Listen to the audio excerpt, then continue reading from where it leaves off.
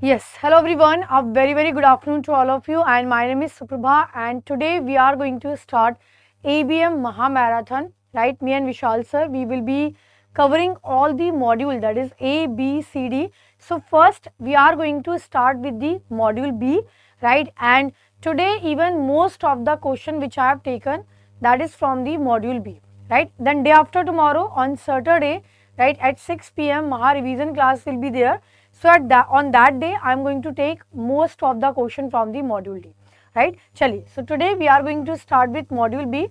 First question is from the VUCA, right? All the important question, all the important topics I have taken from the module B, almost all the important topics, right? So first topic which I have taken is that is VUCA, right? So VUCA is basically, that is a global community trading firm sees crude oil prices swing plus minus 15% within a single week due to sudden geopolitical event. The cause and duration of the disruption are well understood. This is best defined as a uncertainty, which is outcome are unknown, then volatility, rapid large change with the identifiable cause, then complexity, which is multiple interacting variable, and ambiguity, cause and effect are unclear. So basically, see, here we are talking about the VUCA scenario. First of all, you should know the full form of the VUCA. Very important topic from the chapter number 10, right? The full form of the VUCA is, which is volatility, uncertainty, complexity and ambiguity. So basically, what is the meaning of the volatility? Volatility means rapid change, the large change. Okay? Uncertainty means where actually the future, which is unknown, whatever you have predicted that this will happen after 1 month, completely uncertainty will be there. Then we have the complexity, all the factors are interrelated with each other. Okay? Multiple interacting variable. Ambiguity is, that means everything is unclear to you. So basically what is happening around you, that is unclear to you. So here what will be the right answer? See, the right answer will be here, that is volatility. Okay? Basically here we are talking about the rapid change due to sudden geopolitical change. That means everything is happening very fast, everything is happening very sudden around you, right? So your environment, your atmosphere, that is very sudden change, turmoil will be there. Okay? So this is the second will be the right answer, volatility.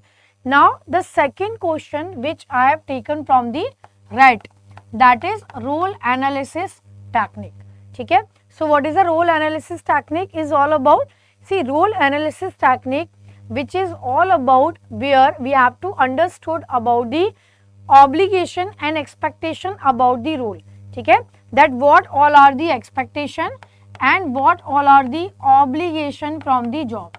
So this is the RAT is all about, role analysis technique, right? So basically in the RAT what we need to perform, see the option here is statement 1, which is RAT was developed by the Dale and Thomas as an OD intervention to reduce the role ambiguity, so that you should have clarity about the, right, you should have clarity about the what is role is all about, right? Second is the RAT, the focal occupant first present their self-perceived role before the role set member add their expectation.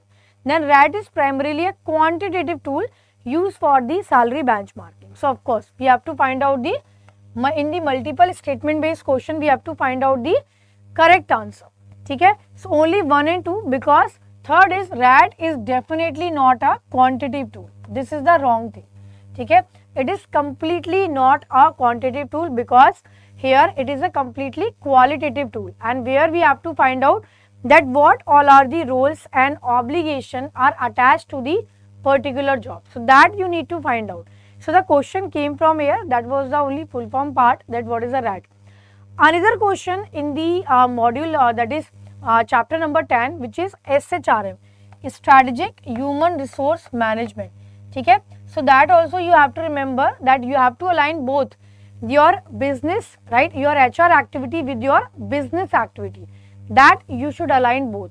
Okay? 9 competencies are there, right, and there are 3 type of role: core people role, organization value added role, okay, and complete transformation role. So these are the 3 categories in the SHRM, right. So now we have the next question related to the role ambiguity and role overload, all the related to the role concept.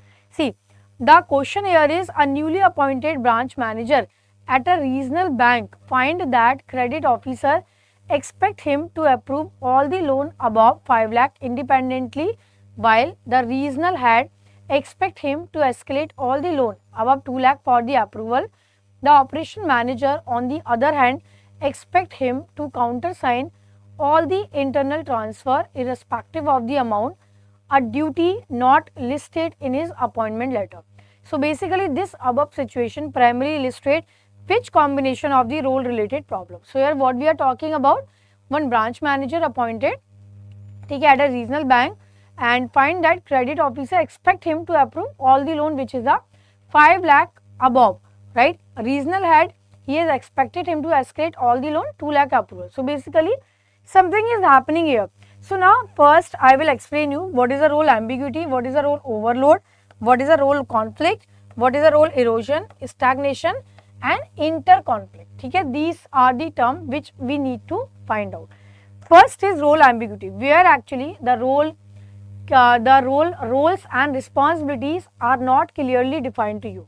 Suppose you have got selected as a branch manager or maybe the credit officer, but you don't know what is the role, what is the expectation, right, of the people around you. Role overload is basically when you are feeling that, right, when you are feeling that you will be feeling overloaded. Okay, the multiple job will be assigned to you and that is that to be same type of, okay, same type of. Then we have the role conflict. In the role conflict we have so many categories when you are playing the multiple role. Okay, so your family and your, right, your family and your professional life both are demanding the time from you, right. They have some expectation and their expectation is contradict with each other. Okay. Then we have the role that is erosion and stagnation. So role erosion is all about where your skills are not being fully utilized. Suppose you got selected for a legal officer and you are doing work of the some other, like in the branch you are doing some work. Role stagnation is the feeling of being stuck in your previous role. That means you are stuck in your previous role, you are not able to move further. Okay. Inter-role conflict is, we call it as a inter-role. Inter-role conflict is all about where you are playing the multiple role, okay, and like in your family, in your office, okay, but all these are having the expectation from you. Okay. Suppose your family, they are demanding time from you, but here your office, they are also demanding. So there will be a conflict between the multiple roles, right. So inter-role, that is conflict. So now what will be the right answer? That is C is happening here. See why it is C? First of all, role conflict is there. Actually both are having the different demand. Your regional head, right, and that credit officer, all are having the different demand from you.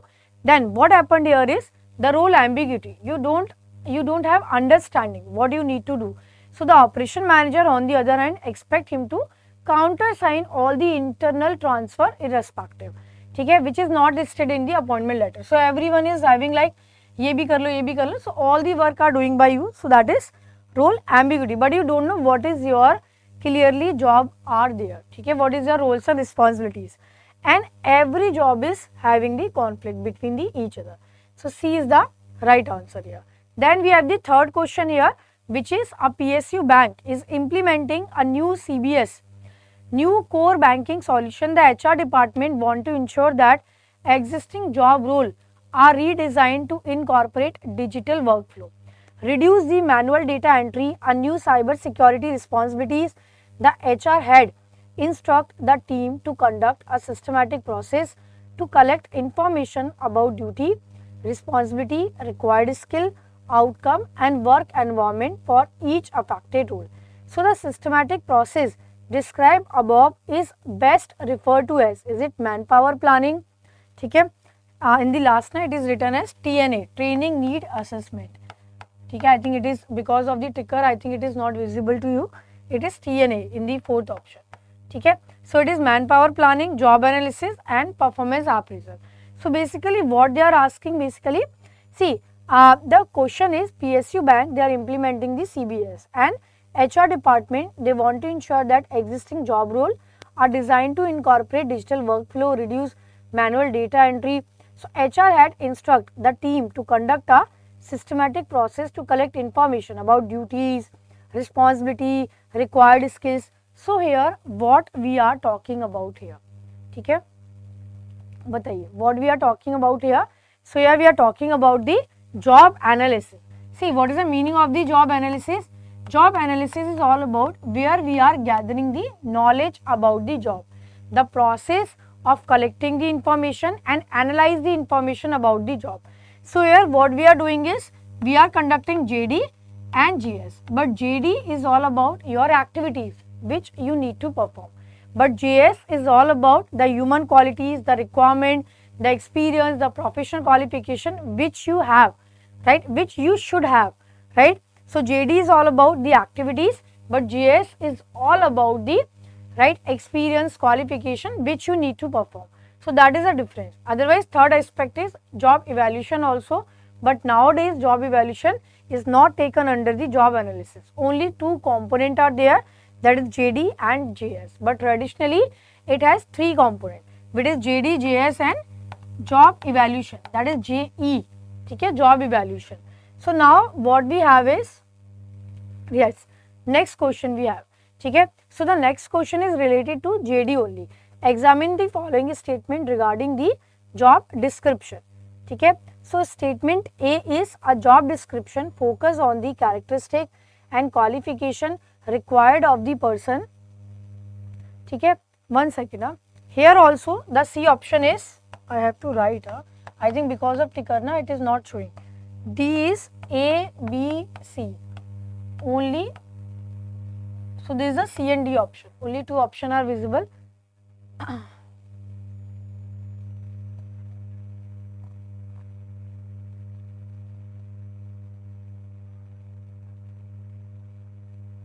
All the options are not visible, that also I am just checking.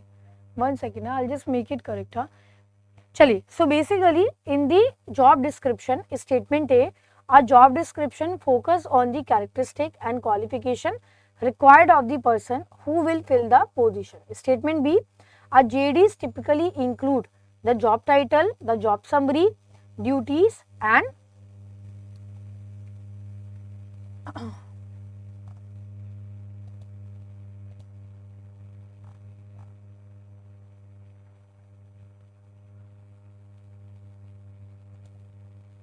I think now it is visible, right. Chaliye, so basically the option statement A is a job description focus on the characteristic and qualification required of the person who will fill the position. Statement B is a job description typically include the job title,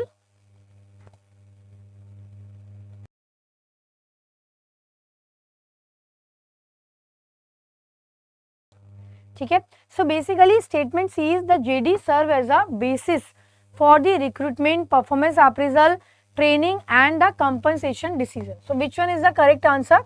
See, here you can just find out that, ठीक है, basically job description is all about not the characteristic, not the qualification. Characteristic are included in the job specification, ठीक है.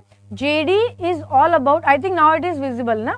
So JD is all about the roles and responsibilities of the job, ठीक है. JD is all about job title, ठीक है, job summary, then PF number, job title, then where is the place of posting, but all the characteristic and qualification include in the job specification, not in JD.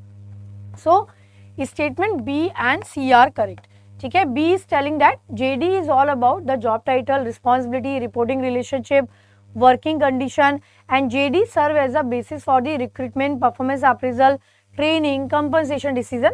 So B and C both are correct. Definitely JD give you the information about the decision which you are going to take for recruitment and all, ठीक है. So now the next question is related to the JS. All these are na very important topic. I have already told you, please don't skip chapter number 11, 12 and 14. These three are very important chapter. Even you cannot even leave a single topic in these three chapter, ठीक है. चलिए, So now the next question is related to job specification. So with the reference to the job specification, which of the following statement is or are correct? ठीक है, option number 1 is, that is job specification derived from the job analysis and specify the minimum acceptable human quality required to perform the job. B is, second statement is physical characteristic, mental characteristic, educational qualification, emotional trait are component of the job specification. And the third is, job specification is synonymous with the JD and both document can be used interchangeably. Fourth is, in the banking sector, a job specification for the credit analyst may include proficiency in the financial modeling and knowledge of the Basel norms. So basically here all the information like characteristic will be included. ठीक है, so what is the right answer here? That is A. ठीक है, A means 1, 2 and 4. So 1, 2, ठीक है, third statement is wrong, right? But your second statement and your first statement, ठीक है, so basically 1, 2 and 4th, these are the correct statement. Only third statement is wrong. JS is not similar to the JD. Both are different concept. This is not synonyms. No, never. JD and JS both are different concept under the job analysis. ठीक है, both are not similar. So the first statement is, it is derived from the job analysis, specify the minimum acceptable human qualities required to perform the job, which is absolutely correct.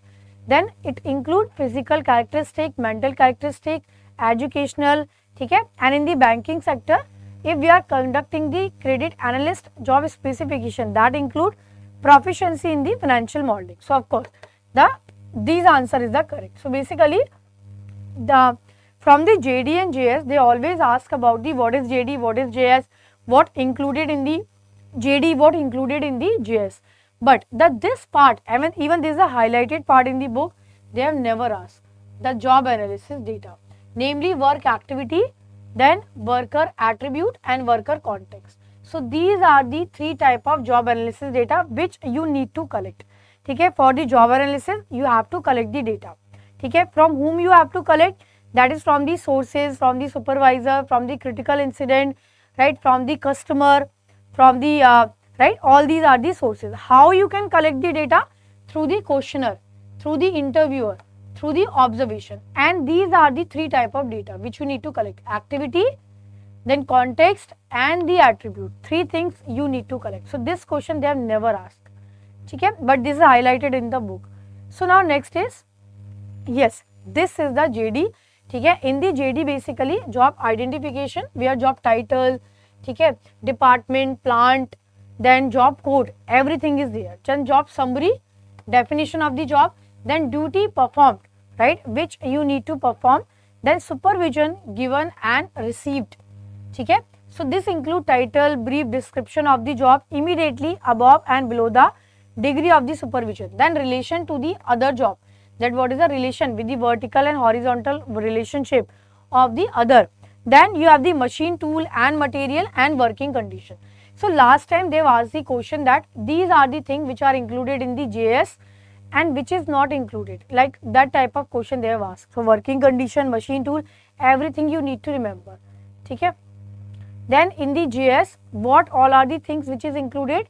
That is educational qualification, that is professional qualification, then experience, knowledge and skills, personality characteristic, physical makeup, interest and other requirement. ठीक है, so these are the component of the job specification. ठीक है, educational, professional, experience, knowledge and skill, personality characteristic, physical makeup, right. Now you have to find out there are three theories of learning which is given by the Knowles Nadler. ठीक है, first is the mechanist theory of the learning. ठीक है, mechanist theory, then we have the cognitive theory of the learning, and then we have the humanistic theory of the learning, which is a ठीक है, organismic theory. So in the mechanist theory, the learner is absolutely passive. The learner is not that much active. The predetermined response he is going to give for the question. In the cognitive, the learner he is active enough and he is going to apply his brain. ठीक है, the predetermined response he is not going to give. And in the humanistic, completely freedom to learn will be given to the learner. According to his pace, according to his speed, he is going to learn. So now the question is related to the mechanist theory of the learning. Statement 1 is, that is mechanist theory views the learner as a passive, ठीक है, recipient who respond to external stimuli in a predictable and machine-like manner. Statement 2, classical conditioning proposed by Ivan Pavlov and operant conditioning by B.F. Skinner are rooted in the mechanist framework. Then mechanist theory emphasizes the role of the internal cognitive process such as reflection, insight and metacognition as the primary driver of the learning.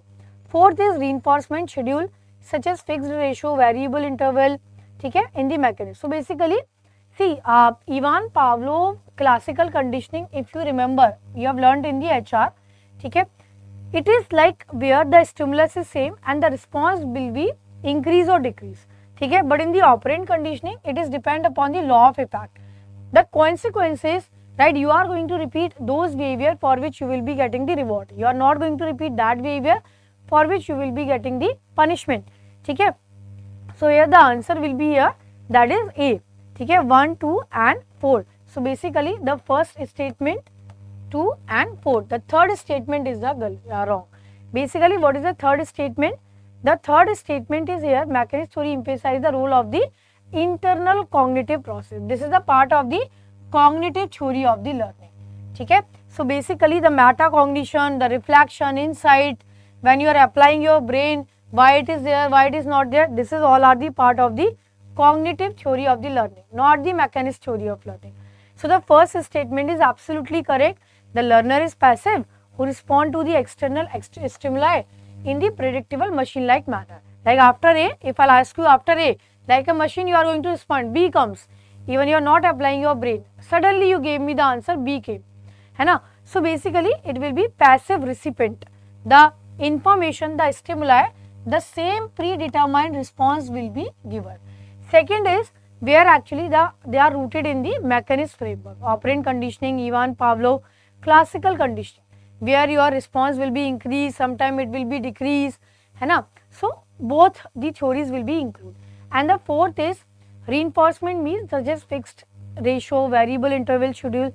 These all are the application of the mechanist theory, because the fixed ratio definition, the variable interval schedule, all the rules, all the formulas based on the mechanist theory of the learning, because where actually the same answer, the same response will be getting by the responser, ठीक है. Now next is, this is related to the humanistic theory, ठीक है, or maybe the organismic theory. So freedom of learn basically.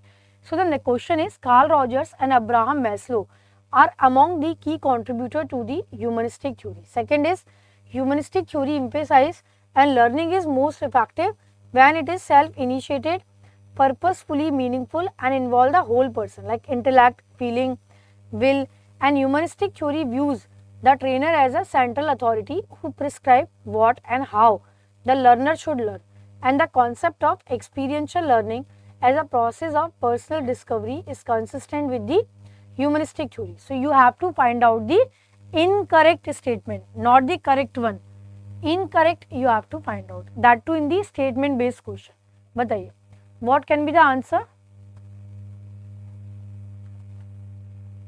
Humanistic theory of the learning is basically where actually learner is like what they want to learn, like experiential learning, like andragogy basically, ठीक है. So what will be the right answer? Here the right answer will be third, because only this statement is the wrong and we have to find out the wrong statement, otherwise all are the correct.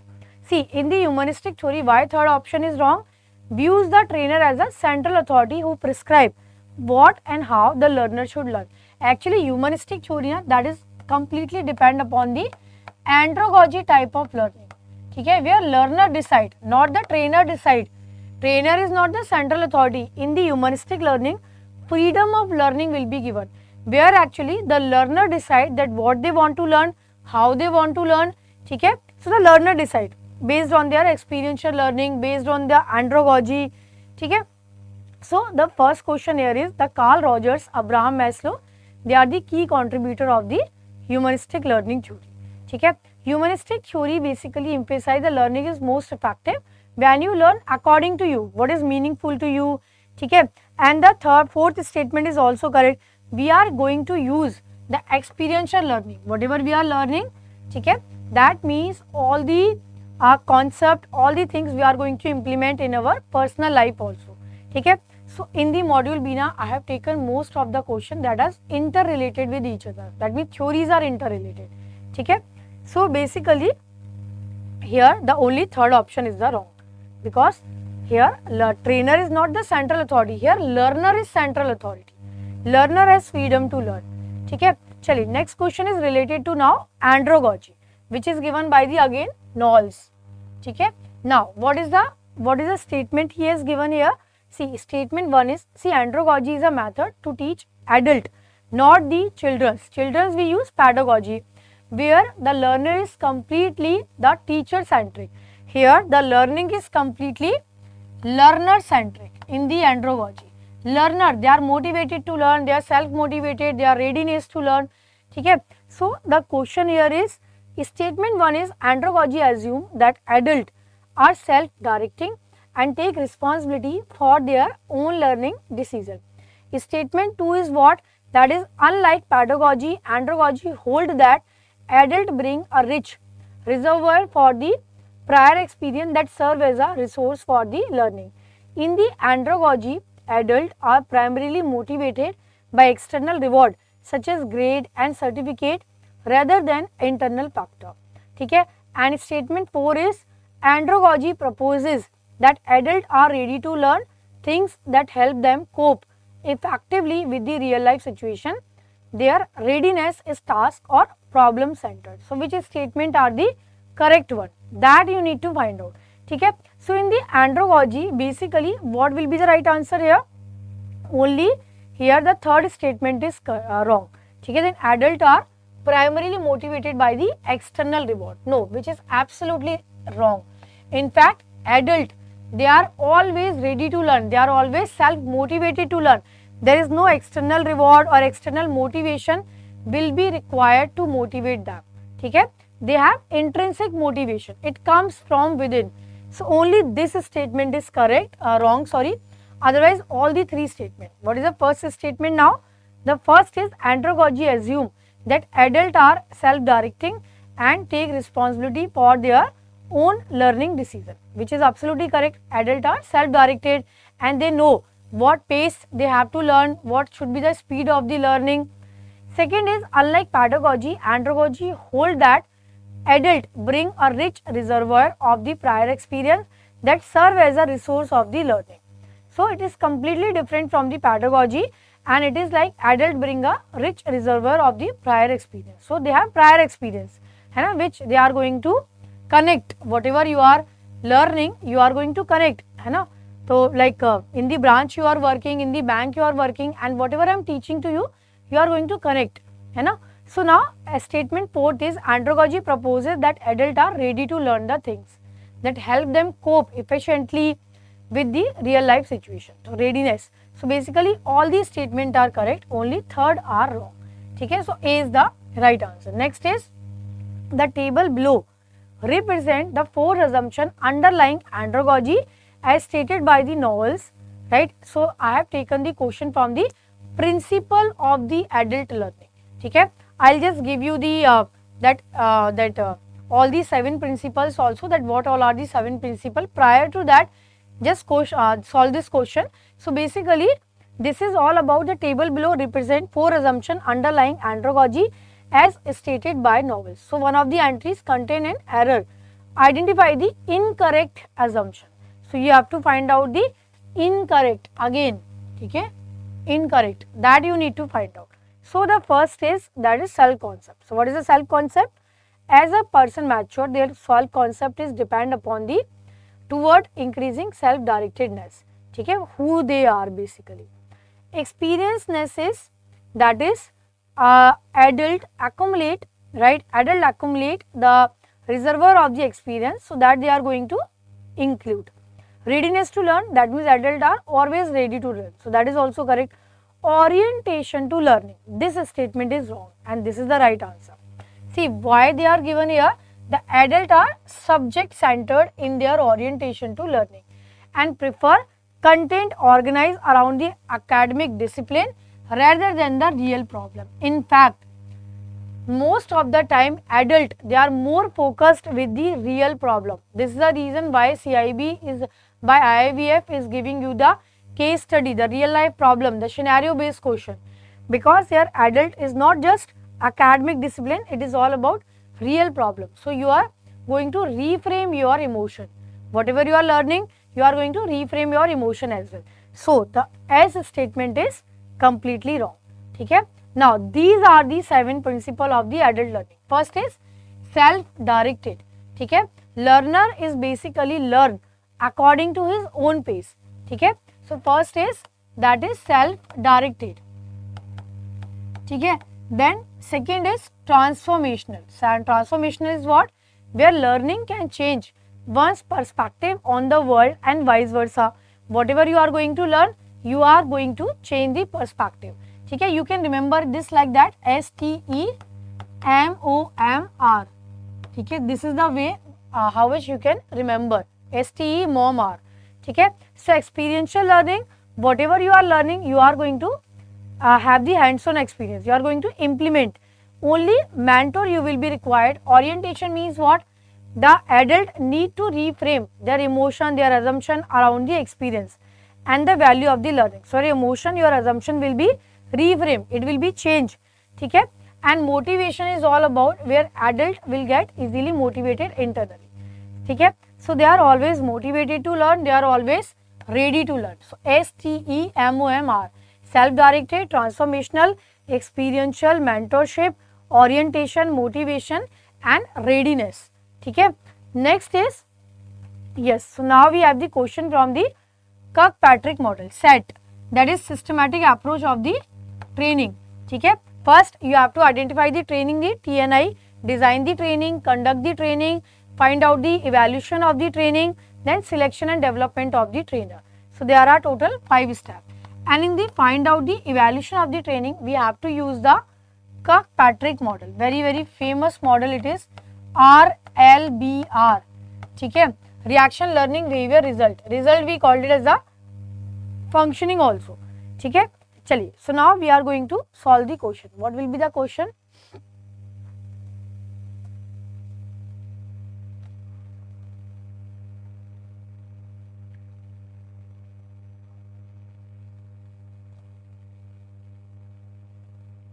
Okay.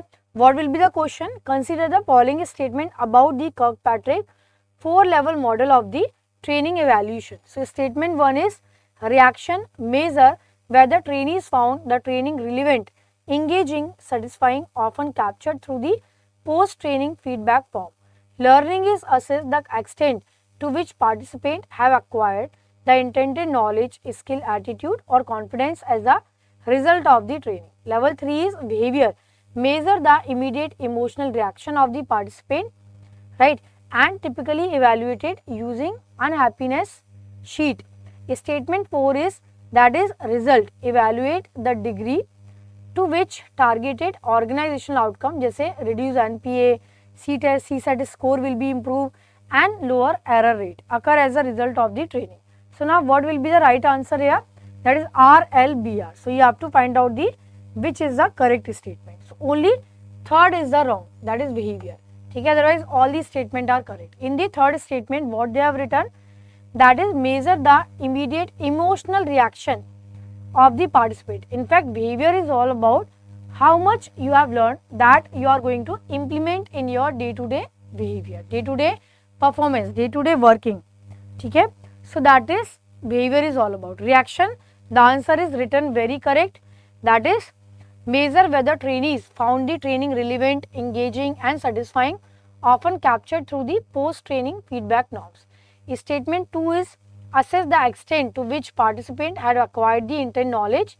So what you have learned before the training, what you have learned after the training. So that is also correct.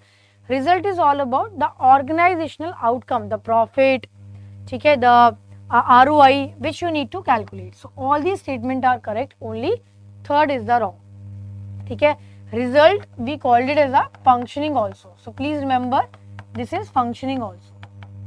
Okay? Result and functioning both are same. So A is the right answer.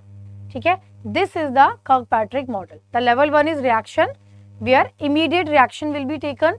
Then level 2, which is learning, pre and post test learning, behavior, whether you are going to apply your skills on your job or not. Then we have the result, the organizational impact. Okay. So now next question is, that is, chaliye, yes, so that is the implementation question basically. A nationalized bank conduct a 3-day training program on CRM for its frontline staff. The following evaluation activity are undertaken. Option 1 is statement 1, okay, that is basically the L1, okay.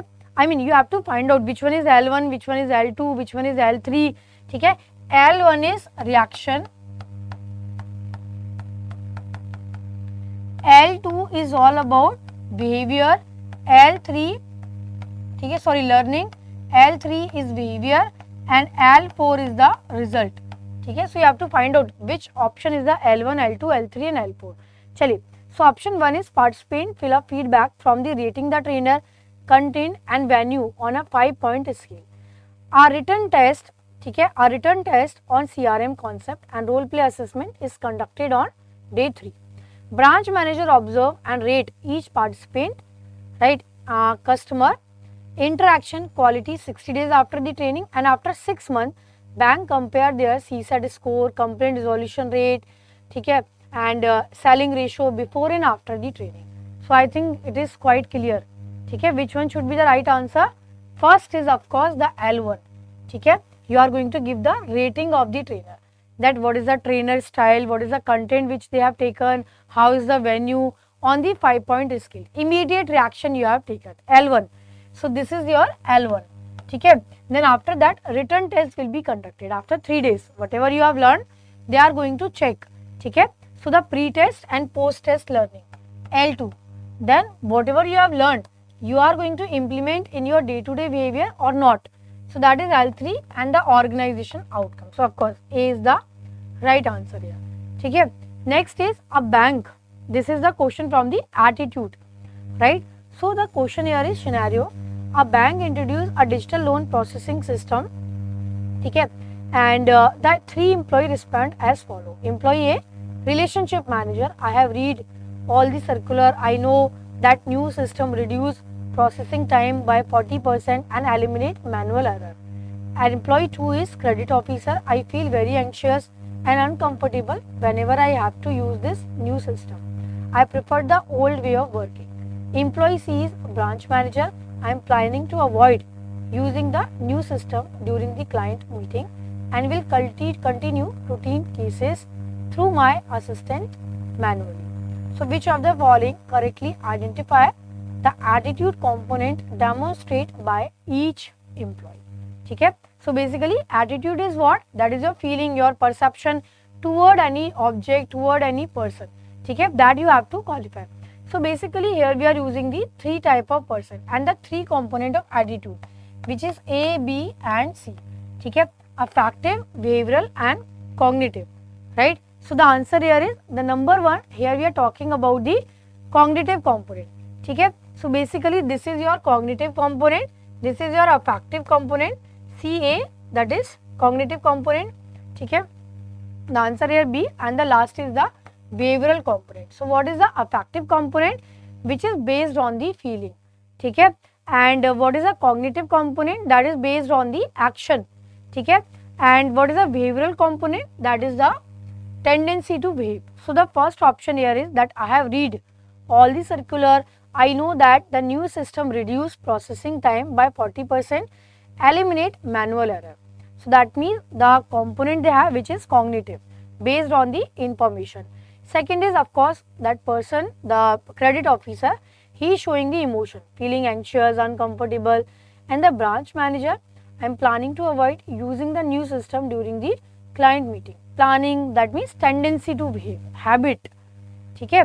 So here this is the right answer, sorry, B is the right answer, CAB, okay, this is the right answer. Next is, so these are the 3 component, cognitive component, belief, right, knowledge based on the fact, affective component based on the feeling, whether you are feeling happy, sad, emotional, okay, and the behavioral component predisposition to the act, that you are going to act in a similar manner, tendency to behave. ठीक है, so that is the behavioral component A, B, C. And we have the 4 attitude also, right? That is adjustment function, ego defensive function, value expression function and knowledge function. ठीक है, चलिए. So now next is question is from the Michael Driver career pattern, ACMS. If you remember which is ACMS, ठीक है, that you need to remember. So the question here is statement 1 is the apprentice stage. The individual is largely dependent on a more experienced person for guidance, learning the ropes of the organization, developing foundational competency. Statement 2, the colleague stage represent a transition where the individual become an independent contributor, no longer requiring close supervision and developing credibility through the personal expertise. Statement 3 is in the mentor role, the individual take responsibility for guiding and developing the junior employee, broadening their identity from the personal contributor to the developer of other, and the sponsor is all about with technical skill refinement, deep individual expertise, organization influence, shaping strategies, of which is the correct statement. See, apprentice is basically a fresher, ठीक है, when you don't know any experience, you don't know how to do the work, you are depend upon your senior. In the colleague stage, gradually you are going to further and you are now you are like an individual contributor now. You know that how to do the task, how to perform the task.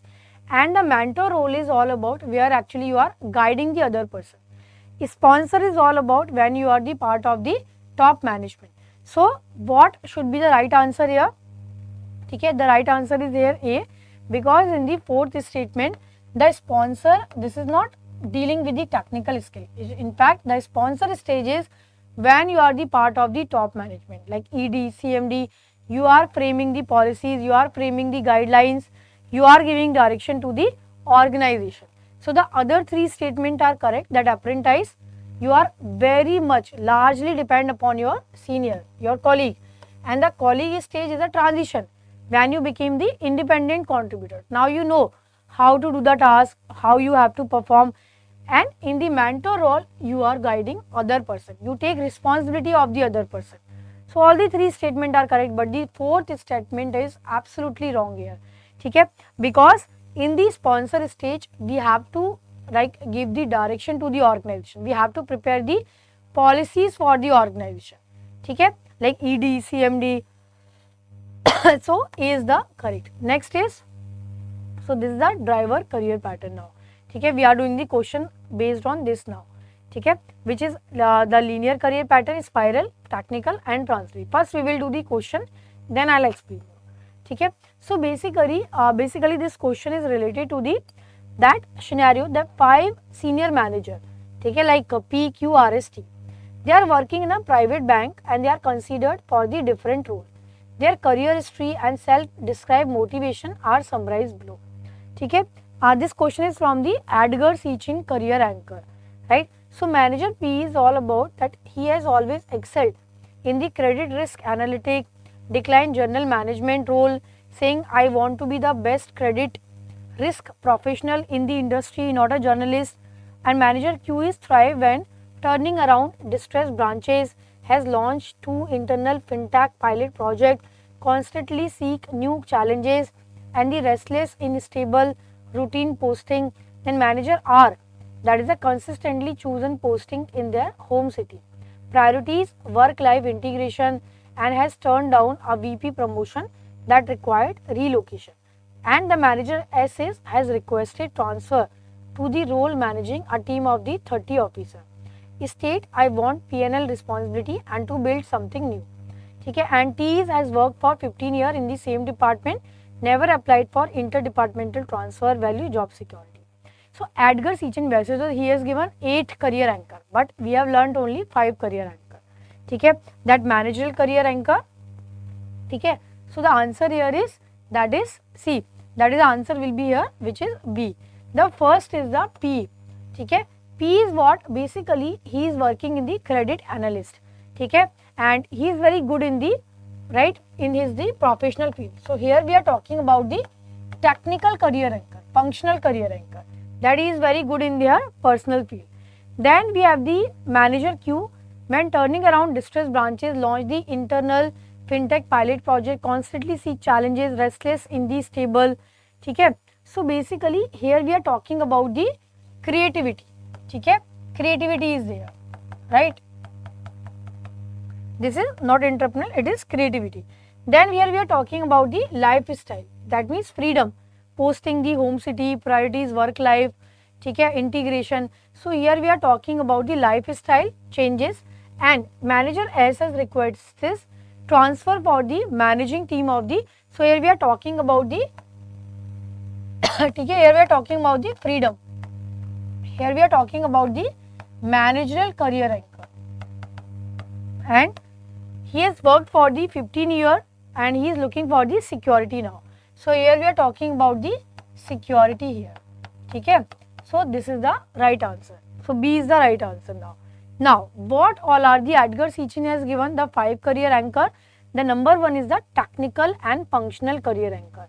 Some individual fall in love with a particular field or function. They desire to be outstanding in the field.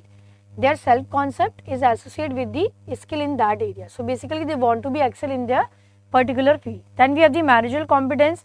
That means some individual like to manage other person. They want to be up in the hierarchy. They take promotion. Then the third is the security. We are always looking for those type of job where security is there. Then creativity. ठीक है. There are some individual basically who want to create something new. They like to start something and make it success. And autonomy. Autonomy is where organization life looks like a unpleasant to you. So these are the 5 career anchor based on which we are going to choose the career. ठीक है. Now the question here is related to the locus of control. ठीक है. This question is related to locus of control. So the question here is, which is a regional bank conduct a branch manager effectiveness study. 2 branch manager with identical branch size, resource and business target are compared over 18 months. So the branch manager X, when target are mixed, X says the market condition are unfavorable. RBI policy changes hurt our MSME book. We didn't get enough lead from the HO. When target are met, X says we were lucky. The area had a good harvest season. X rarely initiate new customer acquisition drive without HO instruction. Branch manager Y, when target are missed, Y says I need to review my team calling discipline and our product positioning strategy. When the target are met, Y says our systematic follow up approach and cross sell planning paid off. So Y regularly design local marketing campaign without waiting for the HO circular. So which is the following analysis is the most accurate. ठीक है. See, there are 2 type of locus of control. One is internal and one is external. So what is the internal? Where actually we believe that whatever happening in our life, that is because of the internal locus of control. ठीक है. That is because of we blame ourselves. ठीक है. We basically, right, we blame that whatever happening in our life, that is because of us. But in the external locus of control, we think that whatever happening in our life, that is because of the someone else. We blame a destiny, we blame luck, right? So here the right answer will be here, that is B. X has a external locus of control. Why? Because he is saying that target are mixed. So he is blaming market condition, that is unfavorable. RBI policy he is blaming. ठीक है. So he is blaming other person. We were lucky, like that he is trying to impose. But that Y has the internal LOC. He is attributing outcome to the personal effort, strategy, greater initiative, ठीक है, learning ability. So he is giving importance to the internal factor, not he is blaming to someone else for the failure, for the success. He is not blaming other one else. ठीक है. He is blaming that himself, that I am responsible, right? Now this is the internal and external. So, internal, I control all the things, I take responsibility, and in the external control, passive bystander is there. That means success is the result of the fate or luck. Even if you are success, you are going to blame your luck, and even if you are not success, you will be failure, then you are going to blame your luck. So in every condition you are going to blame your luck in the external LOC. ठीक है. चलिए, so the next question here is related to the Zohari window, very important concept. ठीक है, question is with reference to the Zohari window model developed by Joseph Luft and Harrington Ingham. Consider the following. It is open area quadrant represent information known to the self, also known to the other, the area of free and open communication. Then we have the blind spot. Blind spot is all about where actually the information which is known to other but unknown to the self, typically revealed through the feedback. The hidden is facade is quadrant where information known to the self but deliberately unconsciously withheld from the other. And unknown is all about neither known to the self nor known to the other. So in the organization context, enlarging the blind spot quadrant is the primary goal of using the Zohari window in the team development. So you have to find out the incorrect. In fact, the last statement itself is incorrect. ठीक है, in the Zohari window ना you have to increase your left pan, not the right वाला. चलिए बताइए which one is the right answer. ठीक है, so here of course the incorrect is this one only. In the blind spot, this is not the primary goal. In fact, the blind spot should be decreased. You have to you should increase your left pan, that is open and facade area, close hidden area basically. ठीक है, and this area you have to decrease, the blind area and the dark area. Both are very bad. These are good because not all the information we want to give other है ना, so we want to hide the information, hide or closed, facade. ठीक है, चलिए, so only A is the right answer. Last statement is wrong. So this is the Zohari window, arena, blind, facade, closed, hidden, all are same name, closed and hidden. ठीक है, so the arena is basically, arena is all about where the information is open to you and open to the other person also. Then you have the blind spot, the information which is not known to self, you don't know but other person knows about you. And here in the facade, closed or hidden, you know about yourself but other person don't know about you. Then the unknown, which is a dark area, where other person is also don't know about you and you are also not knowing about the things. ठीक है, so these are the four quadrants. चलिए, now we have the French and Raven power basis, right? Question is from the French and Raven. So basically, statement 1 is the legitimate power derived from the person, formal position or title in the organization hierarchy, subordinate comply because they accept the authority of the role. B, statement 2 is expert power is based on the perception that the power holder possesses superior knowledge, skill, expertise relevant to the situation. Statement 3 is referent power stem from the personal admiration, liking, identification that follower have with the leader, often described as a charisma. Coercive power involve the ability to reward other through the pay hike, promotion, recognition, thereby influencing their behavior.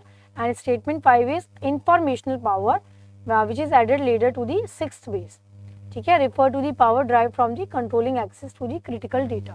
So later on it will be added. So which one is the right answer here?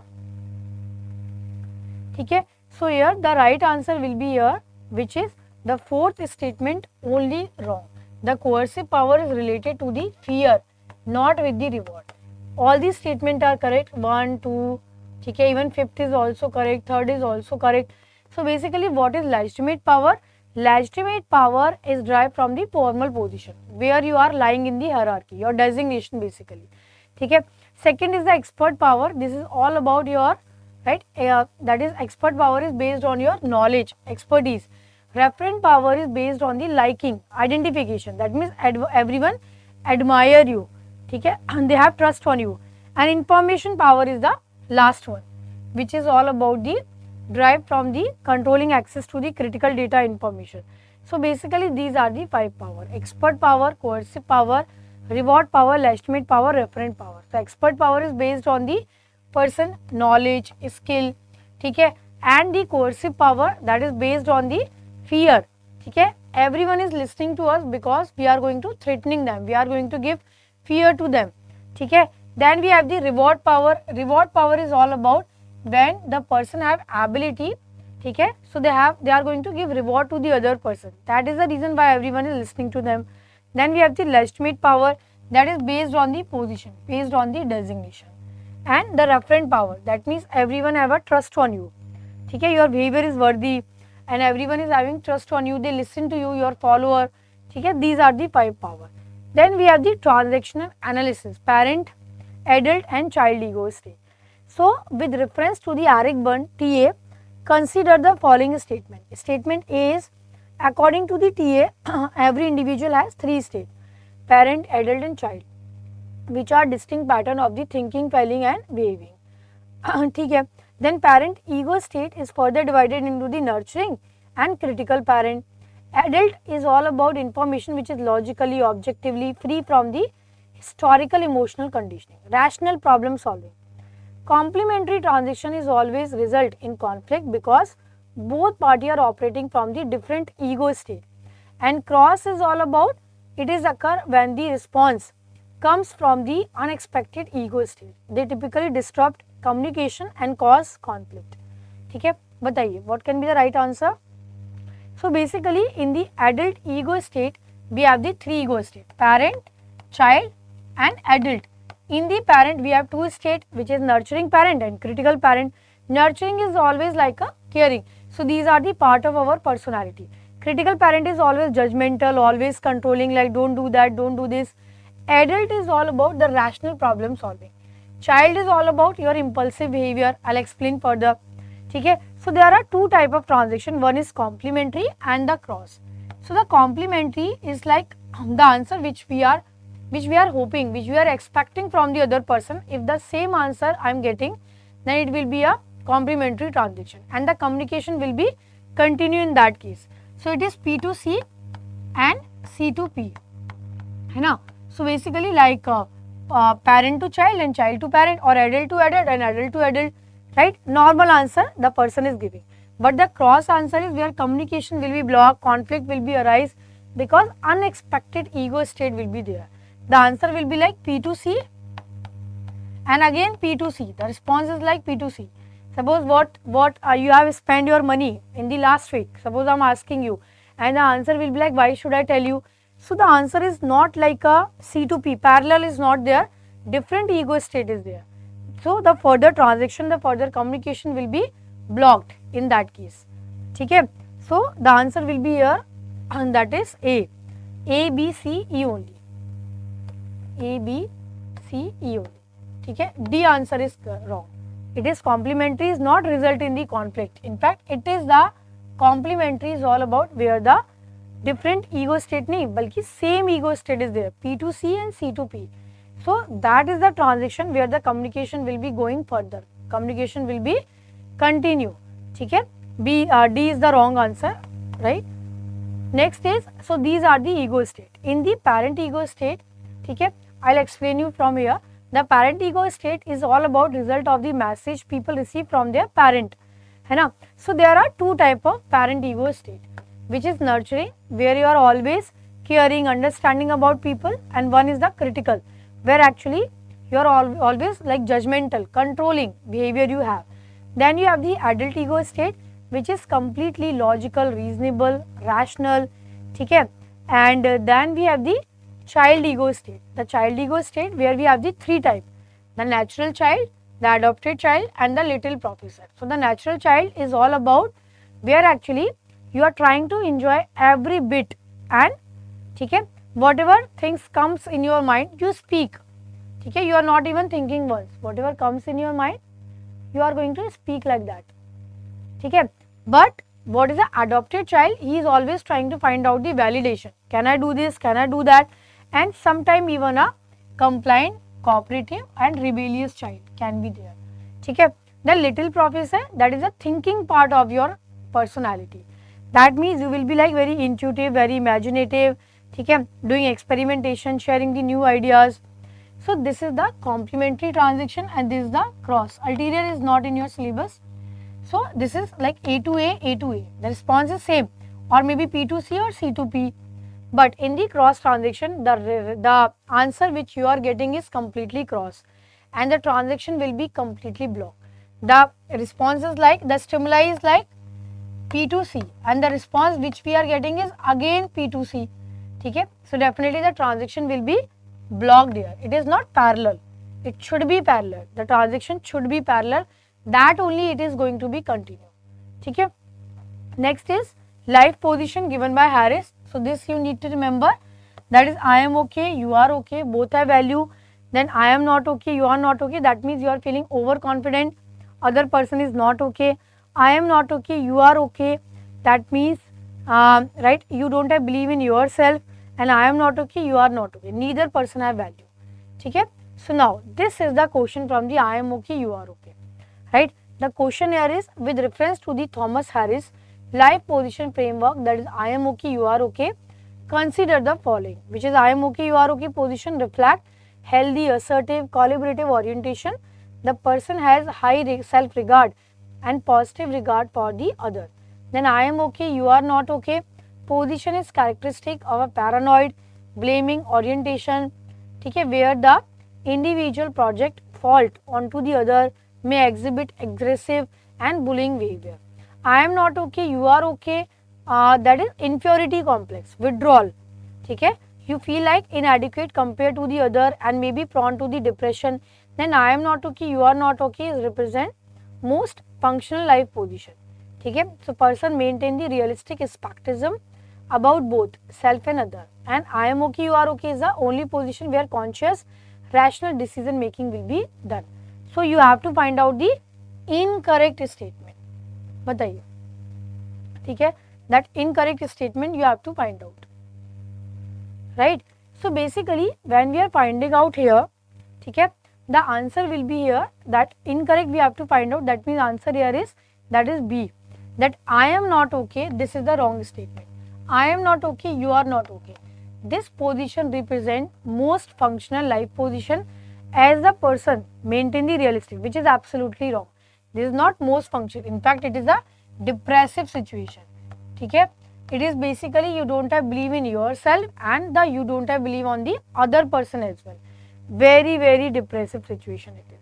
When you are working with someone on project or maybe in a team, you don't have believe in yourself also, that means you are not a good manager or not a good team leader, and even you don't have believe in your team member as well. Very, very worst situation it is, okay.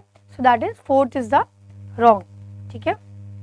Sorry, B, fifth is correct, fourth. So B is the right answer. Next is, this is related to the Tuckman model of the group development, okay. So basically, okay, basically statement 1 is, during the forming stage, group member are polite, guarded, roles and goals are unclear, and member are highly depend upon the leader for direction. This question is from the FSN PA. Then storming stage is characterized by the interpersonal conflict, resistance to group influence, competition for role, and it is the stage where group are most likely to disband, okay. Third is, in the norming stage, the group stabilize shared norms, develop cohesion, and member begin to accept each other role, conflict reduce significantly. Statement 4 is performing stage, represent the peak of the group effectiveness, member are interdependent, motivated, focused on task achievement with minimum need for the external supervision. And the statement 5th is, Tuckman added the adjourning stage in the 1977 to account for the disablement of the temporary group, okay, after the task completion. Sometimes we call it as a morning stage also, morning, okay. So basically in your ABM now, it is given as a FSNCP, but in your HR elective it is given as a FSNPA. So both are correct. This is given by Tuckman, okay. First stage is the forming, where actually we just form the group. Then storming comes, where actually conflict begin between the team member. Norming is all about where you start respecting each other point of view, then you start performing and the group will be adjourned, that means group will be separated. So the FSNCP is confirming where you are aligned with the team expectation and you start performing. So what should be the right answer here? The right answer will be here, that is C, okay. 1, 2, 3, 4, 5, right, all the options are correct. You have to find out the correct. Forming is all about where you just understand, where role and goals are completely unclear to you, okay. Group member are very polite. Storming is all about where conflict begin, okay, because you know what is your roles, what is your goals are, resistance is there. In the norming stage, we have started to accept other point of view, conflict will be reduced. Performing is all about where you are trying to perform, and the adjourning is all about where the temporary group will be adjourned. ठीक है, it will be like separated their ways after the, ठीक है, चलिए. So now talent. So these are the 3 C's of the talent management which you need to remember, which is competence. This word is given by the McKinsey and company in their book The War for Talent, and you have to remember the competence, commitment and the contribution. So the competence is dealing with what you are able to do, what is your training part, what is your skills, knowledge, ability. Commitment is all about how much committed you are with the organization and what contribution you are giving to the organization. This question is very repetitive question. ठीक है, every time it comes. चलिए, now we have the EI. EI is all about where actually you understand other person emotion as well and your emotion. So there are 5 components, which is self-awareness, self-regulation, self-motivation, empathy and social skill. So what is the self-awareness? Ability to understand your mood and even other mood also, how it affect on other. Okay, when you are feeling sad, when you are feeling happy, and self-regulation, ability to control your mood, your impulsive behavior, think before acting, don't react immediately. Then self-motivation, whatever work you are doing, it should be beyond the money, some passion should be there. Okay. Then empathy, so that is ability to understand the emotional makeup of the other. So that means according to the other person emotional reaction, you have to react in a certain manner. Suppose in your branch someone came, so maybe their mood is off or maybe they are not happy on that day. So you have to deal with them like that only, according to that, according to their mood. That is the empathy. Social skills is all about where you are managing the relationship and building network and ability to find common ground and build rapport. Now, succession planning is all about where we are identifying the new leader who can replace the old leader when they leave, retire. So on the advanced manner, we have to find out the employee who can take the position of the leader. We called it as a bench strength. Bench strength is all about in the advance, we don't have the bench strength, means enough people who can take the position of the old leader when they are going to leave or retire. We have the enough employee. It is the capability of the organization that they have the enough employee, enough strength, that those who can take the position of the old employee. ठीक है. So now type A, type B personality. ठीक है. चलिए, the question here is which of the following statement about the type A, type B are developed by Friedman, Mayer, Ray Roseman. So basically type A, there are 5 statements as given. Type A individual are characterized by the chronic sense of the time urgency, excessive competitiveness, hostility, a strong drive to achieve more in less time. Type B, they are generally relaxed, less competitive, patient and not easily provoked by time pressure, easily less prone to the cardiovascular stress response. Third is research by the Friedman, Mayer, Ray Roseman established a direct link between the type A behavior and higher susceptibility to coronary heart disease. Fourth is banking organization, type A employee always outperform type B employee across all the dimensions, including creativity, relationship building and long-term strategic thinking. 5 is the hostility and aggression component of type A rather than just time, urgency or competitiveness alone is now considered the most toxic predictor of the cardiac disease. So which one is the right answer?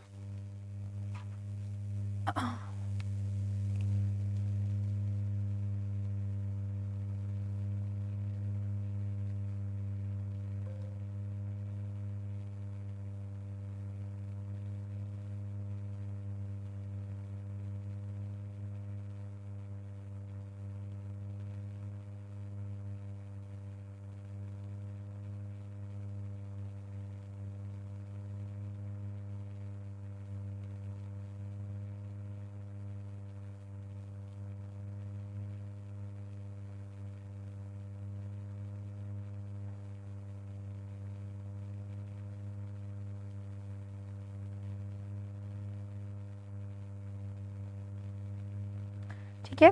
So what should be the right answer here? See, type A and type B personality both are different. ठीक है. Type A personality basically they are more like they have always have a urgency, always have a competitiveness, always have a hostility. ठीक है. They are always in a hurry. But type B personality they are very calm, composed and very relaxed. ठीक है. So here the option are, ठीक है, option are here. So 1, 2, 3, 5. So that means 4 is the wrong one. Otherwise all the options are correct. So basically, see, type A individual, they are characterized by the chronic sense of the time urgency, excessive competitiveness. Type B, they are always relaxed, very less competitive, that is also correct. Third is research by Friedman, Mayer, Rosman, direct link between the type A behavior pattern, highly susceptible to the coronary heart disease. They normally have a heart attack. ठीक है. Fourth is banking operation, type A employee always outperform type B employee across all the dimensions. So that is wrong. Type statement 5 is hostility aggression component of type A rather than just time urgency or competitive alone is now considered the most toxic predictor of the cardiac disease. So of course A is the right answer. So this is the type A personality. See, type A, they are always restless in the nature. They are always very, right, always move, walk, eat rapidly. They are very impatient with the pace of thing, dislike waiting, impatient with those who are not, right, and they are very multitasker. So one thing they complete and then they will switch to the other. Usually does not complete one thing before starting on another. Often display nervous gesture like clenched fist, banging on the table, right. Then we have the does not have time to relax and enjoy life. Type B personality, they are all about, like, they have the opposite characteristic, that very relaxed, sociable, balanced outlook on the life. ठीक है. So now Erikson 8 stage of the personality. What is the Erikson 8 stage? Psychosocial development. ठीक है. Statement A is Erikson proposed that personality development occur across the entire lifespan, not just in childhood, with each stage presenting a specific psychosocial crisis that must be involved. Statement B is the stage of gentility versus stagnation, which is a middle adulthood, approximately 40 to 65 years of age, involve a concern guiding the next generation through parenting, mentoring, contributing to the society. C is successful resolution of the identity role confusion stage in adolescence result in clear sense of the personal identity, value and direction. And D is the final stage, ego integrity versus disappear, involve reflecting on the one's life, successful resolution result in the sense of fulfillment, while failure result in the regret and disappear about unlived possibilities. So statement E is according to the Erikson, failure to resolve any psychosocial crisis prevent all the future development unresolved stages permanently. So you have to find out the correct statement. ठीक है. So the answer will be here, that is A. ठीक है. A, B, C, D. E statement is wrong. According to Erikson, failure to resolve any psychosocial crisis prevent all the future development. It is not like that. ठीक है. So basically it will not halt any personality growth. No, that is not wrong. It will be unresolved. You are going to move further. Psychosocial, according to age, you are going to move further. The problem is there only in that particular life period. ठीक है. So A is the right answer. Otherwise all these statements are correct. So these are the 8 life stages in the hope trust versus mistrust. ठीक है. When you are just a infant, ठीक है, you have dependency on your mother for trust and mistrust happen if it is not there. Then after that you will be toddler 1 to 3 year, autonomy versus shame and doubt. ठीक है. You are trying to do things by your own. If it is not there, then definitely shame and doubt comes. After that preschool comes. ठीक है. So what is a preschool? Preschool it's like 4 to 5 year, almost 6 year. So basically here also you are doing things by your own. So that means initiative versus guilt. Then you have competent, industry versus inferiority. At that stage, school age, you are learning through the peer learning. If my fellow classmate is doing these things, why should I not? ठीक है. So that is industry versus, if it is not there, then inferiority comes. Then adolescence, right, that is 13 to 18 year. At that stage, you are feeling that fidelity, that means identity versus role confusion. You are trying to find out your real identity. If it is not there, then role confusion comes. Then love and belongingness, matlab intimacy and isolation, 20 to 40 years, you are trying to build relationship with the other person. If it is not there, then isolation comes. Now you are giving back to the society, your children, in your office, your junior. ठीक है. So that is gentility versus stagnation, 40 to almost 65 years. Then wisdom, ego integrity versus disappear. So you are trying to find out what you have done in your life, what you have achieved in your life, whether your life was meaningful or not.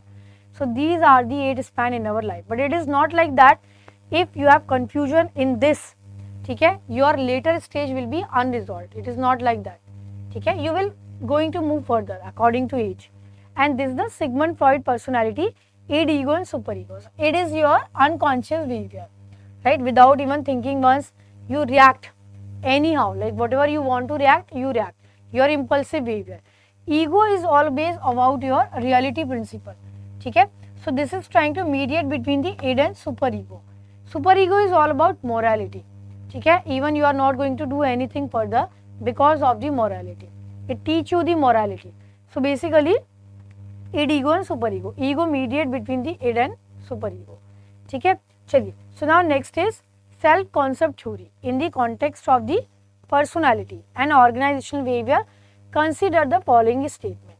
So the self concept refer to the individual total perception of the themselves, including self image, how one sees oneself, ideal self and self esteem.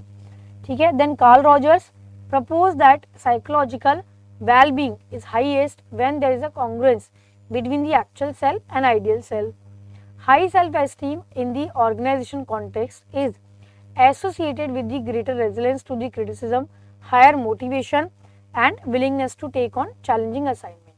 And self-concept is entirely fixed at birth, then cannot be influenced by organization experience, feedback, developmental intervention. And self-efficacy is all about a concept developed by the Albert Bandura, refer to the person belief in their own capacity to execute a specific task successfully. So you have to find out the wrong statement, incorrect statement you have to try to find out.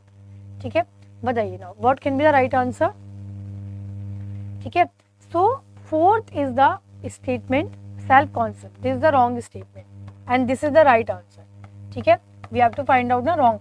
See, self concept is not related to birth and it is not like he cannot influence by the organization. In fact, there is no connection of self concept and the birth. Basically, whatever behavior, who you are, it is based on the organization experience, feedback, okay, intervention, right? So this statement is wrong. So self concept meaning is who you are. Okay, it includes self image, right? What you see yourself. Ideal self is one wishes to be. Okay, I want that you think like that. I want that you should think about me like that. Ideal self is what we are, that how we evaluate oneself. Okay? So basically Carl Rogers proposed that psychological well-being is highest when there is a congruence between the ideal self and actual self. What you would like to become, if you become, then your self-esteem will be increased. So high self-esteem is associated with the greater resilience to the criticism, higher motivation, and self-efficacy is all about concept which is developed by Albert Bandura, refer to the person belief in their capacity. See, whatever situation it is, whatever obstacle it is, you are going to complete your goal. You are going to fulfilling your goal. So only fourth statement is the correct, wrong. So that is the right answer. So these are the three concepts of the Carl Rogers has given: self-image, ideal self and self-worth. Self-image is how you see yourself. Ideal self is what you would like to become. Okay? And self-worth is what we think we deserve. I want that other person will be think like that about me. Okay? So if your self-image is going to be achieved, the ideal self, your self-esteem or self-worth will be increased. Okay? Now next is related to the John Holland personality theory. The question here is, consider the following statement about the John Holland theory of the vocational personality and the work environment.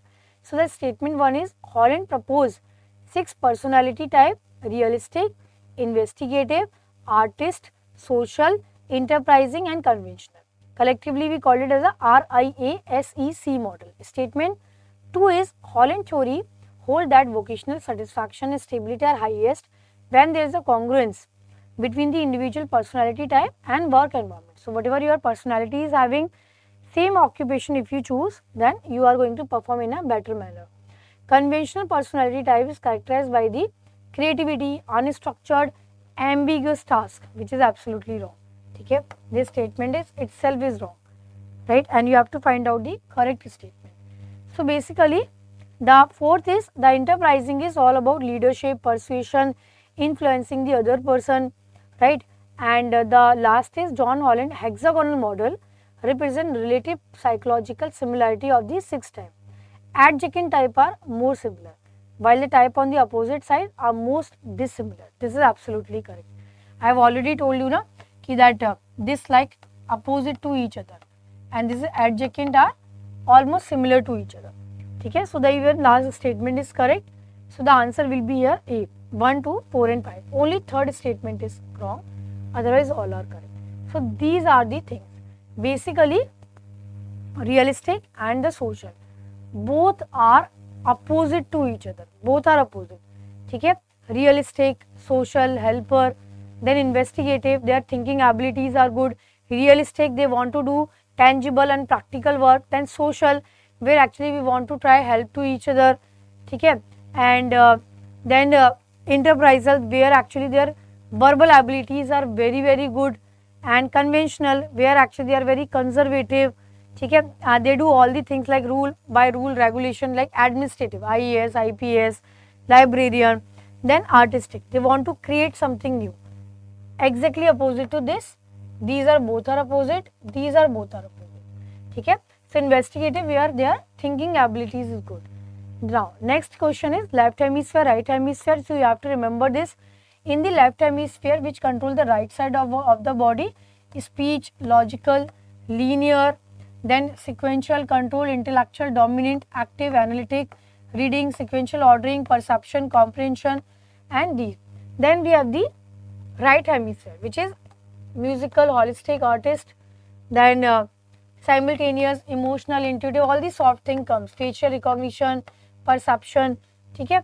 Now next question here is, which is consider the following about the job enlargement, okay, as a job redesign strategy. Job enlargement means horizontal loading of the job, that means work overload, jabki job enrichment is vertical loading of the job.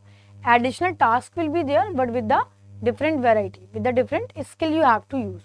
Okay. So the question here is, statement 1 is job enlargement involve expanding a job horizontally by adding more tasks of a similar nature and complexity to the existing role. Okay. Then increasing task variety without increasing responsibility or authority. Statement 2 is job enlargement primarily address motivational need related to the autonomy, recognition, personal growth, making it powerful tool for intrinsic motivation. Then statement 3 is a common criticism of job enlargement is that adding more of the same type of task may simply increase workload without meaningful enriching the job experience, sometimes described as a adding more boring tasks to the another. Okay. Statement 4 is job enlargement and job enrichment are identical concept, both add tasks vertically by increasing responsibility and decision making authority. So that is completely wrong. And a fourth statement is itself looking as a wrong. They are not identical concept, they are very different concept. So the fifth is banking. The example of the job enlargement for data entry officer would be assigning them to handle both saving entry, fixed deposit entries, expanding the scope of the similar level of the task. Bataiye which one is the right answer? I think it is A only. I think.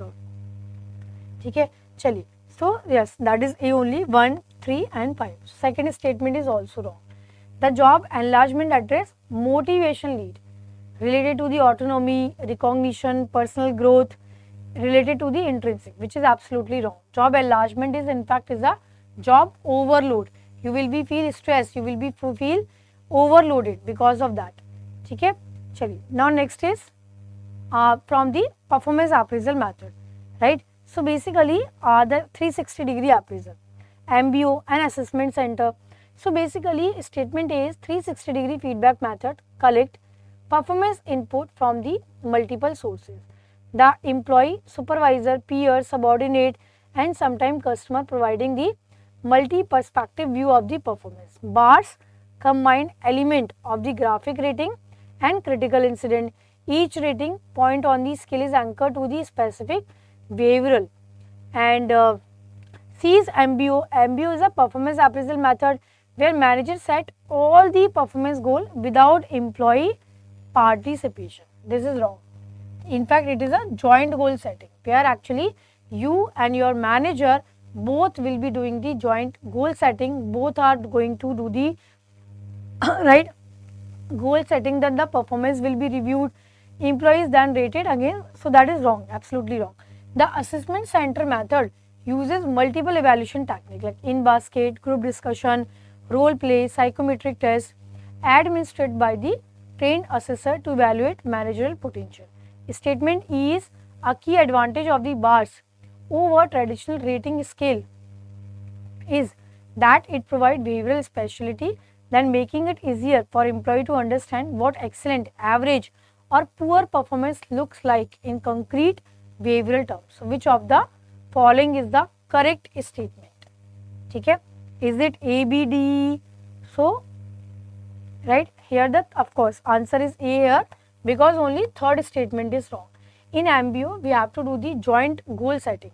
Bars is a combination of critical incident because we have to collect the critical incident and rank them in the Likert scale 1, 2, 3, 4, 5, right. And then in the 360-degree method, your performance will be evaluated by you, your manager, your customer, your subordinate. So, that is also correct. In the assessment center, it will be tried to evaluate whether you are fit for the leadership position or not, okay, through the different exercise like in basket, group discussion, role play, psychometric test, and this is all correct. Okay, chaliye. Next is which of the following statement correct about the behavioral event interview methodology? Okay, so BI is developed by David McClellan and Spencer as a part of the competency based assessment. It is grounded in the principle that past behavior in the specific situation is the best predictor of the future behavior. 2 is in a BEI, the interviewer asks candidate to describe a specific real situation from their past experience and what the situation was, what they did, what the outcome was, rather than asking the hypothetical question.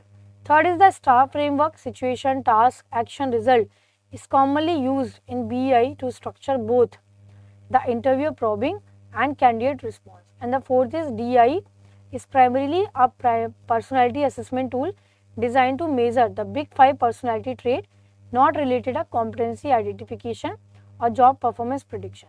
And the last is key advantage of the BI over traditional interview is that it significantly reduces the influence of interviewer bias and candidate impression management by anchoring the response to a specific variable past event. बताइए which one is the right answer?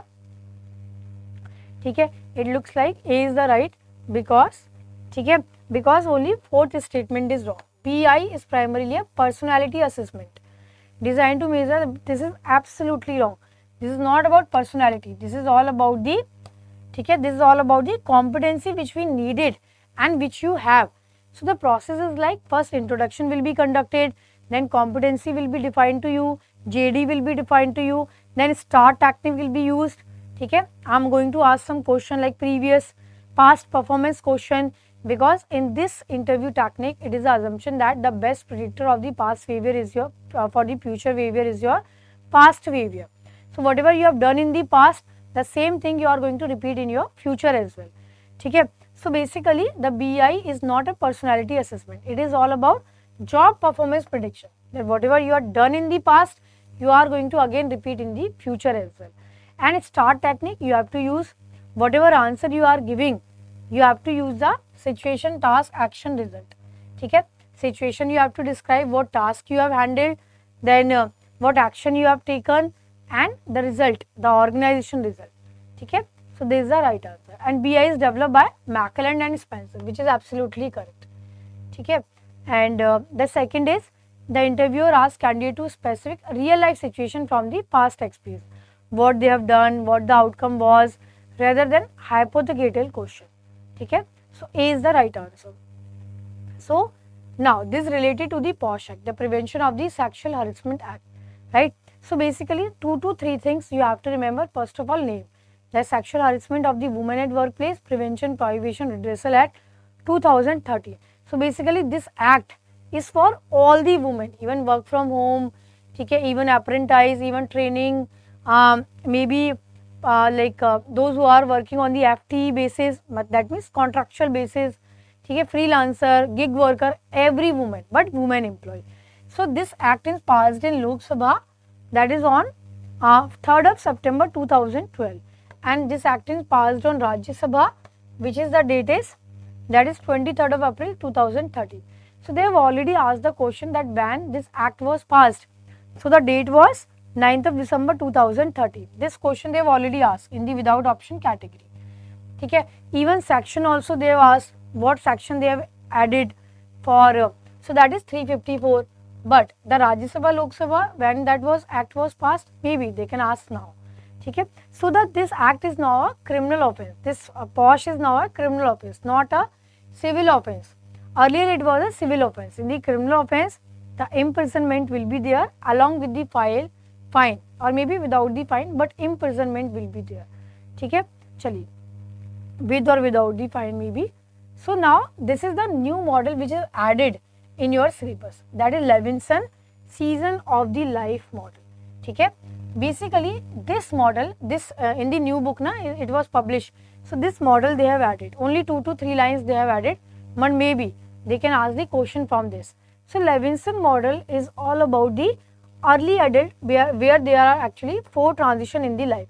This model is exactly similar to the Erickson model. ठीक है, so basically in the Erickson model there are 8 stages, here we have 4 stages. 4 is like early adult transition, then middle transition, then late adult, ठीक है, and early adult, middle adult, ठीक है. So there are 3 stages are there, ठीक है, early, middle and late, ठीक है, and the late adult, 4 stages in the late adult. Late adult is like 70 plus. In the late, ठीक है, in the middle adult era, this is the third one, middle adult era.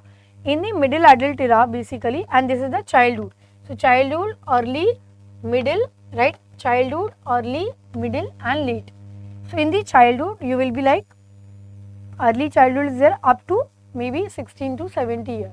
ठीक है, then after that early adulthood transition begin from the 22 to 45, almost 40. ठीक है, 22 to almost 40. You settle down, ठीक है, you got married, then entering into the adult world. Then we have the middle adulthood, where you are entering into the 50 transition, ठीक है, and the late adult era, where actually you are trying to retire. ठीक है, so these are the 4 stages. Now according to the Maslow hierarchy of the need, now the question is from the motivation theory. According to the Maslow theory of the need hierarchy, which need must be satisfied before esteem need can become motivating? बताइए. So it is self actualization, then psychological need, belonging or cognitive need. So basically before this esteem need, that is the belonging and love need. ठीक है, C is the right answer. See, this is the Maslow theory. So physiological need, safety need, belonging, esteem and self actualization. Physiological need are basic need, right? Shelter, food, clothes, ठीक है, and Maslow has already said that first you have to complete your satisfaction progression, first order need, then only you can come to the second order, then third, then fourth and fifth. ठीक है, satisfaction, then progression, then only you can go to the further order of need.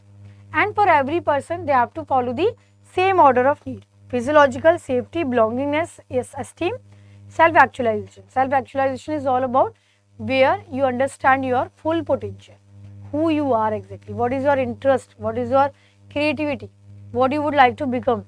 Then the second is Herzberg 2-factor theory. ठीक है, so basically here we have the question that 2-factor theory distinguish between the hygiene and motivation. So which of the following is the classified as a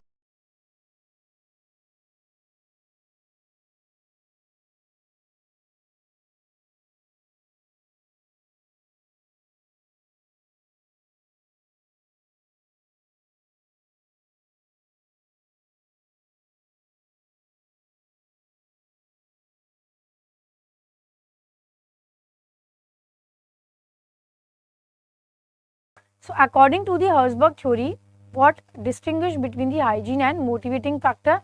Which of the classified as a motivating factor? So basically there are two factors, which is hygiene factor and motivating factor. So hygiene factor, these are motivates you, but even their absence doesn't cause any dissatisfaction. No, never. And MF, they motivates you. Sorry. ठीक है, they motivates you, but their absence doesn't cause any dissatisfaction. But hygiene factor, that prevent you from the dissatisfaction. They doesn't motivate you, but their absence can cause the highly dissatisfaction, right? So here the answer will be motivation factor is recognition and achievement. Okay, these are the motivation factor. Company policy, salary, interpersonal, these all are the hygiene factors. So hygiene factor is like this prevent you from the dissatisfaction. Pay, status, security, working condition, benefit, your policy, your relationship with your superior, your supervisor. And motivation factor, meaningful work, challenging task, recognition, achievement, challenging task, right, growth. These all are the motivating factor. Now the question here is, in the Mackillop theory of need, the individual with the high need for power are most likely to prefer tasks with moderate difficulty and clear feedback. B's avoid competitive situation to minimize conflict, then seek to influence and control other. D's prioritize harmonious group relationship, right? So now next is what will be the right answer? These type of people, see, Mackillop has given three needs: the need for achievement, the need for affiliation, and need for power. So basically those people who has need for achievement, so these type of people basically they are always ready to take risk. They are they are always ready to take risk. They take challenging tasks. Money is only a motivating factor for them. Then we have need for affiliation. They always want to be in the part of the group. Okay? And need for power, they are the person who very argumentative. They want to influence people. They always want to dominate people. Okay? So prefer task with the moderate difficulty and clear feedback. Avoid competitive situation, seek to influence and control others. So C is the right answer. Okay? According to the Bloom expectancy theory, proposes that motivation is a product of three variables which equation correctly represent. Okay? Motivation is equal to what? That is E, I and V. Okay? So E, I, V. Now what is the EIV? That I am going to explain now. So B is the of course right answer. EIV, expectancy, instrumentality and balance. Okay? So I am going to explain you further. And now Adam equity theory suggests that employee compare with the output input ratio with that of the referent. If an employee perceive inequality, which of the following is not likely response? Okay? So basically Adam equity theory, we are trying to compare our input outcome ratio with the other input outcome ratio. If it is not equal, that inequity will be arise. Okay? Because if the input is what? That is your salary, that is your education, your experience, your time, your loyalty. Outcome is all about your benefit, your perks, your salary. Okay? So if it is not equal to the some other person input outcome ratio, then inequity will be arise. Okay? So what can be the right answer? Altering input by reducing effort, changing the referent for comparison, increasing their intrinsic motivation and leaving the organization. So what will be the right answer?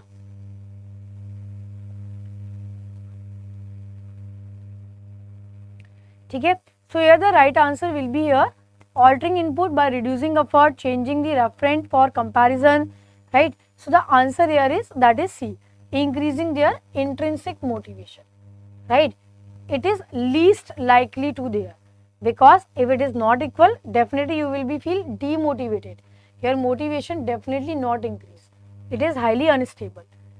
So now we are going to compare with the Alderfer theory and Maslow theory. See, in the Maslow theory, he has given 5 needs, that is physiological, safety, love, belongingness, self, or ye self-actualization. But Alderfer has given, instead of 5 needs, he has categorized need into the 3 types, which is existence, relatedness and growth. Okay? And further he has emphasized upon the frustration and regression. Ki you can achieve any type of need, I mean from any order, like top to bottom, bottom to up, and even top order need is not able to achieve, you can regress to the lower level also. And one more thing, relatedness, basically the self-esteem he has divided into the relatedness and existence in two parts. So relatedness and growth, self-esteem. ठीक है, the lower self-esteem comes under the relatedness, the higher self-esteem comes under the growth. ठीक है, and he can convey the message that you can fulfill your need in any order, top to bottom, bottom to up, in any order. ठीक है, so which of the following best distinguish intrinsic motivation from the extrinsic motivation? Option intrinsic is what? That comes from within. Extrinsic is by tangible reward. So the question here is intrinsic motivation is driven by bonus, extrinsic motivation by task enjoyment. Absolutely wrong. External reward can undermine intrinsic motivation by shifting perceived locus of causality. C's intrinsic motivation depend on the performance feedback from the supervisor. D's extrinsic reward always enhance intrinsic interest over the time. So which one is the right answer? Okay, the right answer here is, that is B. The external reward is undermine the intrinsic motivation by shifting the perceived locus of causality. So basically sometime what happen na, we given more importance to the external reward rather than intrinsic, है ना, because it is tangible. Herzberg found that job satisfaction and job dissatisfaction are not opposite on a single, ठीक है, on a single continuum. What is the opposite of job satisfaction in his model?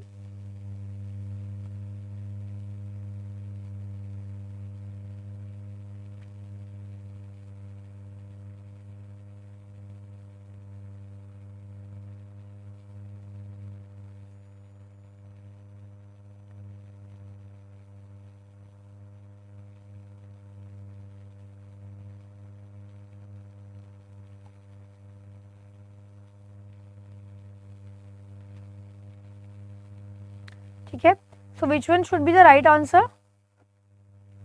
Right, the right answer will be here, which is job dissatisfaction, no job dissatisfaction, low engagement or burnout. Which one is the right answer? Okay, the right answer will be what is the opposite to the job satisfaction, that is job dissatisfaction, no job dissatisfaction. Okay, no job dissatisfaction, this is the opposite, the right opposite.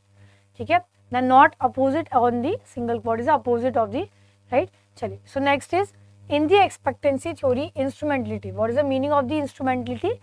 The effort will lead to the successful performance, the reward offered is of personal value, the performance will lead to the desired outcome or reward, then the task is achievable given one's skill.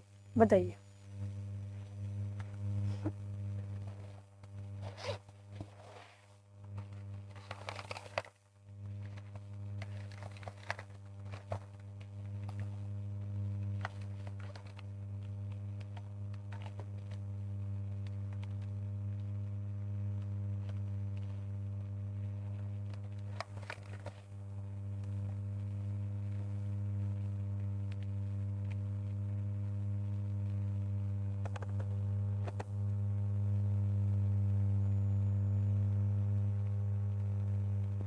ठीक है, so what will be the right answer here? See, the right answer will be here, that is C. The performance will lead to the desired outcome or reward. See, I'll explain you this theory further.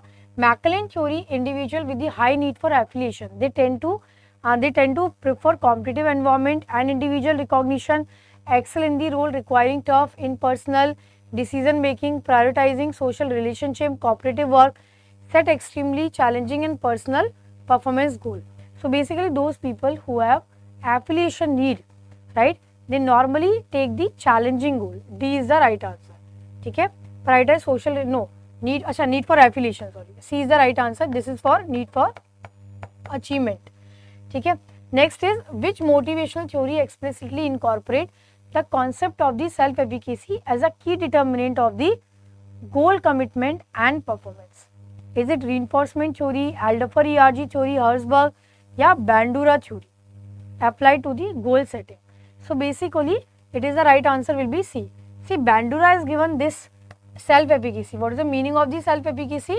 That means this is the belief in yourself that you are going to achieve your goal even because of any obstacle is there, because any hurdle is there, you are going to achieve. So that is a belief on yourself. Okay. So now next is, which scenario represent the violation of the Bloom expectancy theory in the organization context. See, Bloom theory says that if you know that what reward you are going to get, then your effort and your performance will be increased. So employee believe hard work lead to the promotion and value the promotion highly. B is employee work hard but perceive that promotion are based on the politics, not performance.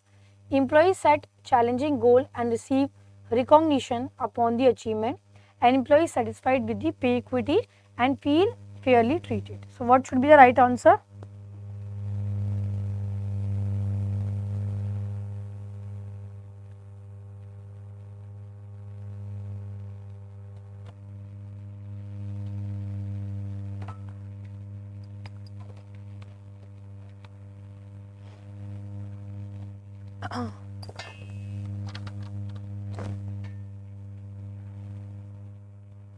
Right. So what should be the right answer?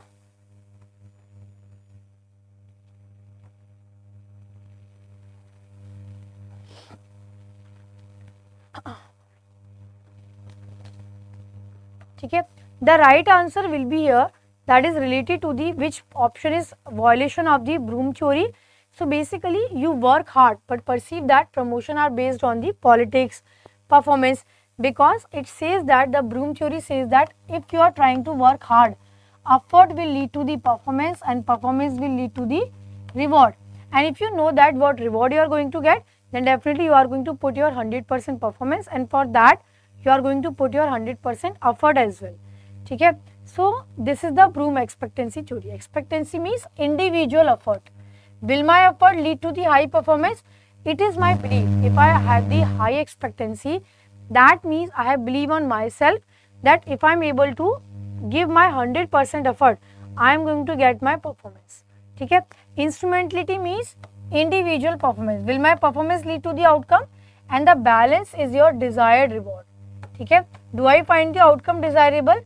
So this is your basically EIV, or effort, performance and reward. Okay. So basically this is the three type of linkage is there: effort, performance, performance, reward, reward and personal goal, right? Then next is, yes, so question is from the conflict management now. The question is the following statement about the Thomas Kilman conflict mode instrument.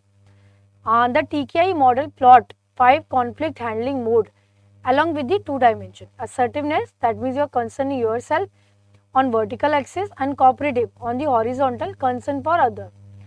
Absolutely correct. Second statement is competing style is all about highly assertive, low cooperative. The individual pursue their own goal at the expenses of the other party. Quick decision you take. Accommodating is all about low assertiveness, high cooperativeness. That is also correct. Individual yield to the other party concern, offer the cost of their own interest. Avoiding is all about high in both assertive and cooperative. So definitely this statement is wrong. It is in fact low on both assertive and cooperative. Okay, so this statement is wrong. Represent active search for a mutually satisfying solution that fully address the concern of all the party. Collaborating is highly assertive, highly cooperative. Involve win-win solution. Okay, so of course A is the right answer. 1, 2, 3 and 4. Only this is the wrong. Okay, fourth is the wrong. So this is the Thompson-Kilman. These are the two axes, right? This is assertive and this is this is assertive and this is cooperative. So basically avoiding. Here actually you will be less assertive and less cooperative also. You are trying to ignore the things. You are trying to think that if I am going to ignore the thing, things will be go away like that. Okay. Then we have the competing, highly assertive, low cooperation. You are thinking that if you are going to give highly assertive, okay, low cooperation will be there. That means you are trying to win, other party will be losing. Then we have the accommodating.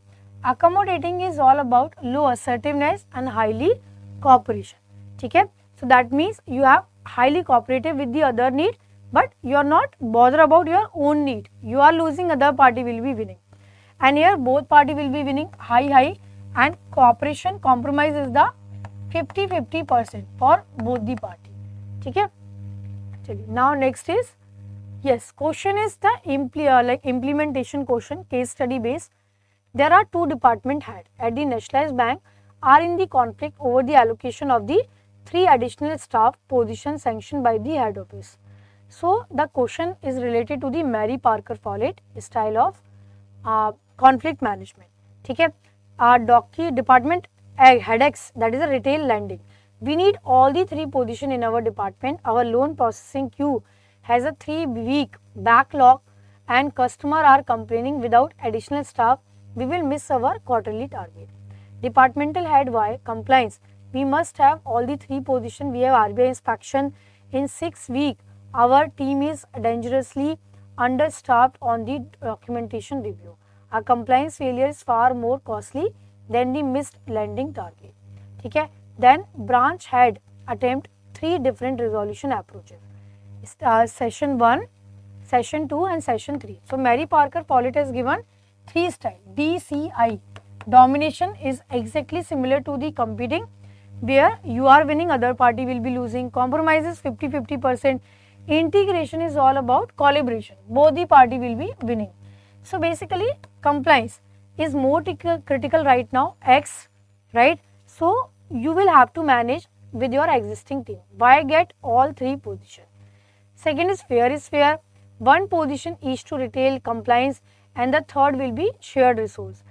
Session third is after extended discussion, it emerges that X real lead is faster, credit appraisal turnaround, not additional data entry staff, while Y need document verification capacity. The branch head identify 2 existing officers in the back office who are underutilized and redeployable for credit processing and proposes all 3 new positions go to the compliance documentation team, resolving both underlying needs simultaneously. So applying Mary Parker Follett framework correctly meet that session 1 is what? Is it D, is it C, is it I? मतलब domination, compromise or integration. Which one is the right answer now? ठीक है, so the right answer will be here option. अच्छा, option in the next page. ठीक है, so B is the right answer. D, C and I. ठीक है, D is what? D is what? That is dominance. Compliance is giving more importance. So this is the example of the domination. ठीक है, this is DCI. This is the example of the domination. One is dominating the other. ठीक है, compromises, fair is fair. 1 position each to retail compliance and the third will be shared. ठीक है, so the compromise will be happening here. Then this is the integration. After extended discussion, X real lead is faster, credit appraisal turnaround. Then Y need document verification, branch head. So basically all are giving to the importance. ठीक है, DCI. So I is the third one, session third. ठीक है. Now next is related to the different type of organization conflict. There are 2 category. One is interpersonal conflict between 2 person and the another one is the intrapersonal conflict within yourself. ठीक है. So the question here is goal conflict, which is an intrapersonal conflict, and task conflict is an interpersonal conflict. So the goal conflict arises when 2 individual and group pursue the incompatible objective. For example, when sales team target of volume growth conflict and the risk team objective of maintaining the credit quality. Statement 2 is task conflict. We call it as a cognitive conflict related to the disagreement about the content, approach and method of work. So moderate level of task conflict have been shown by the research to improve decision quality by the encouraging diverse perspective. Statement 3 is relationship conflict, also called as the affective conflict, is interpersonal in nature, rooted in personal animosity, then personality clashes, emotional incompatibility. Role conflict occur when an individual faces incompatible role expectation from different sources. Branch manager instructed RH to prioritize NPA, but by zonal head to focus on new business. All 4 type of conflict, goal, task, relationship, role, produce equally negative outcome for individual. So that is of course last statement to absolutely wrong. So you have to find out the correct statement, that is A. All these statements are correct, 1, 2, 3, 4, but the last is wrong. Okay, that all the 4 type of conflict, goal, task. What is a goal conflict? We have the 3 category: approach, avoidance, and approach avoidance. Okay, task conflict, we have 2 people, they have a confusion, they have a dilemma that how the task should be complete. Okay, then we have relation conflict because of any personality clashes, personal issues, and role conflict, where actually everyone is having different expectation from you, but you are not able to fulfilling those expectations. Okay, so of course A is the right answer. Only last statement is wrong. This is the Adam equity theory, where actually input are effort, skill, experience, loyalty. So when your input outcome ratio is not equal to the input outcome ratio of the other, it is inequity will be arise. Okay, and equity is when the ratios are equal. Right, now these are the 5 model which we have done. Yes, so we have done almost all the important question today, right, related to the module B.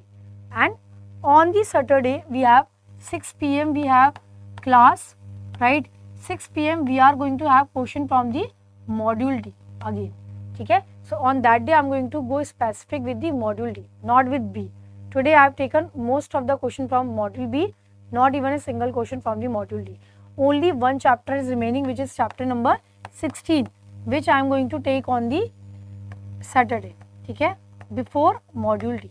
So I'll take the question from the chapter 16 on Saturday, right? Chaliye. So now Vishal sir marathon for module A and module C, that is going to be further. So we continue with that.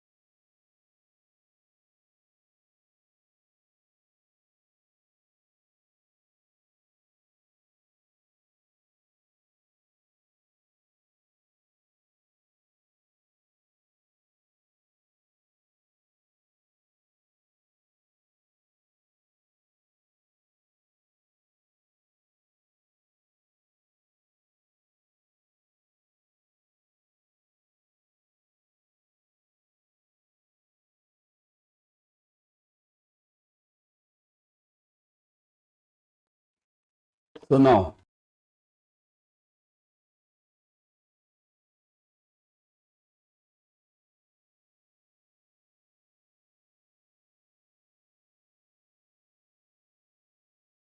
hi all. After going through the marathon of Supra ma'am, right? You might have got means module B and D, right? You have got a lot of information about it. So now let's focus on module A and module C. Okay? So let's start. Let's start with the immediately with the questions. Under the correlation method for calculating value at risk, holding period, confidence level, and a historical time horizon parameters are used. Change in the value of the position is calculated by combining the sensitivity of each component to the price changes in the underlying asset. The approach is deterministic and all of the above. So this method, this question is common for your ABM also and your BFM also, because value at risk topic is there in your ABM also and in your BFM also. Both the subjects it can be asked. So watch, tick the answer very correctly. It is useful for both the subjects. Yes, what is the answer? Holding period. See, VAR always comes with two, three points. Number one, confidence level. Okay, confidence level is very important part. Then mean, mean, okay, and then it is others also. So holding period, confidence interval, and a historic time horizon parameters are used. Historic time horizon, okay. So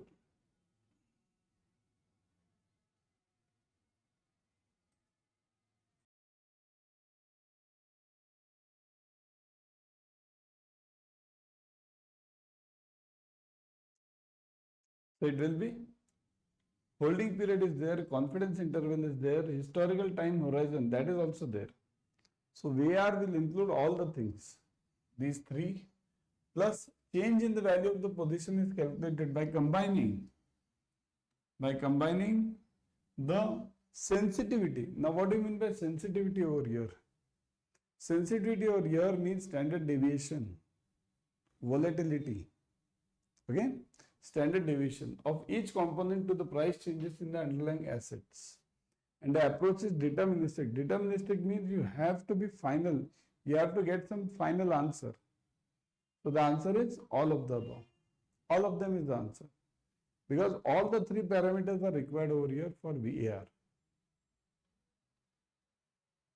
Which of the following method is applicable to any problem that can be formulated in terms of linear objective function subject to a set of linear constraints?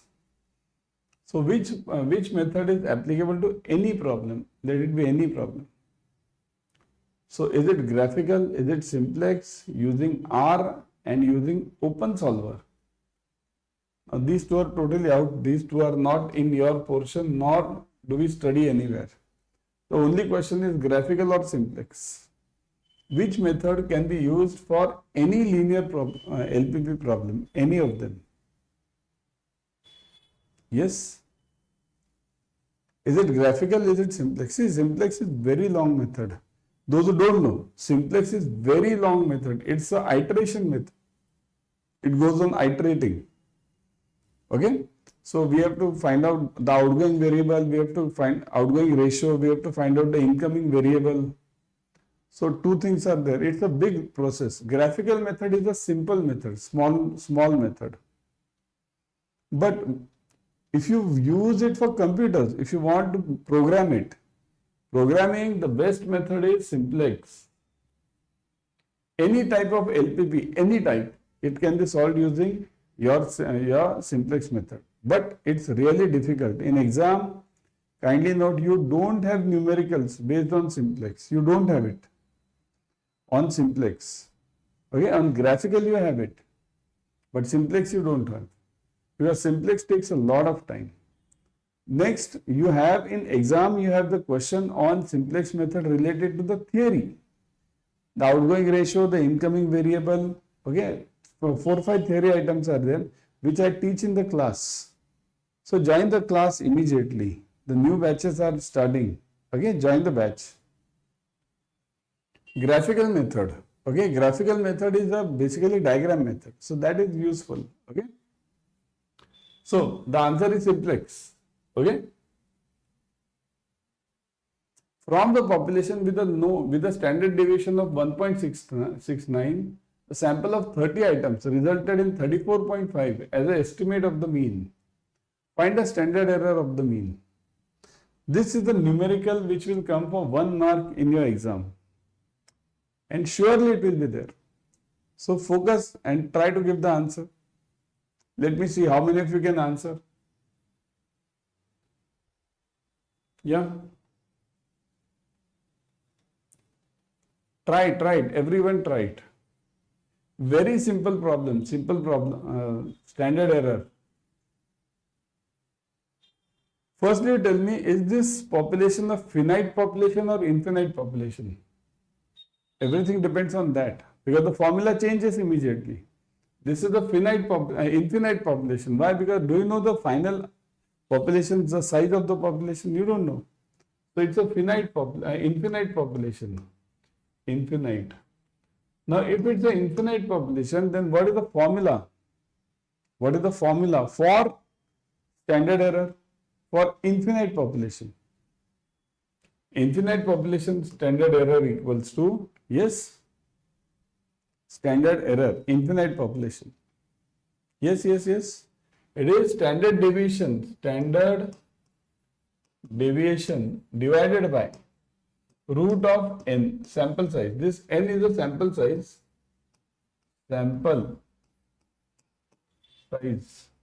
Okay, and this is standard deviation given. So now find the answer. 1.69. So that is equal to 1.69 upon root of, what is the population given? 30 items. 30. So find the answer. 1.69 upon square root of 30. What is square root of 30? Everyone get it?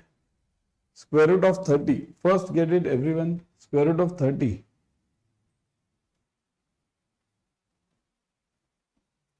Yes.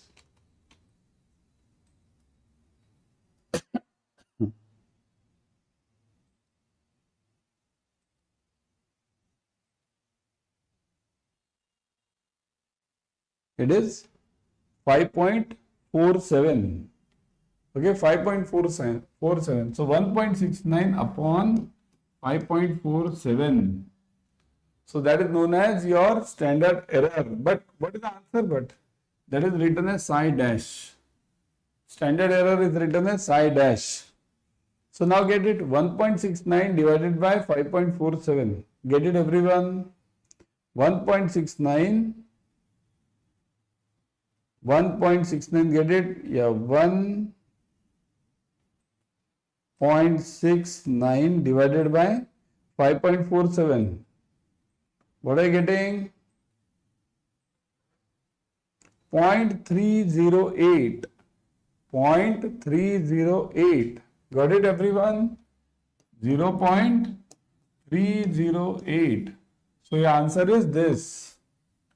0.308. A is the answer. Got it, everyone? A is the answer. What is the use of this standard error?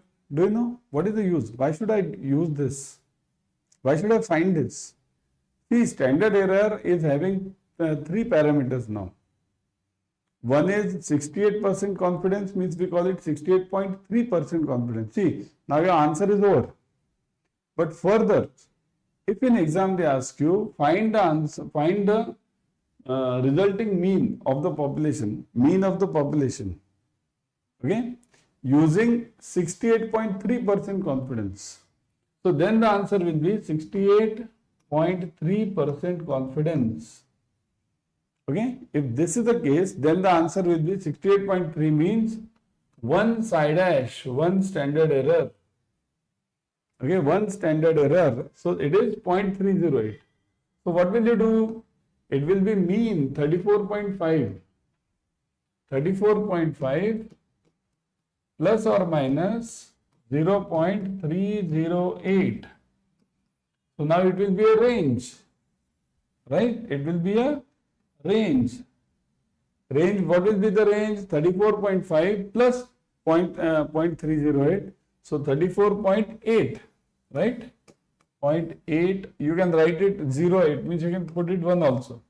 34.81, okay? With single standard error. And minus, if you do 34.5 minus 0.308. So it will be roughly what? 34 point, I'll take approximation, 2, right? 20, 1 point something, so take it 2, okay? 34.20 to 34.81, right? This will be the answer with single standard error. Now if in the exam they ask you 95.5% confidence, then it will be 2 standard error, 2 psi dash. So it will be 2 into 0.308. So it will be what? 2 into 0.6. So directly take it 0.61, right? 0.61, you can take it. So what do you mean by this? That is equal to 34.5 plus or minus 0.61. So now find the answer. Again, the same logic. So 34.5 plus 0.61. So that is equal to 35 point something, 35.11, and this minus if you do 33 point what 989 something, so take it 9 only, roughly 9. So this is the answer for 2 standard error. Now similarly, I won't do it now, you do it for 3 standard error. Give me the answer. It will be 99.7% confidence. It is 3 standard error. Now you give me the answer. So 3 into 0.31 you can take it. Take this as 1 only. So 3 into 0.31. So 0.93. 0.93. So what will you do over here? What will you do over here? 34.5 plus or minus 0.93. Now you do this. Find the answer. Okay, for both. You try it yourself. What is the answer you are getting? 34.5 plus 0.9. Give me the answer now. It is 35.4, right? 35.4, right? 43. Is it so? Yeah. 35.43. And on the back side, 34.5 minus 0.93. So 33.5, 33.6 something, 33.57. Isn't it? 33.57. Get it correctly? 0.57. Right? Yeah. So this is the use of standard error. See, in exam, if they ask you this much, that will be for 1 mark. But if they ask you all these, out of these 2 also, then it will be combined to form a 3 marks case study. It will be combined to form a 3 marks case study. Kindly note. Okay. So this case study can be asked, not can be, it will be asked in exam. This is for infinite population. Similarly, you can have a case study for finite population. There the formula is different. That will do it whenever the numerical comes. Next. Same thing. Choose the desirable properties of an estimator from the following options. Pure question in your exam. What are the qualities of an estimator? Good estimator. The chapter is from estimations only. Good qualities: unbiased, efficiency, consistency, and all of the above. So, what is the answer? Qualities of a good estimator. Qualities of a good estimator are, yes. What are the qualities of a good estimator?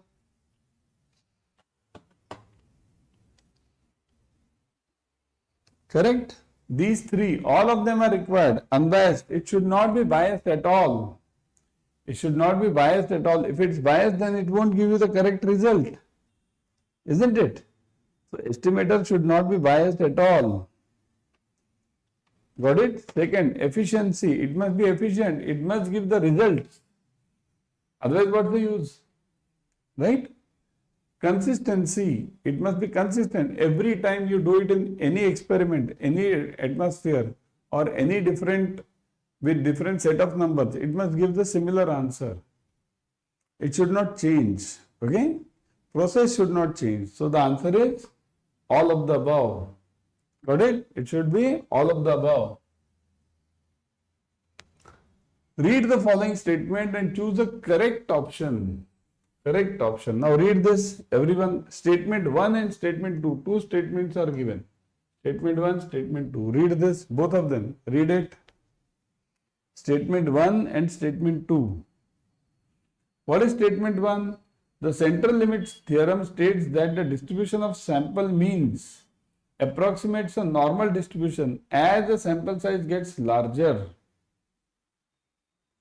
And statement 2, in central limit theorem, the average of sample means and the standard deviations will be equal to the population mean and the standard deviation.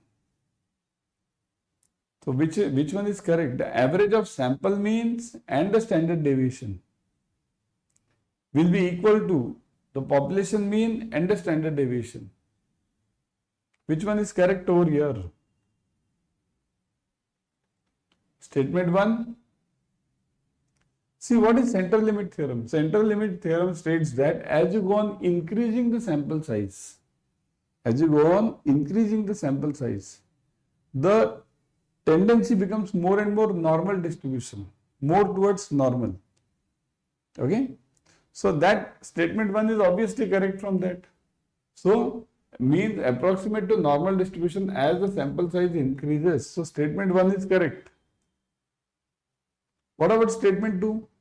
In central limit theorem, the average of sample means and standard deviations will be equal to population mean and standard deviations. So is it correct? The average of sample mean and standard deviation, average of these. Suppose if I do the average of sample mean and standard deviation, I will do the average of these two combined. Means what? Sample mean plus standard deviation, sample mean plus standard deviation upon average 2. So that is equal to population mean plus standard deviation, right? For the population. Is it true? So this will not be true. This will always be, every time it will not be true. Sometimes it may be true, sometimes it may be, but every time it will not be true. So if something is not true every time, you can take it as a standard then. Okay? In special cases it is true. So statement 1 is correct. Okay, statement 1 is correct.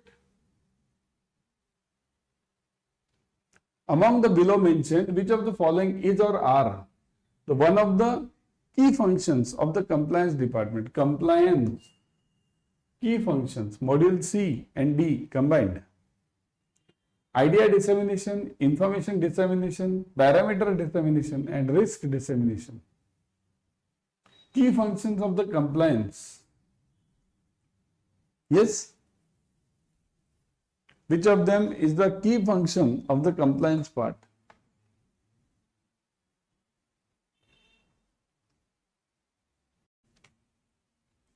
So the answer for the same will be dissemination, information dissemination, because compliance main job is information. The remaining things, idea, this will be done by the product team. Okay, parameter, these will be all decided by the product teams and audit teams. Information is the main part. Okay, so compliance's main job is this. Find the arithmetic mean for the following. X is given and F is given. Now firstly you tell me, all of you, I'll ask you the questions now. Firstly you write in the comment section whether this is a group data or ungrouped data. First you write this, is it a group data or ungrouped data? Is it a group data or ungrouped data? Now see here, I've written it over here grouped, but how is it grouped? Why? Why is it grouped? The reason is, see, group data is because whenever you have X and F both, X and frequency both. Now this X can be in form of class also, it can be in form of class mark also. See, now see this X can be in form of class. Class means what? 10 to 20, 20 to 30 like this, or class mark, class mark. Now what does that mean? This means that 1, 2 like this one. So if you have X and F frequency also, then this together is called as group data, grouped. If you have only X, single X, no F, then it's called as ungrouped data. So this is the group data. Okay. Now this group data, you have to find out the frequency. Now the answer is given over here. But many of you will not understand what is this direct. Let's solve this. Okay. Let's solve this. What you do? First, you will have to multiply this x and f. See, the formula is simple. Summation fx upon n. So let's solve one by one. What is n? Simple. Let's do the simple things first. N means what? Total of frequency. Add all the frequencies. 5 plus 6 plus 5 plus 10 plus 8 plus 4 plus 3 plus 2. Add them. If you go on adding them, you will get the answer as 43. The answer is 43. Kindly note, summation of frequency is always n. Summation of frequency is always n. So, if you add all these, you will get it as 43. So, simple thing done. Now, fx. Summation fx. So, first multiply this. 1 into 5, 5. 6 into 2, 12. 3 into 5, 15. 4 into 10, 40. So on. Do it till the end. 8 into 2, 16. Now this fx which you have got it, f into x, add them. So 5 plus 12 plus 15 plus 40 plus 40 plus 24 plus 21 plus 16, add them. You will get the answer as 173. You will get the answer as 173. Check this. Everyone check this. Do it. Do it in the comment section. Are you getting the answer as 173 for the numerator and 43 for the denominator? You must get both the answers. fx1 plus fx2 plus fx3 plus blah blah blah blah blah. Similarly, f1 plus f2 plus f3 plus blah blah blah blah blah. Add them. 173 upon 43. So you'll get the answer now. Then it's easy. If this numerical comes in exam, it's very easy for you. Why? Because direct class mark is given. Now next question which I will take is related to class. So that is difficult. See this. This is the same one. Yeah. This one. Find the arithmetic mean for the following data. Now look at this. Again, is it a grouped or ungrouped? Grouped. Group data. Why group data? Because this group data, because it is f and x, both are given. But here, x is given in form of class, not in form of class mark. So now what you'll have to do is, you'll have to find the class mark.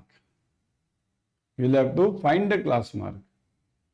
See, f and x, you have to do, basic logic is a summation fx, you have to do it. F into x. But where is x? Can you multiply 12 into 30, 40? You can multiply it. So find out the class mark. How will you find this? Class mark is always the center. Okay, look at this. Class interval and frequency is given 20 to 30. Class mark is the center. Center is 25. Check this. Everyone, all the top, all of them. So class mark is 25. Here class mark is 35. Here class mark is 45. 55, 65, 75, 85. Class mark. All the class marks done. Write it yourself. Take pen, paper and calc in your hands. You have to write this. Okay? Pen, paper, calc in your hands. You have to write it. Everyone is writing this, type in the comment section. Everyone is trying this yourself. You must try this. Okay? So 25, 35, 45, 55 done all. Now it's simple. Do the fx again. This is x, this is f. 25 into 5, 125. 12 into 35, 420. 45 into 10, 450. Do it all. Do it for all. Everyone, try it. Let me see how many of you are getting it in the comment section. Are you getting the answers? 125, 420, 450, 770, 625, 600, 340. Are you getting it? Now add it. If you got the answer, add it. Comment section, everyone, let me see in the comment section. If you got it, add it. So 125 plus 420 plus 450 plus 770 plus 625 plus 600 plus 340. All the additions over here. All of them additions. Do it. Now it's simple. This total comes out to be 3330. Are you getting it? The total comes out to be 3330. Are you getting the same? Everyone check it and type in the comment section. Are you getting it? Yes or no? Type Y or N. Yes or no? See, in the exam you have to give the paper, not me. Okay? I've already cleared all these exams. So you have to give the paper, so try it yourself. 3330 upon 58. Are you getting this 58 also? Addition of these. Okay? Addition of what? Addition of F. Okay, this total is 58. 5 plus 12 plus 10 plus 14 plus 5 plus 8 plus 4. 58. Okay? So divide it. You'll get it as 57.41. 57.41. So this is your arithmetic mean. This is your arithmetic mean. Okay? Now one question still remains. I asked you, this is the group data, ungrouped data. So you gave me the answer, group data. Now which is this group? Is it an inclusive group or is it an exclusive group? This one, 20 to 30, 30 to 40, 40 to 50. Is it an inclusive group or is it an exclusive group? What do you say? What do you say? Inclusive or exclusive? See, I have explained it over here below. Inclusive always means the ends are not matching. Ends are not matching. Means, see this, 20 to 29, 30 to 39. See, there is a gap, 29 and 30, gap of 1. Similarly, further it will be 40 to 49, 50 to 50. But remember, the number of elements over here is also 10. Because inclusive means you will start from 20. 20, 21, 22, 23, 24, 25, 26, 27, 28, 29. So 10 elements are there. That's why it's called as inclusive. Second one is exclusive. Exclusive means what? The ends are matching. Look at this. 30, 30. So 20 to 30, 30 to 40. Similarly, it will be 40 to 50, 50 to 60. Like that it will be.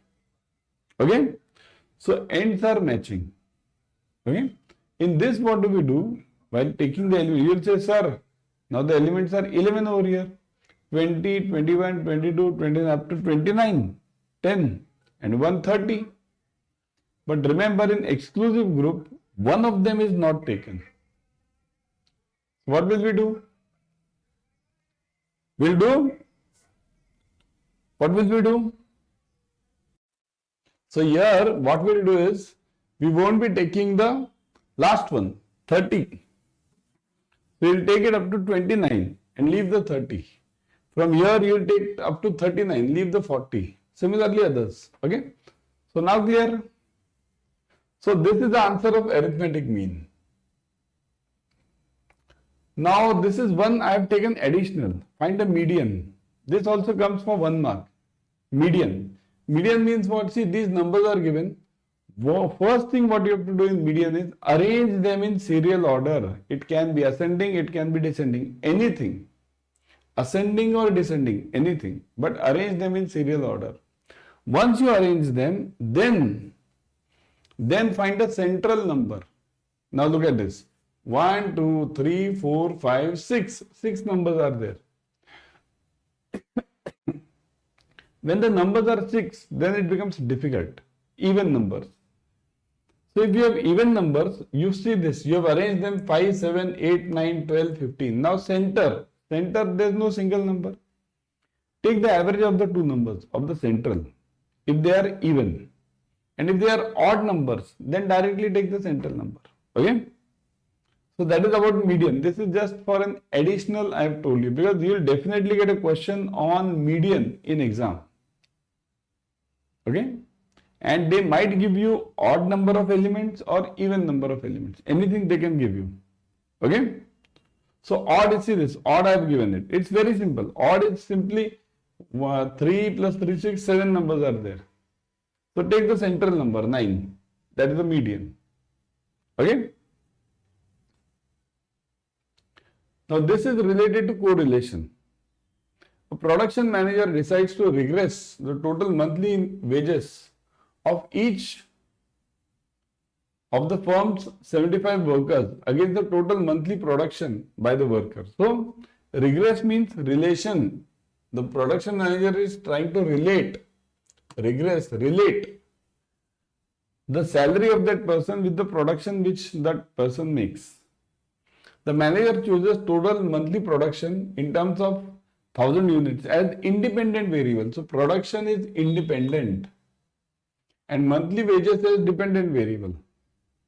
Wages is in rupees. Now all these elements are given. See this. Summation x is given, summation y is given, summation x square is given, summation y square is given, summation xy is given, and n is given. Now what have you to do? You have to relate this. You'll have to answer the questions. This will be the case study and 5 questions will be asked. So what have you to do? Firstly, and why all this is given? X, Y, summation X, summation Y. For that you need to first understand the formula. Formula for variance, formula for covariance. Okay. Variance of X formula, kindly note, variance of X formula, Vx, is always equal to summation of X square. In fact, I have written it. Let's see. Okay. I might have solved it over here. Let me see. No. See this, variance of X formula is summation X square upon N minus X bar square. You have to understand this. Summation X square upon N. See, here it will be useful. Summation X square, you are getting it. And 75 workers. N is 75. And what is X bar? X bar means what? Total of X. See, total of X divided by N. Total of X divided by N. See, I'll give you all the elements over here. So this is variance of X. Similarly, variance of Y equals to same thing. Now I won't write it. Summation of Y square upon N minus Y bar square. Similarly, covariance of XY. So that is also same. So this I'll write it because this is a bit different in writing. So it is summation of XY upon N minus X bar dot Y bar. Y bar. Y bar means multiplication. Okay, it's reverse.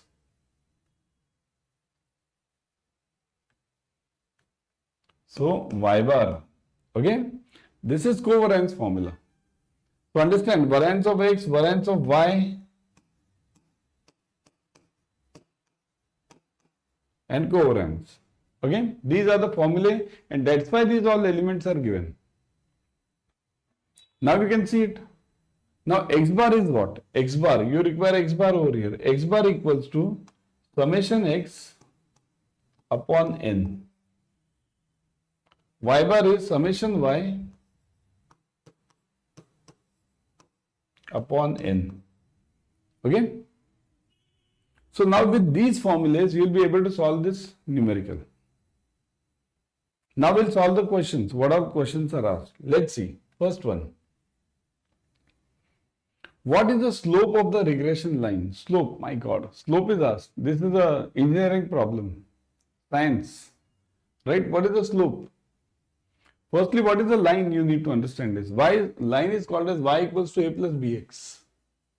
Okay, plus cx square is a parabolic one, but you can write the line like this. See this, I'll write it over here. Y, if it's a straight line, it's always a single degree equation. A plus bx. Okay, b is called as the slope. B, slope. B is called as the slope. Now, what is the formula for slope? For finding the formula for slope, you will have to first find out covariance. Because slope you get it from covariance. See, what is the formula for B? B equals to covariance of xy divided by variance of x. This is the formula for B. For this you need to get the covariance first. How to get a covariance? That is given earlier. Look at this. Covariance equals to summation xy upon n minus x bar dot y bar. Get the values. 974, I'll write it over here. See this. 97, what is that? 4652. 4652 divided by 75 minus x bar and y bar. 7312 upon 75. So get the answers, everyone. Get the answer for this. Get the answer for this. Y bar also, everyone. I'll also try. You get the answers fast. Fast, fast. Speed up, speed up, speed up. So summation x is 7312 upon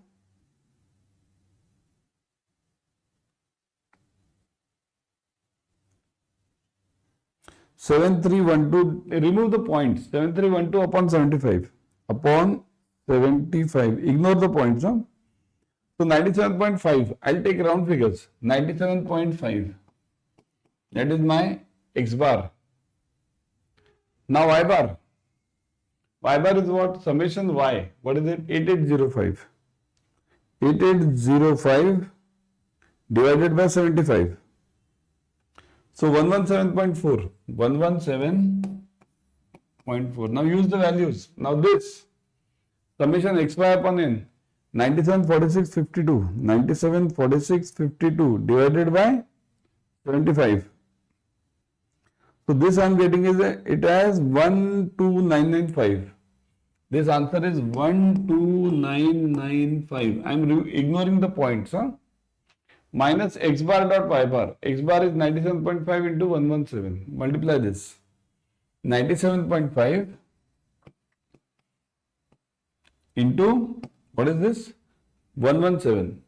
117.4. Now do the calculations. Everyone, what is the answer for this? 97.5 into, do it everyone. 97.5 into 117.4. So 11446. 11446 point something, 0.5. Now do the calculations. Minus 12995. So 1548.5. You might get slight here and there answers because you might be taking the decimals. So 1548.5. So I'll write it over here. 1548.5. This is my covariance. Now use the figure. Covariance 1548.5 divided by variance of x. What was variance of x? Variance of x was, no, we didn't find this. So summation x square upon n minus x bar square. So now find this. So variance of x, did we find out? No. So summation x square upon n. What is summation x square? This one. Again, it's a big figure. Okay. 824070.25 divided by, what is this? 75. N. 75. Everyone is getting this. So I am getting this as 10,987.6. 10,000, I'll write it over here. 10,987.6 minus x bar square. What is x bar square? 97.5. Do the square. 97.5 square. So 9506. 9506 point, what is that? 25. Get the answer, everyone. What is the answer for this? Minus 10987.6. 1481.35. 1481.35. This is my answer for variance of x. Got it? So now use this. Very big one. Huh? These numericals are very big. So now what is covariance? 1548.5. So 1548.5 divided by variance of x was what? This one, 1481.35. 1481.35. 1481.35. Do the division. Do it, everyone. Do the division.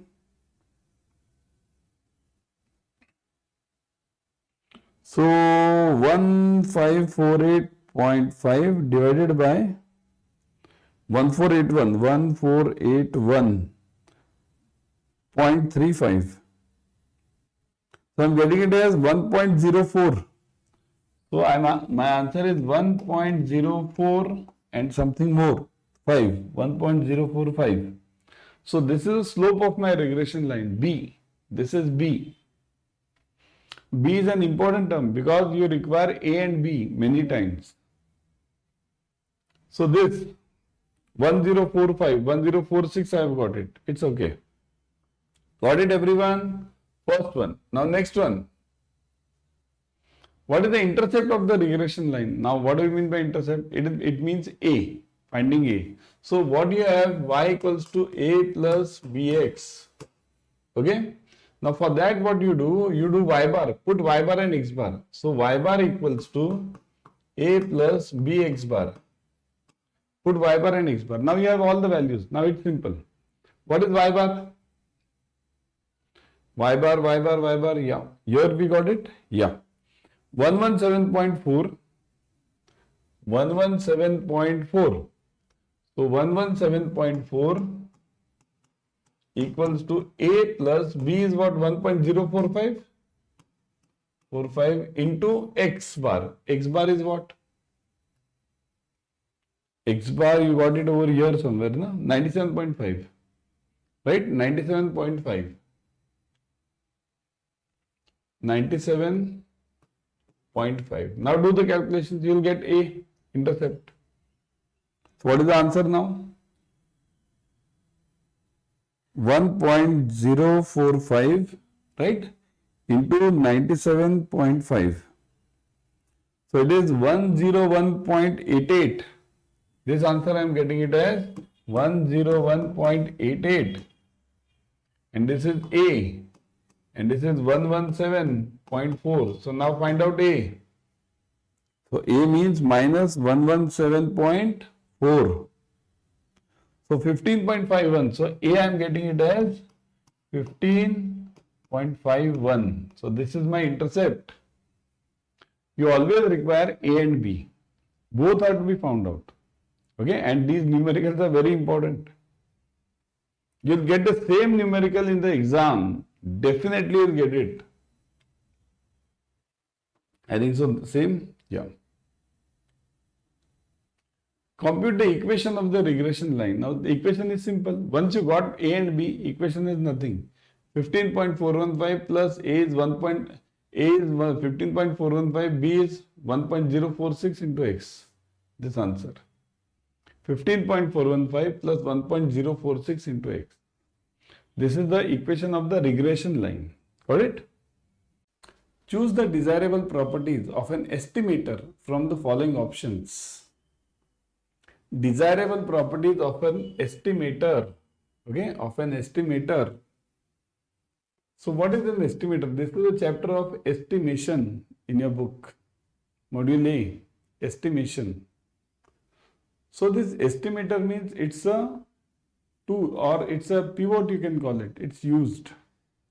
So it should be what? Unbiased, efficiency, consistency, and all of the above. See, unbiased means what? Any estimator, we do the estimation based on estimator. What is estimation? See, we do some experiment to the sample. Okay? And from here we apply to the whole population. We'll apply this to the population. So the estimator or the parameter which we are using for this sample, doing the estimation, this parameter should be what? Unbiased. Unbiased means what? It shouldn't be biased towards anyone. Okay? Means it should be equal for all. Second, efficiency. It should be if I use this estimator, no other estimator should be required. Otherwise what happens? This I have used, let's say any estimator. Estimation I have done, then also something is missing in this. So I'll have to use some other thing. That should not be the case. Consistency means if I do the experiment with the same estimator n number of times, it must give me consistent results. So which one of these is true? Or all of these are true? So the answer is all of these. Because any estimator should be unbiased, efficient and consistent. It should give you the same results, similar results. Okay? Read the following statement and choose the correct option. Correct option, huh? You want the correct option. Statement 1. The central limit theorem states that the distribution of sample means approximates a normal distribution as the sample size gets larger. Statement 2. In central limit theorem, the average of the sample means and standard deviations will be equal to the population mean and the standard deviation. So the average of the sample mean and the standard deviation will be equal to the population mean and the standard deviation. Which is the correct one? What do you think in this? Very important. This case study comes in exam. Almost every exam it is there. Okay? So which is the correct one then? Yeah? Which is the correct one? Think fast. First one is correct. Okay, let's do it one by one. Okay? First one is correct. What do you say? First one is correct. You agree with this? So first one is correct. Got it? First one is right. Okay, because as the sample size increases, okay, as the sample size increases,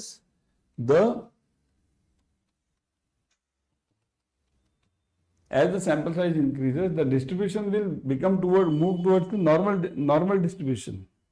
Okay? So, see this, what does this mean? It means as I go on increasing the sample size, the distribution will move towards normal distribution like this. This is what the meaning of statement 1 is.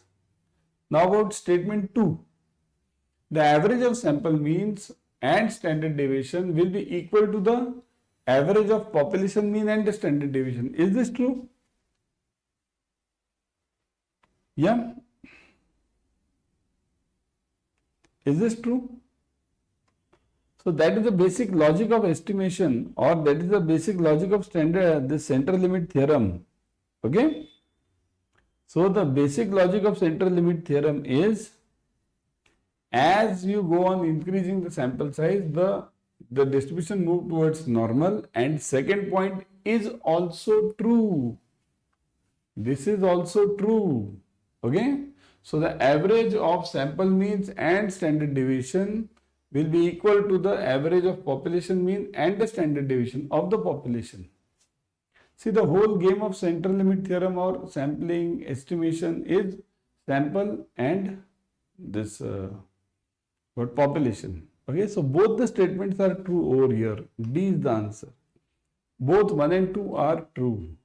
Such difficult questions are asked in exam. These are really difficult, and for that you need to join the classes. Paid classes. Okay.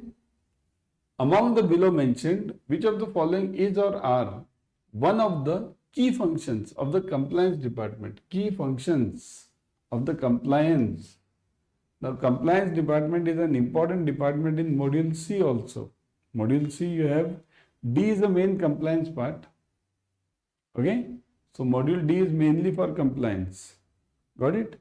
But C also will give you the idea about because it's all loan. Module C is all about loans. So there you have to do the reporting. So there the compliance department comes. So Which of the following are one of the key functions? Idea dissemination, information dissemination, parameter dissemination, and risk dissemination. Which of them is the key this function? The key function is, see, always remember, compliance has to do the information dissemination. Their main job role is information. They will have to distribute the information in the all of the departments so that all are on the same page. That is very important. All of the departments should be on the same page. Got it? Information dissemination is the main role of any compliance department. Okay? Next one. Linear function z equals to ax plus by, where a and b are constants, which has to be optimized, is called as. So this linear function z equals to ax plus by. Now this has a and b are obviously constants. Now this has to be optimized. So optimized means what? Optimization. Optimization is required where? This is a LPP question, LPP. So this linear function is called as what? Objective function, constraint. Okay, constraint. Then optimization problem, or none of the above. So remember, in any LPP problem, linear programming, you have two things. LPP, you have two things. One is constraint equations. There are many constraints. Okay, and second one is constraint. Second one is objective functions. Okay, objective function. So these are the two things always in any LPP. This function we call it as Z function. Z function is always an objective function. So this Z becomes objective. This has to be optimized. Now what do you mean by optimized?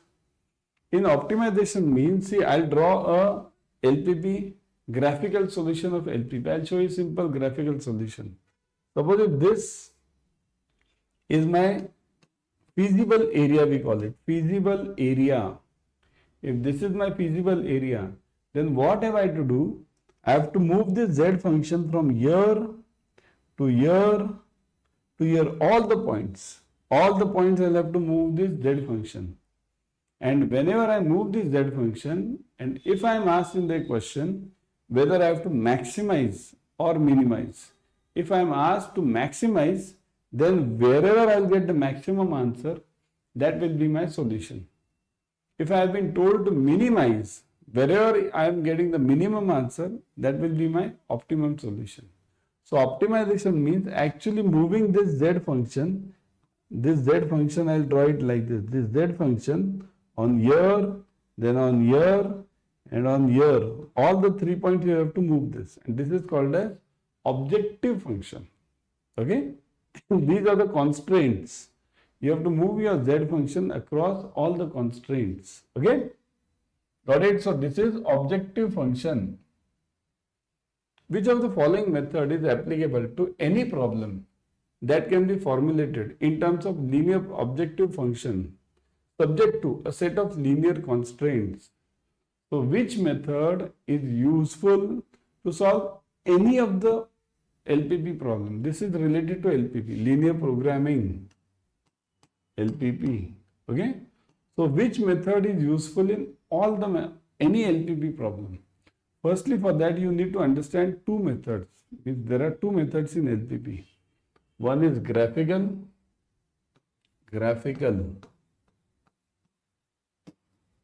and second is simplex. Okay. So which method is best used for all? So kindly remember, simplex method can be used for any of the LPP. Any. Simplex can be used for any of the LPP. But kindly remember one important point. It is very difficult. In your exam, you do not get you do not get a numerical on simplex. You will not get a numerical on simplex. No numerical. In your CAIIB exam, you do not get a numerical on simplex. Graphical is a bit easy. Just now I showed you one graph. So that is the graphical way. You always get the numericals on this, not on this. This is theory, you will be getting it in the exam. In exam, you will get the theory on this, not the numerical. Okay? So the answer for this is, which is the best method? Graphical, simplex, using R. This is not a method used at CIB level. And open, using open solver. These are all AI related and technology related. So move out. So the correct answer over here is simplex. Okay? Which of the following is the tendency for a single negative attribute to cause raters to mark everything on the low end of the scale? So which is this tendency for a single negative attribute to cause the raters, means the one who is giving the rating, to mark everything on the low end of the scale? Low end of the scale. Low end. Kindly note, low end of the scale. Now this question may be asked in your exam. I have seen this question once or twice. Okay? So it may be asked. You can't say immediately that it will be asked every time because it's not there in your book. Okay? But it can be asked because this effect is known as halo effect. Okay? Halo effect. This halo effect will cause the raters, okay, to give it on the low end. So no, low end is on the horn effect. Halo effect will give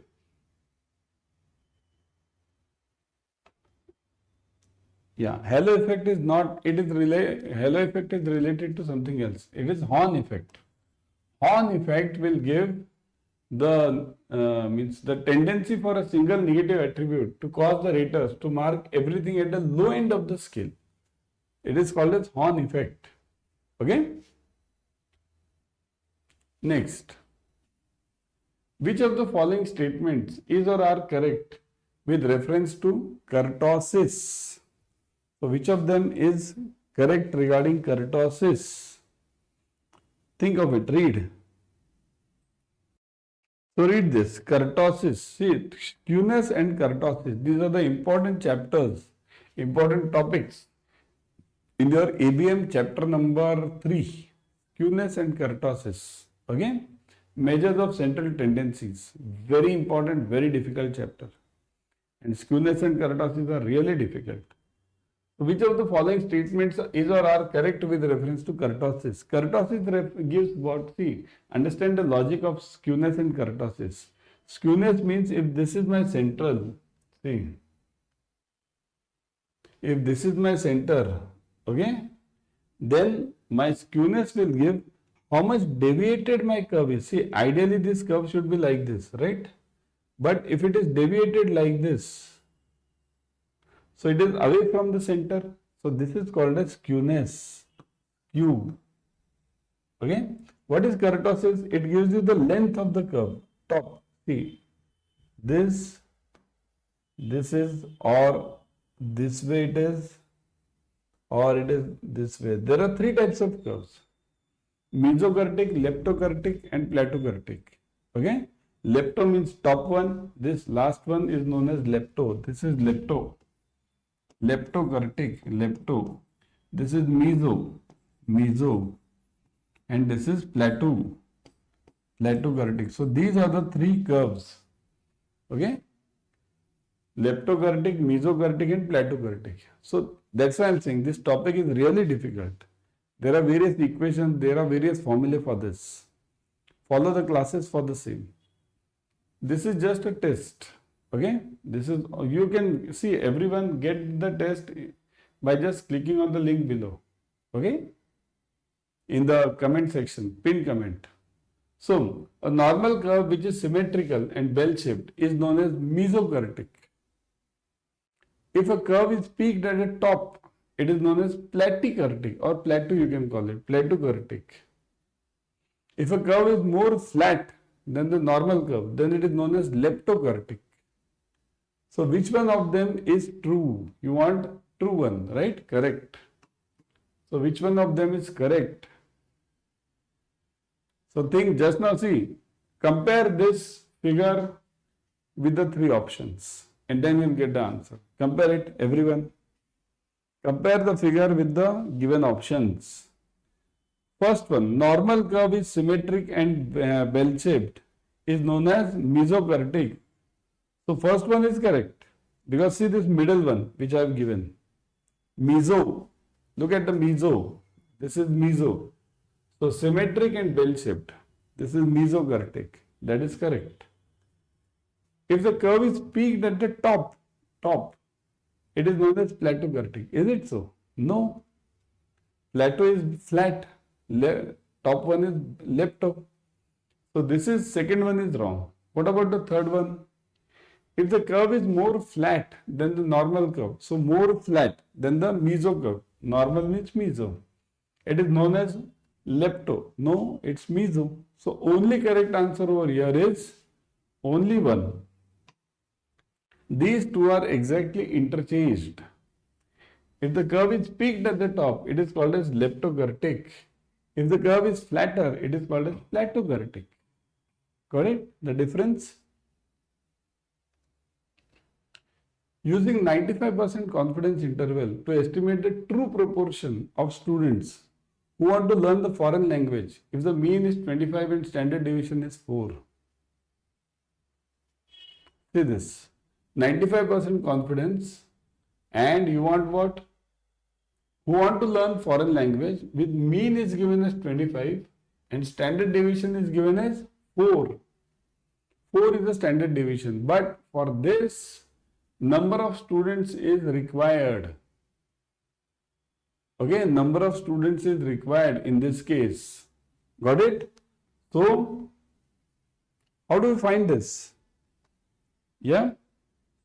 This is the real problem. See this, the full problem. Because if you want to find out the proportion, you need to know importantly you must know, the point over here is you must know the standard error. For that you must know the standard deviation. You must know this number of sample size. Okay, so sample size is equally required over here.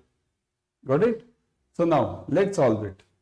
See, first what you have to do is you have to find out the standard error. For finding the standard error, what you should do? What is the formula for standard error? See, standard error, this is a binomial problem. Because either the students want to learn or they don't want to learn. For binomial, the standard error formula equals to standard error. Okay, equals to root of PQ upon N. PQ upon N. So that is equal to what? PQ upon N. Solve this. P is what? P is those who want to learn. So how many are there? 58 of the sample want to learn. 58 want to learn. So 0.58. See, out of 158, so take it 0.58 into. So if 58 want to learn, how many of them are there who don't want to learn? So out of 158, yes, so no's are 42. So it is 0.42. 0.42. The whole upon N. What is N? 100. Sample size. Say this. 100 students sample size. So solve this now. When you solve this, what will you get? Do it everyone. 0.58 into 0.42. Okay, 0.58 into 0.42 into 0.42 upon 100. So if you do this, I am getting this as 0.5 final figure. 0.5 I am getting it. Are you getting the same? Let me check it again because these are difficult problems. 58 into what? 0.42 divided by 100. So 0.002436. 0.002436 and square root of this. So square root of 0.002436. So that is equal to square root of 0.002436. So I am getting it 0.049. So roughly 0.05. That's what, correct. So it's always required to cross check. So it is 0.05, not 0.5, 0.5. So this is my standard error. Now what do I want? I want 95% confidence. When I want 95% confidence, it means 2 standard error. This means 2 standard error. Okay, 2 standard error means what? 2 into 0.05. So 2 into 0.05 means 2 into 0.05. So that is equal to 5 to the 10. So 0.1. So these 2 standard error, I'll do addition and subtraction to the mean.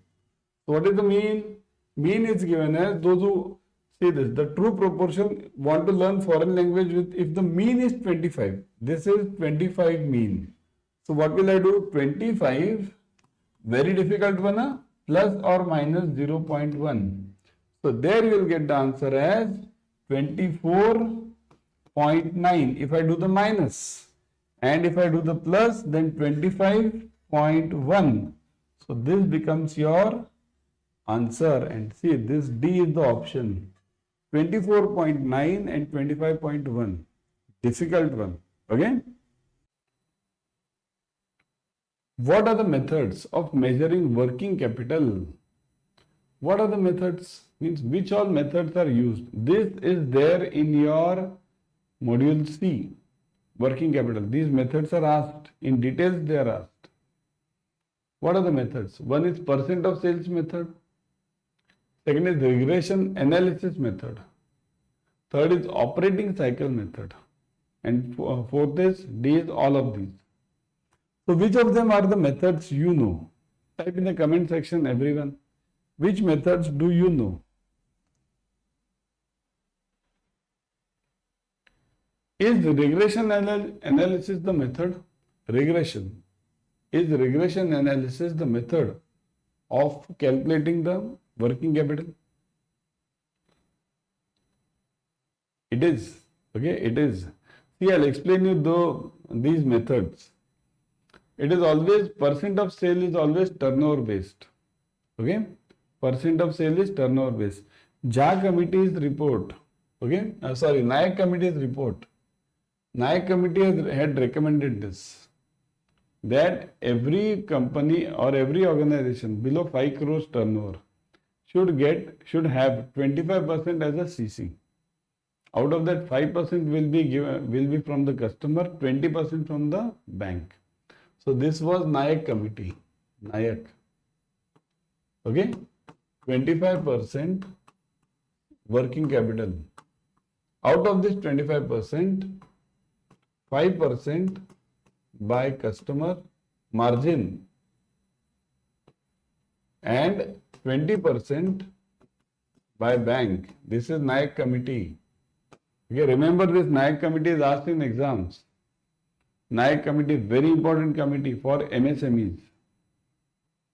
Second is regression analysis. Regression means what? Past trend, past trends. In last 7 years, what was my sales? So this year also same thing will continue, same trend will continue. That is past trend. So regression means basically past trend, past. This is generally useful for investors. They generally judge. Last 5-6 years, the average sale was, let's say, 100 lakhs. So this year also it will be around 100 plus 5 lakhs, 105 lakhs. This can go wrong if the company has invested in some technology and the sales immediately grow. Then it can go wrong. But it's basically the method is past regression analysis. Third is operating cycle. This is mainly based on Tandon committee. Tandon committee. Again, important committee from your exam point of view. Tandon committee. There are 3 Tandon committees. Tandon committee 1, 2 and 3. 1, 2 and 3. Okay. Kindly remember the 3 Tandon committees are very important. It's a sort of case study for you. Okay. Tandon committee method 1. How many of you remember this? Tell me. Tandon committee method 1. It is, see this, I'll give you in short, 75% bank finance, directly 75% into current asset minus current liability, okay, 75% into current asset minus current liability. This is your Tandon committee method 1. Okay. Here what do I do? This method is known as working capital gap. See, this is a sort of case study. You are studying in details over here. You are not just answering them, answering. The answer is this, all of these. Okay, all of this is the answer. But the purpose of the sessions is not to give you just the answers, A, B, C, D, to explain you the concepts. That's very important. So here 75% into current asset minus current liabilities. This current asset minus current liabilities is known as a working capital gap.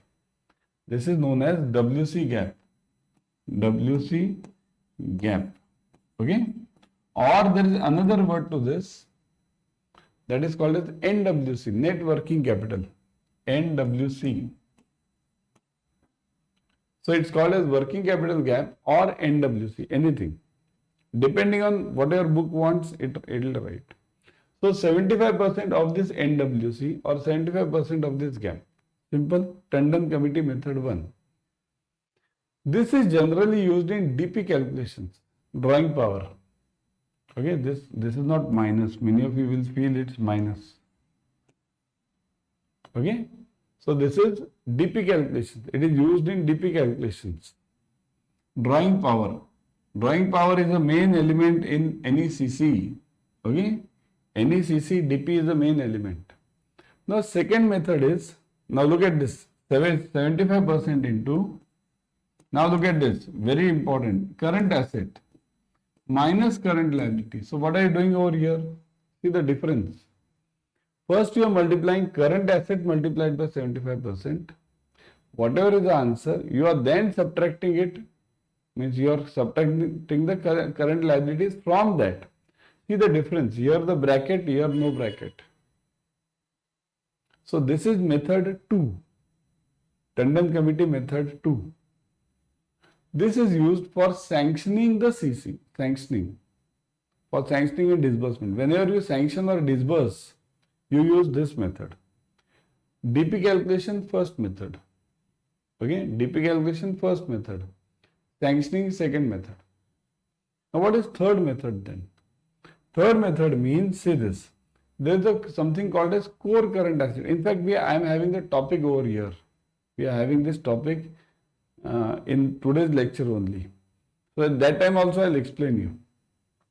Okay, we are having this.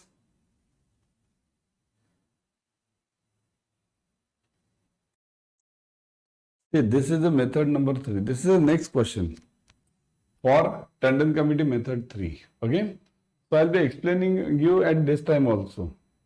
So now let's focus on this. So up till now we have got this Tandon committee method 3. I'll explain you in the next question. Okay. There is a deep explanation required in this, in method 3 also, because there is something called as core current asset. It's not that simple. Okay. So let's move on. So now these are the 3 methods. So all the methods are useful for calculating the working capital. All of them. In fact, RBI has told that bank can devise their own method. It's not compulsory that you should follow these 3 methods only. You can devise your own method. Because these methods, many of these methods are not useful for, let's say, IT industry, service industry. These methods are not useful. Okay. So many of these methods are of zero use for IT service industry. There you have to devise your own methods depending on the requirement of the client. Many of these methods are not useful for seasonal businesses. Suppose let's say I am selling crackers, patake, for Diwali. My business is only for Diwali. Remaining year I won't be requiring any working capital. But during that Diwali season, I will be requiring huge amount. So many of these methods will not be useful. So in that case, what you have to do is you have to design your own methods as per the requirement of the client. Okay. So now let's move on to next. Now this is the Tandon Committee method 3. Under which of the following methods of lending enterprise is required to bring 100% of entire core current assets and at least 25% of the remaining current assets? So this is method 3 I was talking of. So the answer is obviously third method of lending. Okay, third method of lending by Tandon Committee, third method. But what is this third method? That also you need to understand. This third method is related to, number one, remember, what is the formula? 75% into current asset minus core current asset. Okay, look at this. Minus current liabilities. Look at this formula properly. Very important formula. 75% into current asset minus core current asset. Okay, minus current liabilities. Now what is a core current asset? What is a core current asset? Anyone? Just type in the comment section. What is a core current asset?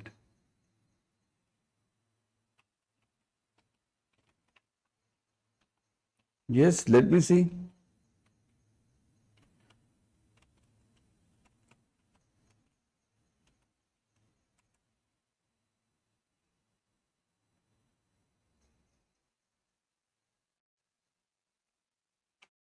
What do you mean by this? That's why I said this requires explanation. Core current asset is not that simple to understand. It's not that simple. Okay, it is a sort of permanent working capital which is required.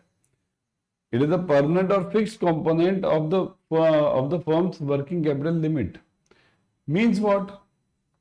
Permanent or fixed component. See, remember this. Permanent component or fixed component. Okay. What does this mean? What is the permanent component of working capital? Permanent component means here, suppose if you have sanctioned 50 lakhs CC to any customer, 50 lakhs CC to any customer. Okay. Now you see the range of that customer. This customer generally moves between, this customer's transactions are between, let's say, 50 lakhs and 42 lakhs. Generally 42 lakhs means every month the transactions of the customer move between this range only, 42 lakhs and 50 lakhs, 42 lakhs and 50 lakhs. His transaction never comes down below 42 lakhs. Actually, what is the logic of CC? CC means it is closed on demand. So on demand loan it is. So it means that this loan should get closed, the transaction should go up to 10 lakhs also. But this never happens. So this 42 lakhs, which is the lower limit, is called as permanent working capital. Permanent. Below which the customer never goes. This is called as permanent working capital or fixed component of the working capital. Below which the, so this method is more stringent and it is not followed that much in banking. We don't follow this in banking that much. Okay? Because minimum level of working capital, raw material, or you can say, see, some banks give some other trick also to this, other logic to this. You need to understand this core current assets as a CAIIB student. You need to understand this. You are not in JAIIB. Just writing the formula, giving the answers, that's not the logic required. You need to understand the concept. Minimum, some banks classify it like this. What is this required? Because out of 50 lakhs, if I tell this customer to bring 42 lakhs, 100%, this customer won't come to me at all. So what do the banks do? Banks follow a different method in this. Okay, what are the different methods? Banks follow like this. See, banks say, suppose I have given a loan of 50 lakhs. So banks judge this customer. What is the minimum level of working capital requirement? Means what is the minimum level of, let's say, raw material, minimum level, okay. on which the company can function. If any crisis arises, company should be able to function on that minimum level of raw material, labor,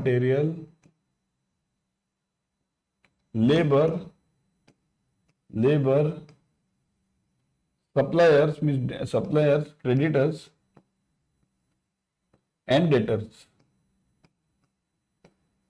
So what is the minimum level? This minimum level is classified as a core current asset. It's classified as a CCM. So this is known as core current asset. So bank says this minimum level at least you bring it from your own money. After that, whatever is the difference, I'll find out. Okay. So this minimum level, it mainly includes the cash component. Cash is also called as a core current asset because it cannot, its cash means cash. It's as simple. It's pure money. So try to bring in as much core current asset, which is the minimum level required, so that what happens whenever you have this, it means that you are having the minimum level with you. It means tomorrow if some crisis arises, your company can sustain. Sustenance is the important part. So importantly remember, there are the three methods. All of them are important. 1 and 2, this 1 and 2 are used generally. One is used for DP calculations, DP, drawing power, DP. What is DP? What is DP?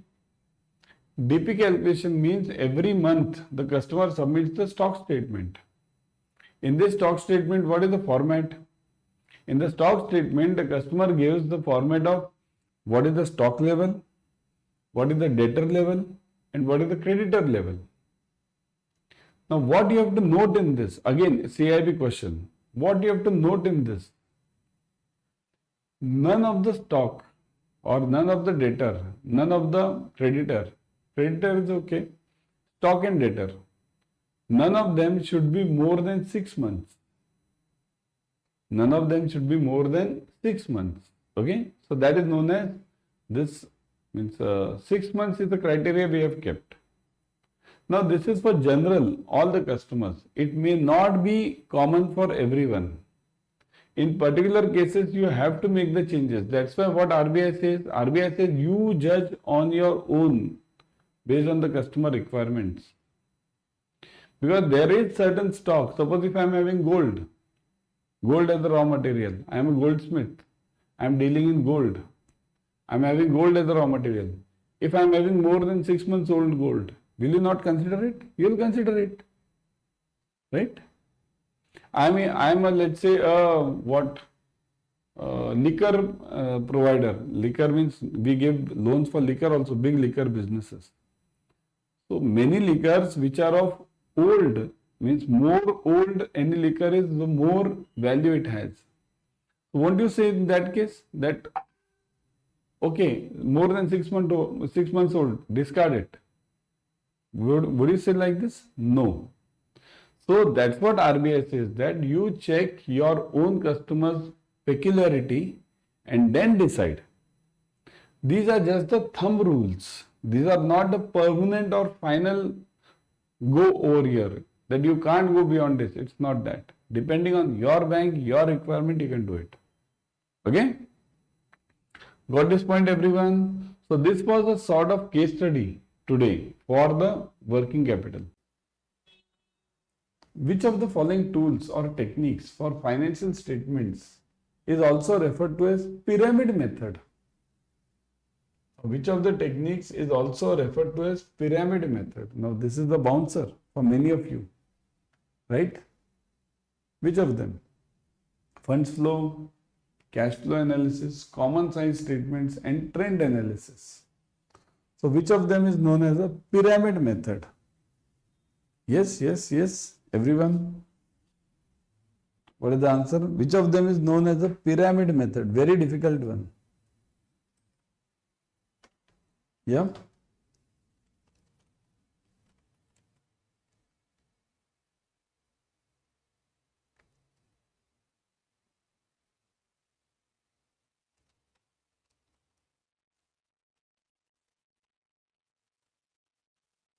Yes. Is it this fund flow or is it cash flow?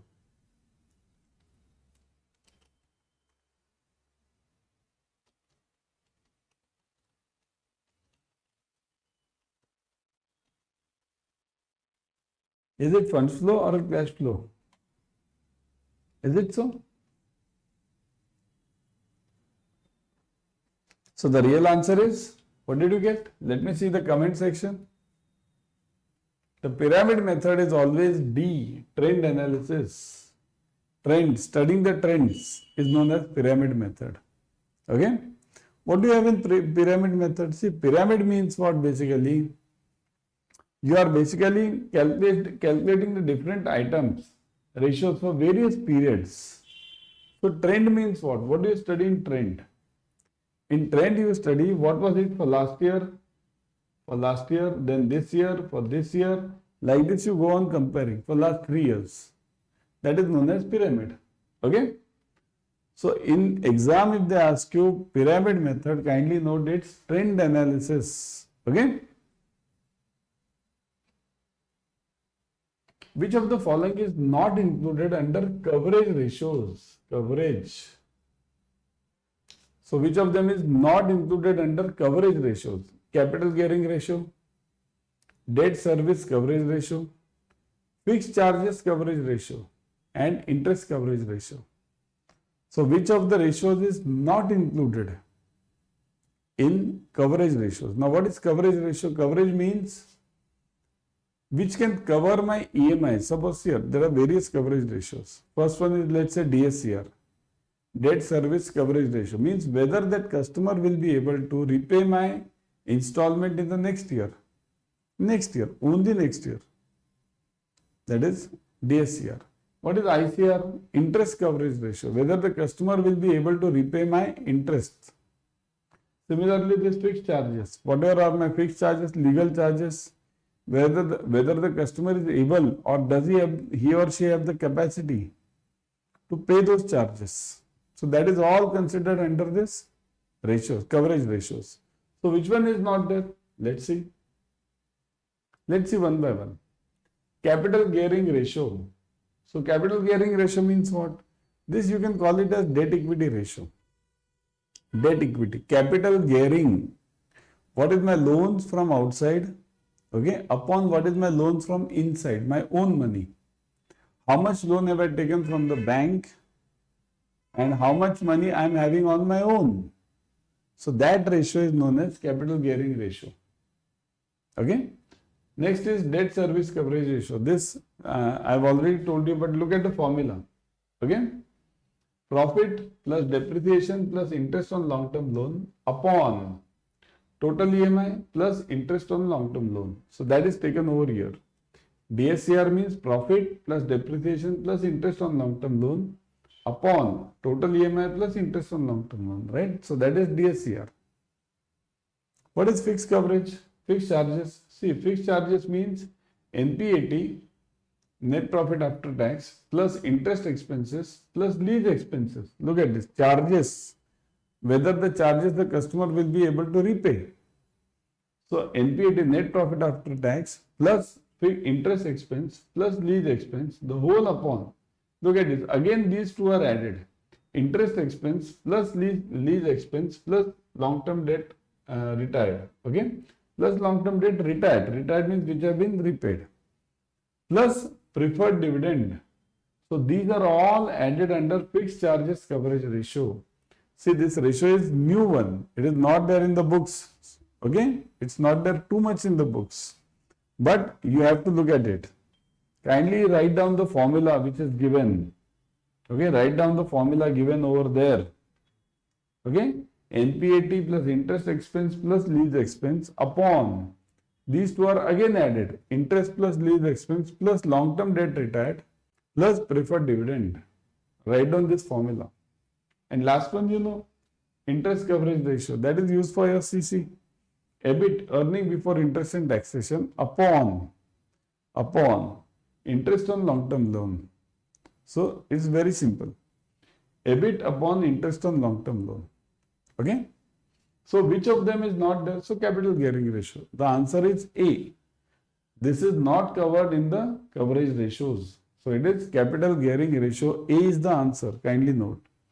The answer is A. Okay, this one is the answer. Not included. Okay. Got it? Next, look at this. This is a sort of case study. A salesman collects a survey on feedback of the product from every fourth customer. So he selects the first customer to be surveyed randomly, and after that every fourth customer is surveyed. What type of sampling is he doing? Now see this. This is the important chapter which you have, sampling distribution.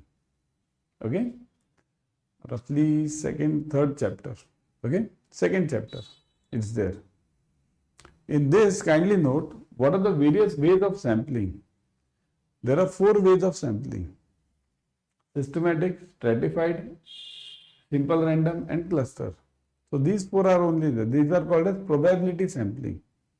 There are also non-probability sampling, that is separate. That snowball sampling is there, convenience sampling is there, that we won't touch it today.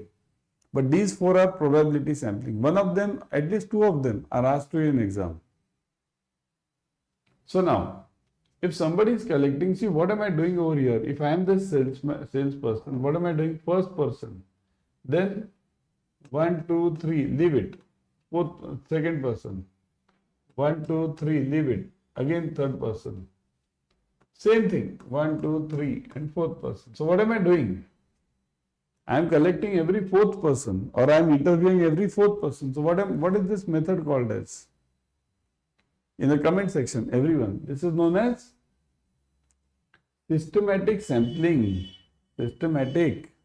Okay? Understand the difference between all these. Systematic means sequentially, with a proper order. Stratified means what? Stratified sampling. This creates differences, means 40%, those students with 20% marks, those students with 40% marks, those with 60%, 80%, like this. We make separate groups. That is stratified. Simple random means what? Anything. I'll close my eyes and select any 10 students. Here, I'll just move out and select. That is simple random. Cluster means what? Generally, cluster is followed for regional differences or regional bifurcation. Students from Goa stand on this side. Students from Maharashtra stand this side. Students from Tamil Nadu stand here. Kashmir stand here. So regional.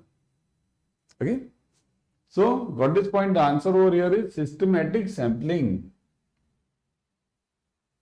A research associate has conducted a survey for around 1500 families with respect of their water consumption pattern during the month of April. Now he wants to quickly summarize the large amounts of data collected by him using spreadsheet. Which feature among the following should be used? So now, macros, pivot table, mathematical functions and logical functions. Now he wants, what has he done? He has done a large survey. In fact, I'll give you an answer, E. All of them.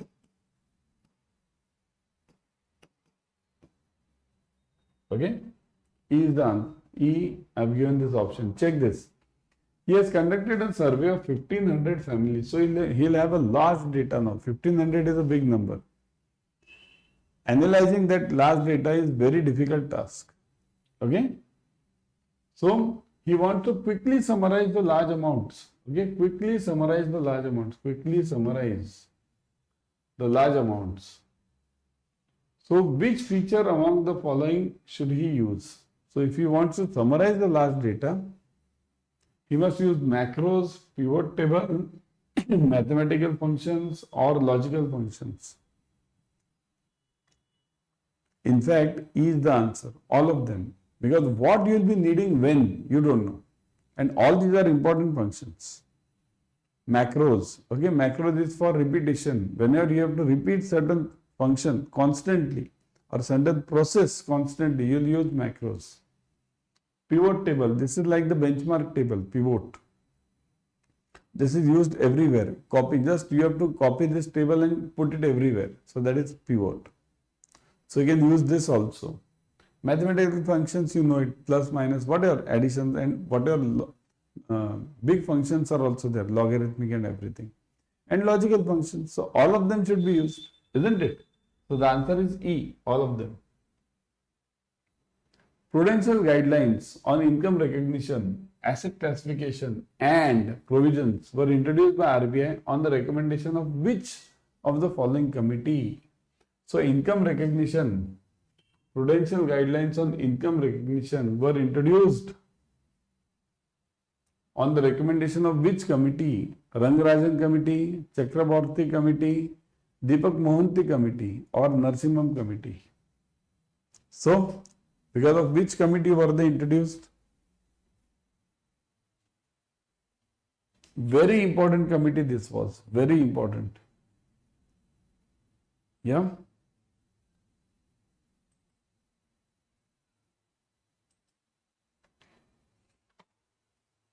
Think.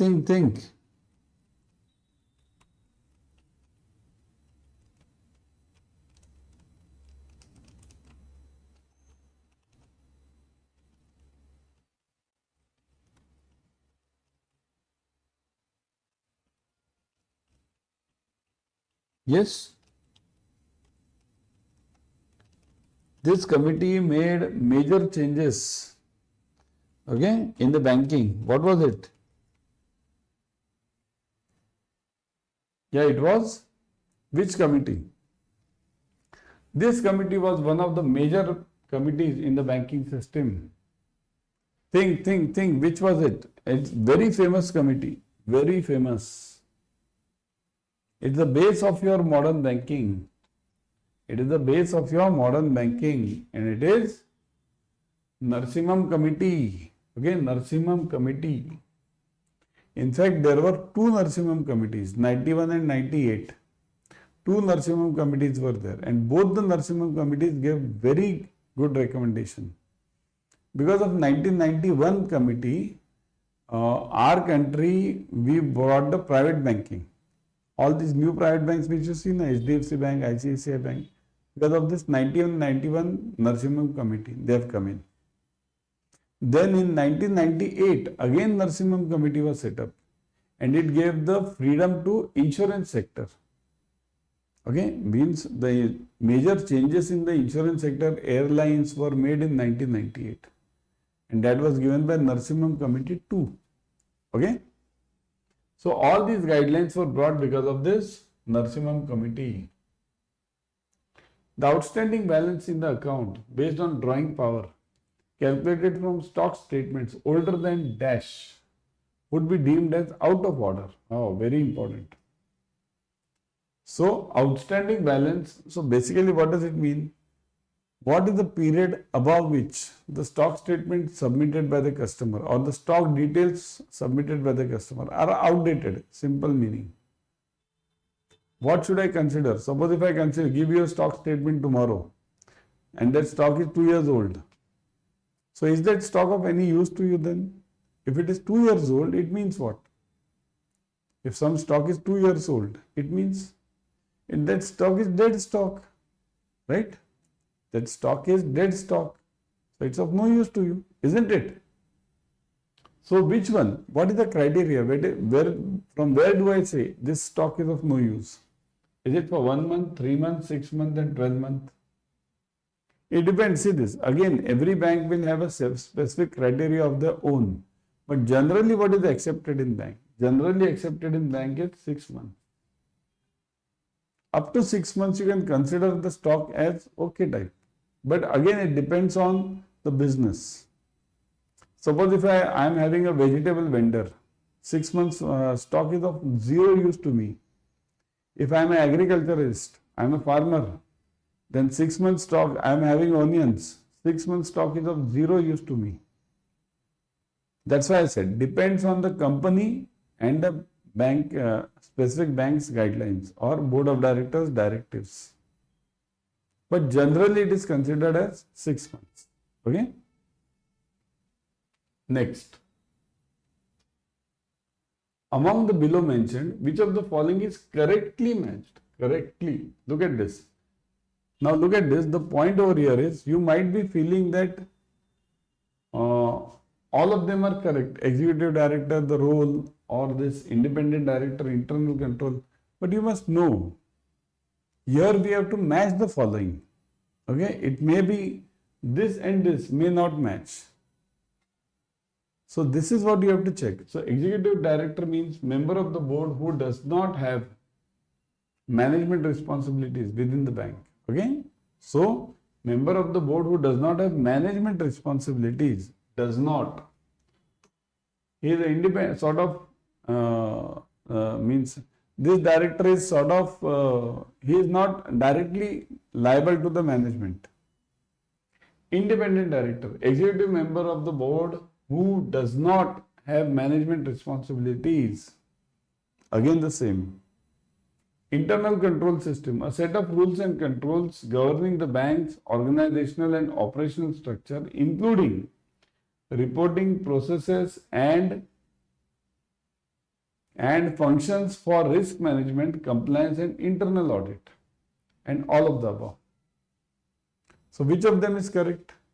Do you mean to say that executive director does not have any responsibility? Independent director does not have any responsibility?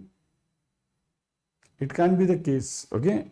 When you are on the board of directors of any company or any bank, whenever you are on the board of directors of any bank, you always have a responsibility. Okay. Whatever decisions you do, you give, will affect the overall banking. Okay. So that's why executive director, independent director, these are false. And this one is true. Internal control system, a set of rules and controls governing the bank's organizational and operational structure, including reporting process and functions for risk management, compliance and internal audit. Now this is so true. What do you mean by internal control? Internal control means I'll always focus on 2-3 parts. One is compliance, second is business. So leave aside business. Right now we are not discussing business. So compliance. Compliance will be what? Compliance will be related to your internal board of directors policies, BOD policies or SOPs, plus your regulatory body means RBI. You'll have to follow the compliance in these 2 parts. Plus any other body means RBI means not only RBI, it can be some. You can have the compliance related to SEBI also. You can have the compliance related to IRDA also. So all the bodies. So internal control means what? It is having the set of rules and controls governing the bank, organizational and operational structure. Again, operations. So here you have to see to it that the compliance material or the compliance process is followed by the staff also. The staff needs to be well educated about this, trained about this. Otherwise, having the compliance only on paper is of zero use. Got it? Having the compliance only on paper is of zero use. So, reporting process. Nowadays, we have all this online reportings. Okay? RBI has also made online reportings under various platforms now. What are the methods of measuring working capital? What are the methods? Means which all methods are used. This is there in your module C, working capital. These methods are asked. In details they are asked. What are the methods? One is percent of sales method. Second is regression analysis method. Third is operating cycle method. And fourth is D is all of these. So which of them are the methods you know? Type in the comment section everyone. Which methods do you know? Is regression analysis the method? Regression. Is regression analysis the method of calculating the working capital? It is. Okay, it is. See, I'll explain you these methods. It is always percent of sale is always turnover based. Okay. Percent of sale is turnover based. JA committee's report. Okay. NAIC committee's report. NAIC committee had recommended this. that every company or every organization below 5 crores turnover should have 25% as a CC. Out of that, 5% will be from the customer, 20% from the bank. So this was NAYAK committee. NAYAK. Okay, 25% working capital. Out of this 25%, 5% by customer margin and 20% by bank. This is NAYAK committee. Okay, remember this NAYAK committee is asked in exams. NAYAK committee, very important committee for MSMEs. Second is regression analysis. Regression means what? Past trends. In last 7 years, what was my sales? So this year also same thing will continue, same trend will continue. That is past trend. So regression means basically past trend, past. This is generally useful for investors. They generally judge. Last 5-6 years, the average sale was, let's say, 100 lakhs. So this year also it will be around 100 plus 5 lakhs, 105 lakhs. This can go wrong if the company has invested in some technology and the sales immediately grow. Then it can go wrong. But it's basically the method is past regression analysis. Third is operating cycle. This is mainly based on Tandon committee. Tandon committee. Again, important committee from your exam point of view. Tandon committee. There are 3 Tandon committees. Tandon committee 1, 2 and 3. 1, 2 and 3. Okay. Kindly remember the 3 Tandon committees are very important. It's a sort of case study for you. Okay. Tandon committee method 1. How many of you remember this? Tell me. Tandon committee method 1. It is, see this, I'll give you in short, 75% bank finance, directly 75% into current asset minus current liability. Okay.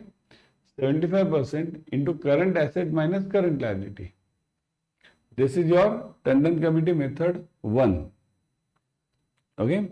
Here what do I do? This method is known as working capital gap. See, this is a sort of case study. You are studying in details over here. You are not just answering. The answer is this, all of these. Okay, all of this is the answer. But the purpose of the sessions is not to give you just the answers, A, B, C, D, to explain you the concepts. That's very important. So here 75% into current asset minus current liabilities. This current asset minus current liabilities is known as a working capital gap. This is known as WC gap. WC gap. Okay. Or there is another word to this that is called as NWC, net working capital. NWC. So it's called as working capital gap or NWC, anything. Depending on what your book wants, it will write. So 75% of this NWC or 75% of this gap. Simple. Tandon committee method 1. This is generally used in DP calculations, drawing power. Okay, this is not minus. Many of you will feel it's minus. Okay, so this is DP calculations. It is used in DP calculations. Drawing power. Drawing power is the main element in any CC. Okay, any CC, DP is the main element. Now, second method is, now look at this, 75% into, now look at this, very important, current asset minus current liability. So what are you doing over here? See the difference. First you are multiplying current asset multiplied by 75%. Whatever is the answer, you are then subtracting it, means you are subtracting the current liabilities from that. See the difference, here the bracket, here no bracket. So this is method 2, Tandon committee method 2. This is used for sanctioning the CC, sanctioning. for sanctioning and disbursement. Whenever you sanction or disburse, you use this method. DP calculation first method. Okay, DP calculation first method. Sanctioning second method. Now what is third method then? Third method means, see this, there is something called as core current asset. In fact, I am having the topic over here. We are having this topic in today's lecture only. So at that time also I will explain you. Okay, we are having this.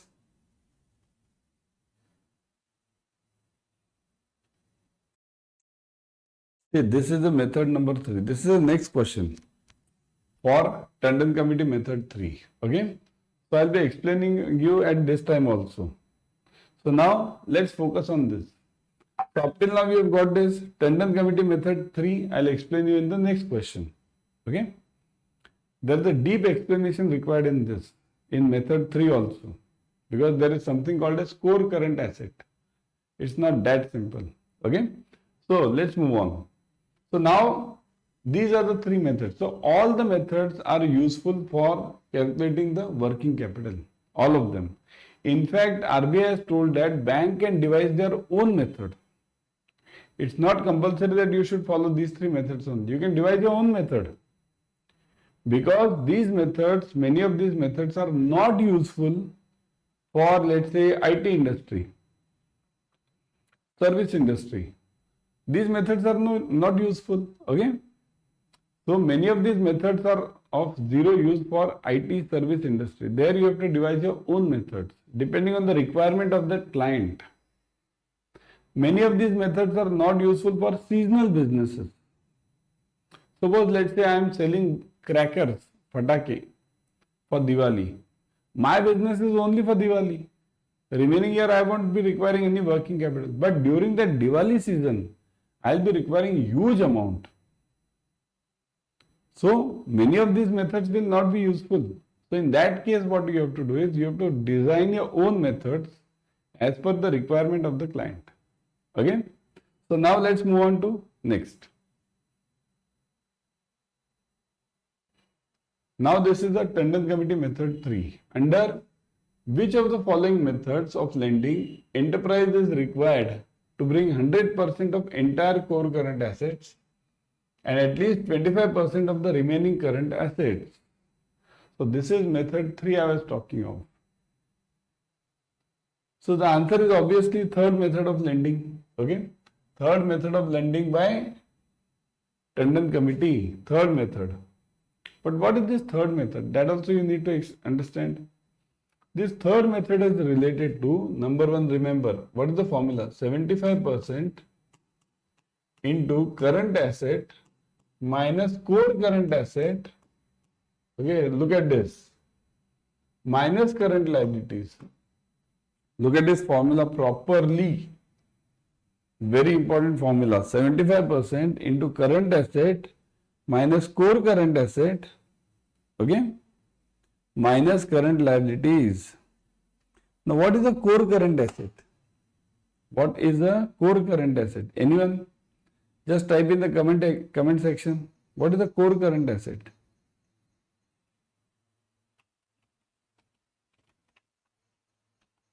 Yes, let me see.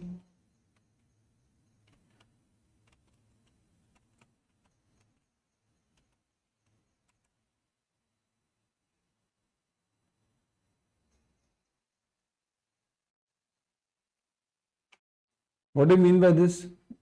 That's why I said this requires explanation. Core current asset is not that simple to understand. It's not that simple. Okay, it is a sort of permanent working capital which is required. It is a permanent or fixed component of the firm's working capital limit. Means what? Permanent or fixed component. See, remember this. Permanent component or fixed component. Okay, what does this mean? What is the permanent component of working capital? Permanent component means here, suppose if you have sanctioned 50 lakhs TC to any customer, 50 lakhs TC to any customer. Okay, now you see the range of that customer. This customer generally moves between, this customer's transactions are between, let's say, 50 lakhs and 42 lakhs. Generally, 42 lakhs means every month the transactions of the customer move between this range only, 42 lakhs and 50 lakhs, 42 lakhs and 50 lakhs. His transaction never comes down below 42 lakhs. Actually, what is the logic of CC? CC means it is closed on demand. So, on demand loan it is. So, it means that this loan should get closed, the transaction should go up to 10 lakhs also. But this never happens. So, this 42 lakhs, which is the lower limit, is called as permanent working capital. Permanent. Below which the customer never goes. This is called as permanent working capital or fixed component of the working capital. Below which the customer will never go. Okay, this is very stringent method. Very stringent. Okay. Now imagine if you tell the customer to bring the core current assets 100%, 42 lakhs 100%, and then remaining 8 lakhs you are giving. Customer will say tata bye bye. I won't come to you, isn't it? So this method is more stringent and it is not followed that much in banking. We don't follow this in banking that much, okay? Because minimum level of working capital, raw material, or you can say, see, some banks give some other trick also to this, other logic to this. You need to understand this core current assets as a CAIIB student. You need to understand this. If you are not in JAIIB, just writing the formula, giving the answers, that's not the logic required. You need to understand the concept. Minimum, some banks classify it like this. What is this required? Because out of 50 lakhs, if I tell this customer to bring 42 lakhs, 100%, this customer won't come to me at all. So what do the banks do? Banks follow a different method in this. Okay, what are the different methods? Banks follow like this. See. Banks say, suppose I have given a loan of 50 lakhs. So banks judge this customer. What is the minimum level of working capital requirement? Means what is the minimum level of, let's say, raw material, minimum level, okay, on which the company can function. If any crisis arises, company should be able to function on that minimum level of raw material, labor, suppliers, creditors, and debtors. So, what is the minimum level? This minimum level is classified as a core current asset. Is classified as a CCA. So, this is known as core current asset. So, bank says this minimum level at least you bring it from your own money. After that, whatever is the difference, I'll find out.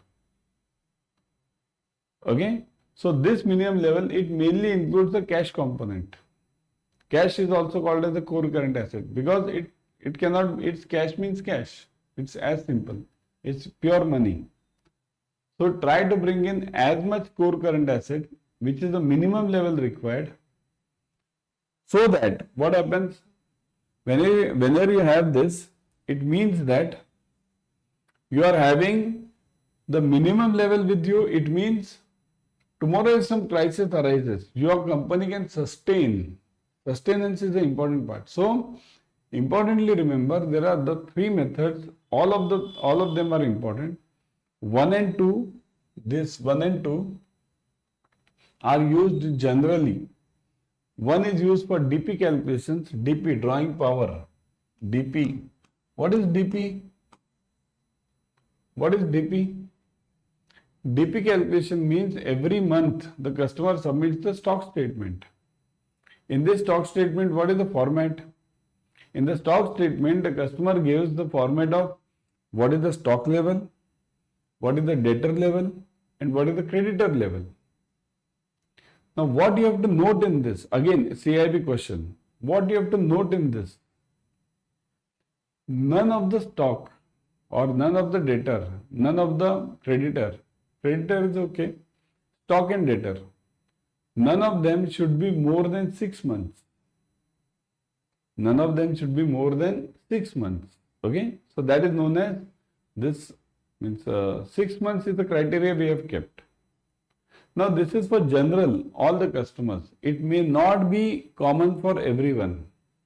In particular cases, you have to make the changes. That's why what RBI says you judge on your own based on the customer requirements. Because there is certain stock. Suppose if I am having gold as a raw material, I am a goldsmith, I am dealing in gold, I am having gold as a raw material. If I am having more than 6 months old gold, will you not consider it? You will consider it, right? I am a, let's say, liquor provider. Liquor means we give loans for liquor also, big liquor businesses. So many liquors which are of old, means more old any liquor is, the more value it has. So won't you say in that case that, okay, more than 6 months old, discard it? Would you say like this? No. So that's what RBI says, that you check your own customer's peculiarity and then decide. These are just the thumb rules. These are not the permanent or final go over here, that you can't go beyond this. It's not that. Depending on your bank, your requirement, you can do it. Okay? Got this point, everyone? So this was a sort of case study today for the working capital. Okay? Now this working capital over here, this case study, why did I take it in details? Because as a CIB student, it's not required by you just to give the answers. These answers are hardly 1 minute answers, but explanation over here is more important. So everyone follow all the videos. Follow all the videos. Okay? Scenario is given. Means basically a case is given. A bank has a loan portfolio to a company A. A bank has a loan portfolio to a company A of rupees 100 lakhs. So loan given to a company is 100 lakhs by some bank. Probability of default for the company A is estimated at 2%. And the loss given default is 40%. Means if I am having the loss, then if the company becomes NPA, then the loss for me as a bank is 40%. So now question, calculate the expected loss for this loan. How will you get the expected loss? If this question comes, this question might come for 1 mark or some additional question joint 2 marks. How to find the expected loss? Does anyone have the formula? Expected loss? Expected loss equals to, I will write EL only, okay? EL equals to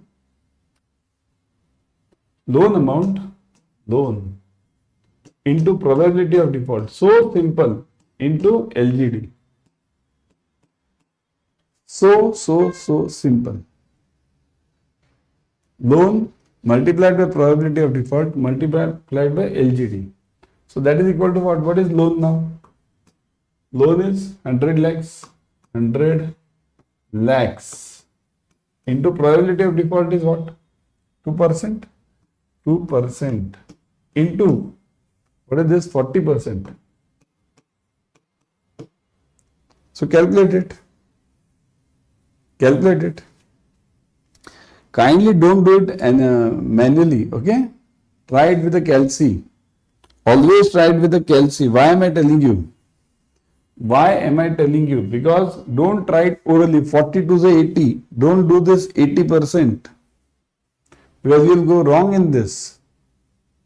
Whenever you are calculating percent, kindly note this. Whenever you are calculating percent, 100 lakhs into 2 upon 100 into 40 upon 100. See, upon 100 creates a lot of difference. So calculate it now. So 100 gone, 4 to the 8, 80 upon 100. So 80 upon 100, right? This is right now 80 upon 100. So it is equal to 0.8 lakhs. This is in lakhs now, so it will be in lakhs. So 0.8 lakhs. Kindly don't miss out on the calculations. So what is the expected loss then? 0.8 lakhs. Okay. While doing the calculations, even I myself have done the mistakes over here in doing these calculations. Upon 100 we forget to 10 because we are dealing in percentage. Whenever we deal in percentage, we have to focus on upon 100. Okay. Next. Which of the following is not a primary type of financial risk faced by the banks? Not. Market risk, credit risk, liquidity risk, strategy risk. Financial risk. It should not be the financial risk. What is market risk? Market risk means any risk which is not in your hands. USA attacking somebody, Russia attacking somebody, China attacking somebody, and the oil prices rise. Not in your hands, but your financial loss will be there. Financial risk will be there. So this is the part. So I'll just write not the primary type. So I'll write it primary type. Credit risk means I give the loan to somebody and that person never pays back. Never pays back. Default. So that is again the primary type. Liquidity. Liquidity risk means, see, liquidity risk just now we did, I think so in BFM also. Yeah, in BFM we did it earlier. So liquidity risk is mainly of three types. Kindly note. One is time risk, time. Okay, time risk. Second is call risk.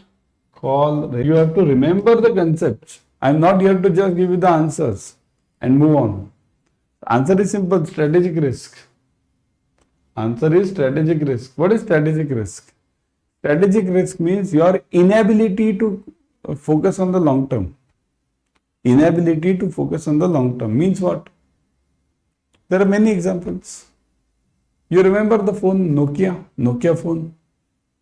How many of you remembered Nokia phone?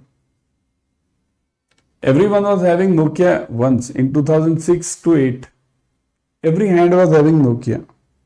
Where is Nokia today? Do you have a Nokia phone? How many of you have Nokia phone? Just type. Yes. Everyone shifted to Android very fast. So strategic risk. Nokia should have thought of it. Okay. Number one. Some companies are there. Kodak company. You remember the Kodak mobile, not mobile, cameras?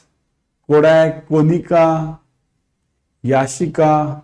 There were so cameras. Where are they now? Gone, isn't it? Theaters. Single run theaters means single screen theaters. Where are they now? Single screen theaters. Gone. Strategic risk. Long term thinking not there. Where the world is changing, you are not changing. If you don't change, you are gone. So that is not a part of your financial risk. This is a long term business risk. This is called as business risk. Okay? A bank faces the possibility of losses arising from the increase in the repo rates by RBI. Increase in the repo rates by RBI. RBI increases the repo rates, and because of this, bank might face the losses in, let's say, its bond portfolio. Because where will bank face the loss if the repo rates increase? Bank will face the loss in mainly bond portfolio. Okay? Of course, in loans also they will face, deposits also, but both will increase simultaneously. If repo rates increase, your deposit rate will also increase, your loan rate will also increase. So both will match each other. But the problem is in the bond rates. Bond rates go in the reverse direction. If my repo goes up, my bond price will go down. It is always in the reverse direction. Okay? So, this is an example of what? Market risk, operational risk, credit risk, reputational risk. It is an example of market risk. Market, because it's not in your hands. RBI should increase the repo rate or not. Is your bank concerned in that? Does RBI ask your bank, should I increase the repo rate? It will not ask. So whatever is not in your hands, but it affects you, is basically known as market risk, right? So the answer is market risk. Okay, bank faces the possibility of losses arising from the increase in the repo rates. Let it be increase or decrease. Both the sides you can have the losses. Okay. Which among the following is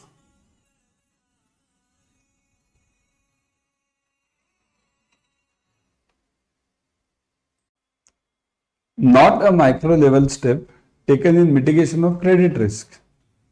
So which among the following is not a micro level step taken in mitigation of credit risk?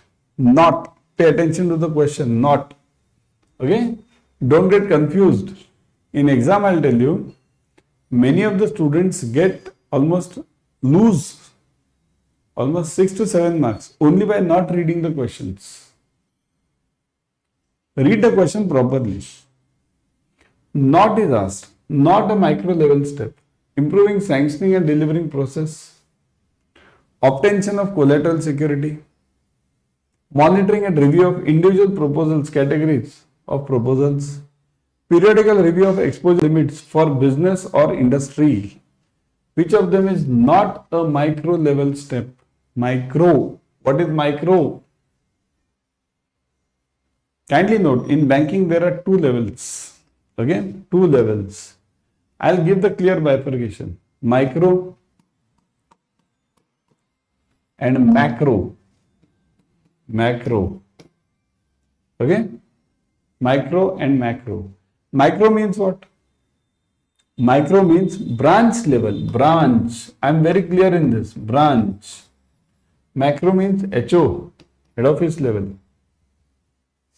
At branch level, what do you do to mitigate the risk? Mitigate means reduce. What do you mean by mitigation? See, there are 2-3 words. Okay? One is, where is it? Mitigation. So, mitigation equals to reduce. Reduction equals to hedge. Hedging. Okay? All are one and the same. Either hedging the risk, mitigation of risk, reducing the risk, one and the same. So, at branch level, what do you do for reducing the risk? At branch level, what do we do is, number 1, we'll take a collateral. See, I won't write it now. We'll take a collateral. We'll do proper analysis of the loans. We'll do the management analysis. We'll check the persons behind the company. Okay? And legal documentation. All these 3 parts we'll be doing. And regarding macro level, it's at HO level. At HO level, what do? We do 2 things. One is diversification. Very important. Diversification. You should not give the loans to a single sector. Okay, you should not give a loan to a single sector. Number 1. Number 2. What next? Derivatives. Okay, derivatives are an important part. Covering the risk. So, look at this. Review of exposure limits for the business. So, this is a part of what? This is a part of HO. Will this be done at HO level or will this be done at a branch level? The overall banking portfolio. Will a branch do this? No. So it is a part of this. So you want not. This is a part of macro, not micro.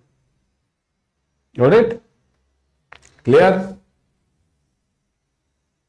A bond has a Macaulay duration of 3 years. The current yield to maturity is 6%. We want to estimate the percentage change in the portfolio's value if the yield increases by 50 basis points. Original value of the portfolio is 120 CR. Find the new value. So there are 2-3 questions involved over here. Very important one and very, I would say, lengthy one also. Not that lengthy because Macaulay duration is already given. See, there are 2 durations. One is Macaulay, second is modified. Okay, Macaulay and modified. What is Macaulay duration? Macaulay duration means the duration in which, within the life of that bond, in which the interest rate risk on that bond becomes zero. Interest rate risk on the bond becomes zero. Macaulay. Modified duration means, see, I have taken this many times, that's why I am not writing. Okay. Modified, Macaulay, interest rate risk, interest rate risk equals to zero. Simple meaning. Okay. During that tenure. Modified means, modified is for 1% change in repo or any benchmark, in repo, percentage change in price of the bond. This is known as modified duration. Price of the bond or the portfolio, whatever it is. So in this case now, Macaulay is already given to you. First you have to find out the modified duration. What is the formula for modified duration? Everyone?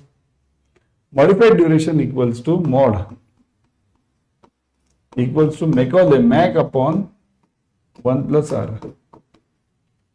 Mac upon 1 plus R. Okay, Mac upon 1 plus R. What is Macaulay given? 3 years. 1 plus R. R is what? 6%. So it's equal to 3 upon 1 plus 0.06, 6%. Okay. So it is 3 upon 1.06. That is equal to, find this everyone. Find the answer. 3 upon 1.06 is, and this will be in percentage. Everyone do it using the calci. Yes, it is in percentage.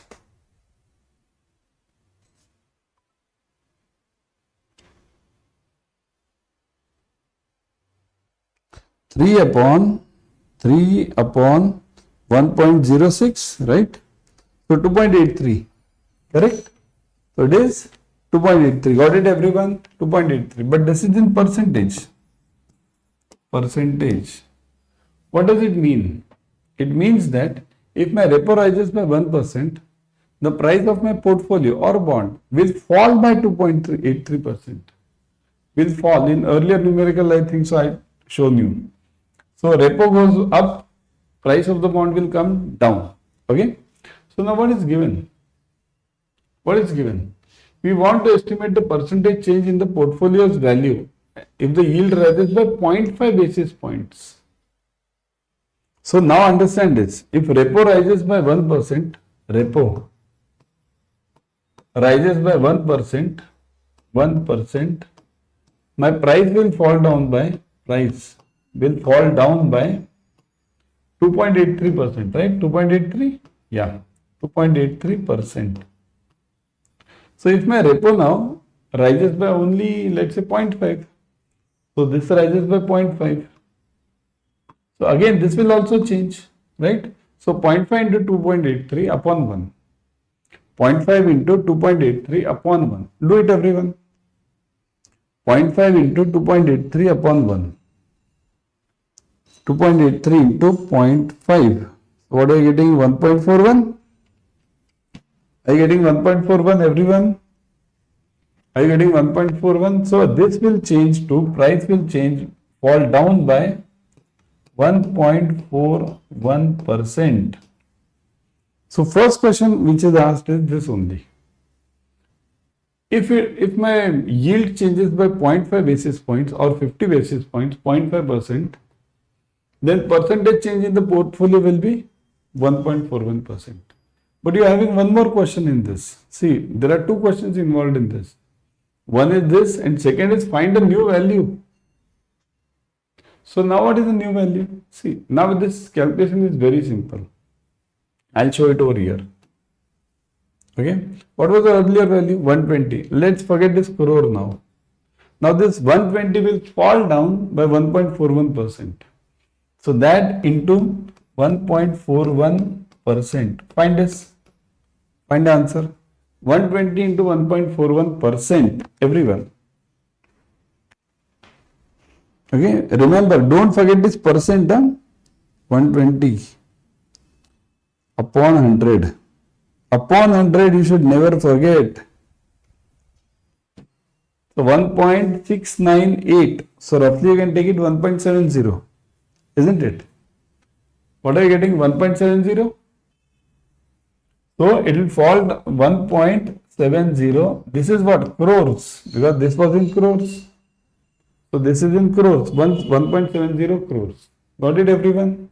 So the value of my portfolio will fall down by 1.70. But what am I asked? Find the new value. So I have to get a new value. So new value will be 120 minus 1.70. Okay, so that is equal to 120 minus 1.70. So 119, 118.3. Yeah, 118.30 CR. This is the value of your new portfolio. So these are the two answers. These are the two answers, everyone. Got it? These are the two answers. Which of the following statement is correct about some important terms associated with frequency distribution? Now this frequency distribution topic will be there in chapter number 1. Okay? It will be there in chapter number 1, frequency distribution. Class limit. Minimum value and maximum value that the class may contain. See, you want correct, right? May contain. So minimum value and maximum value of that the class may contain. So is it so? Think over it. See, what is class basically? Class means basically the group of elements, samples, or the population.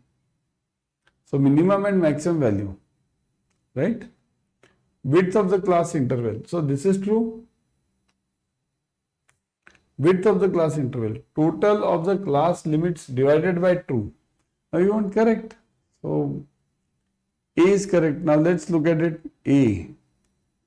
Width of the class interval. Total of the class limits divided by 2. Width.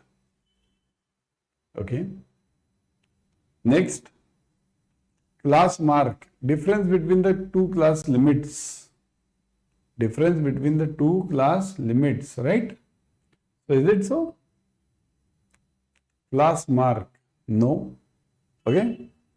Class interval. Actual class limit of the class interval that the class limit may contain in case of mutually exclusive intervals. So actual class limit of the class interval.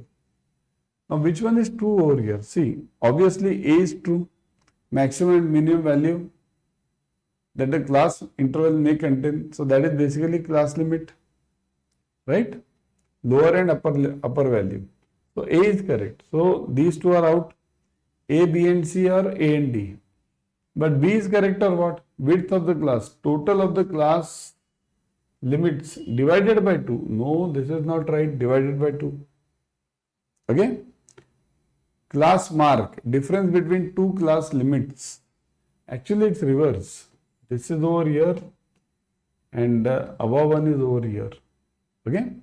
Width of the class interval is difference between the two class limits, and class mark is total of the two class limits divided by 2. Okay. So B and C are wrong.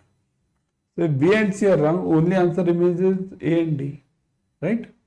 Actual class limit interval that the class limit may contain in case of mutually exclusive intervals.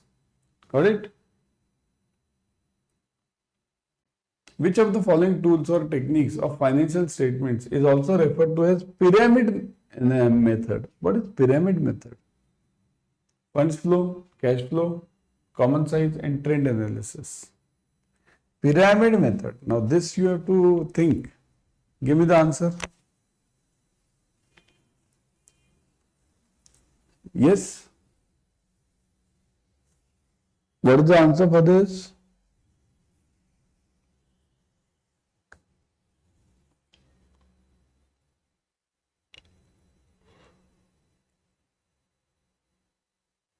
Yes. Pyramid method. Which one is called as pyramid method? It is trend, correct?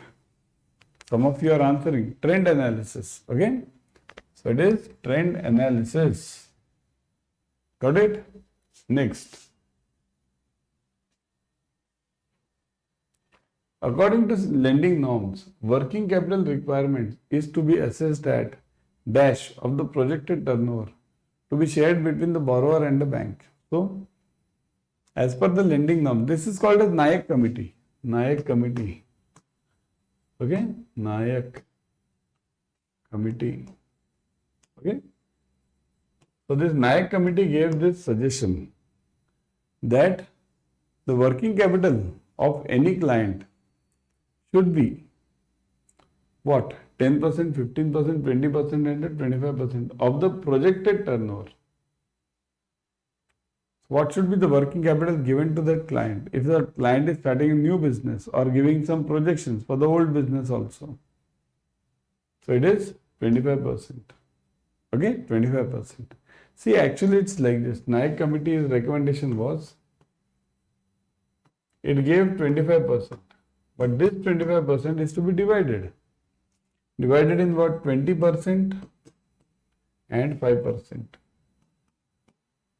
So 20% is with the bank. Bank has given you. Bank. And 5% is margin. Customer. Margin. Customer. Okay. Means what? What I mean by this term actually. Suppose if my turnover is let's say 2 crores. 2 CR is my turnover. Then what should be my working capital limit?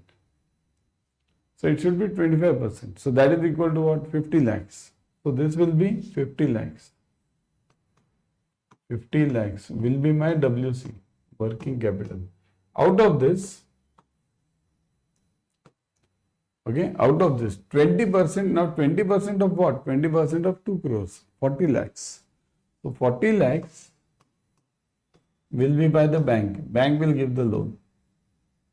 And this remaining 10 lakhs will be by the customer. Margin. Got it? This is the meaning of NAYAK committee. Got it? Everyone? Next. Which among the following variable can be classified as discrete variable? Discrete. What do you mean by discrete? See, there are two types of variables. One is discrete, second is continuous. So discrete,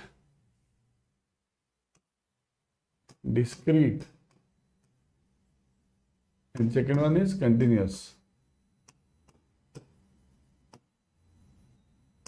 Discrete and continuous. What do you mean by discrete and continuous? Discrete means which can be counted. One man, second man, third man, fourth man. One person, second person. You can count them. Okay? So which can be counted? Discrete.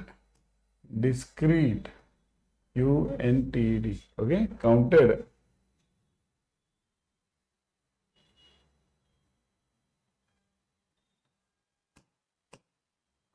And this is which cannot be counted. Cannot.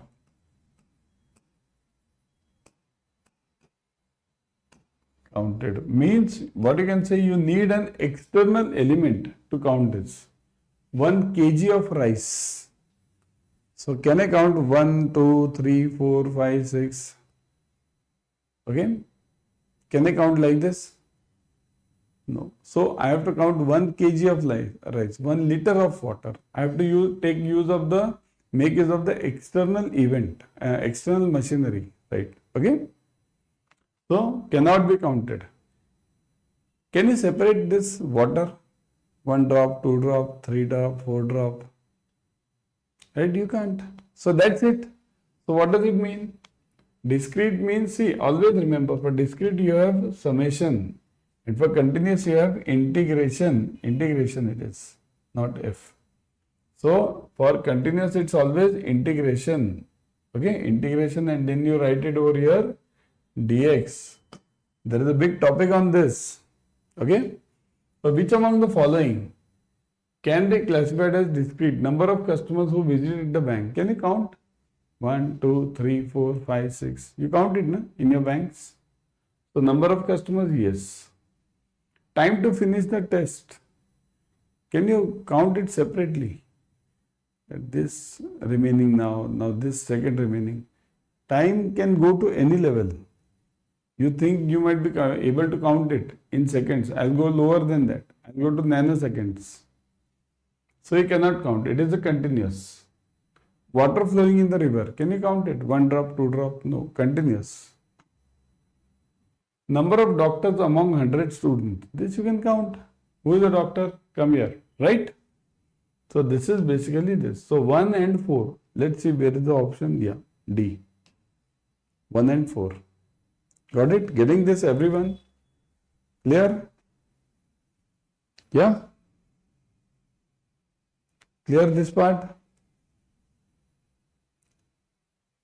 Chalo, let's move on. So got it, everyone? Let's move on to the numerical. Okay? Let's solve a numerical. See this case study. Everyone try this. This one. Prepare an estimate for working capital requirement for the following information of a trading concern. So you have to find out the working capital requirement. Projected annual sales is 6,50,000. Percentage of net profit on sales is 25%. Average credit period allowed to the debtors is 10 weeks. Average credit period allowed by the creditors is 4 weeks. Right? And average stock holding is for 8 weeks. Right? So done. Try this, everyone. You have to prepare an estimate for the same. Okay? How do you prepare this estimate? See, kindly remember, you have to convert always while solving any numerical on your working capital. You have to convert the yearly figures to weekly figures. Yearly to weekly. Okay? This is what your target is. Always. Yearly figures to weekly figures. Now what is given? See, credit period to debtors is 10 weeks. Then average credit by creditors is 4 weeks and stock holding is 8 weeks. So this is in weeks. So you'll have to convert these two figures also in weeks. So what is your profit then? Net profit on sales is 25%. What is the net profit then? On sales is 25%. So 25% of this. So my profit equals to 25%.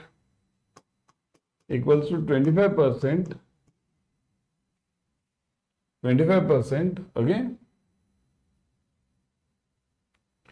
25% into 6,50,000. So that is equal to what? 25% into 6,50,000. What are you getting? Check this, everyone. 6,50,000. What are you getting? 25% into 6,50,000.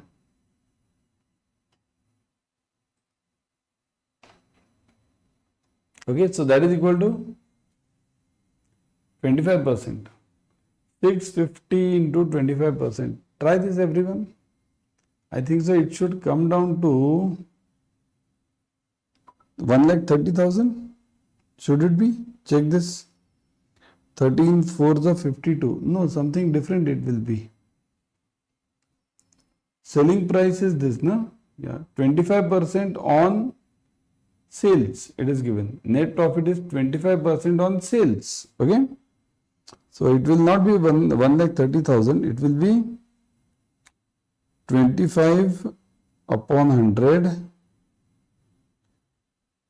into what? 650, 1, 2, 3.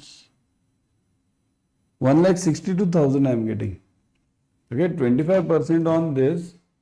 So that is equal to 1,62,000. 1,62,000 I am getting net. Let me see. 500 is also there. So 500.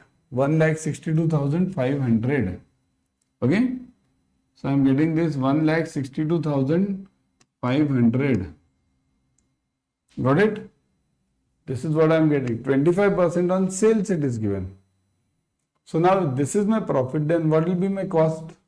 So selling price SP minus CP equals to profit. Okay. So now 6,50,000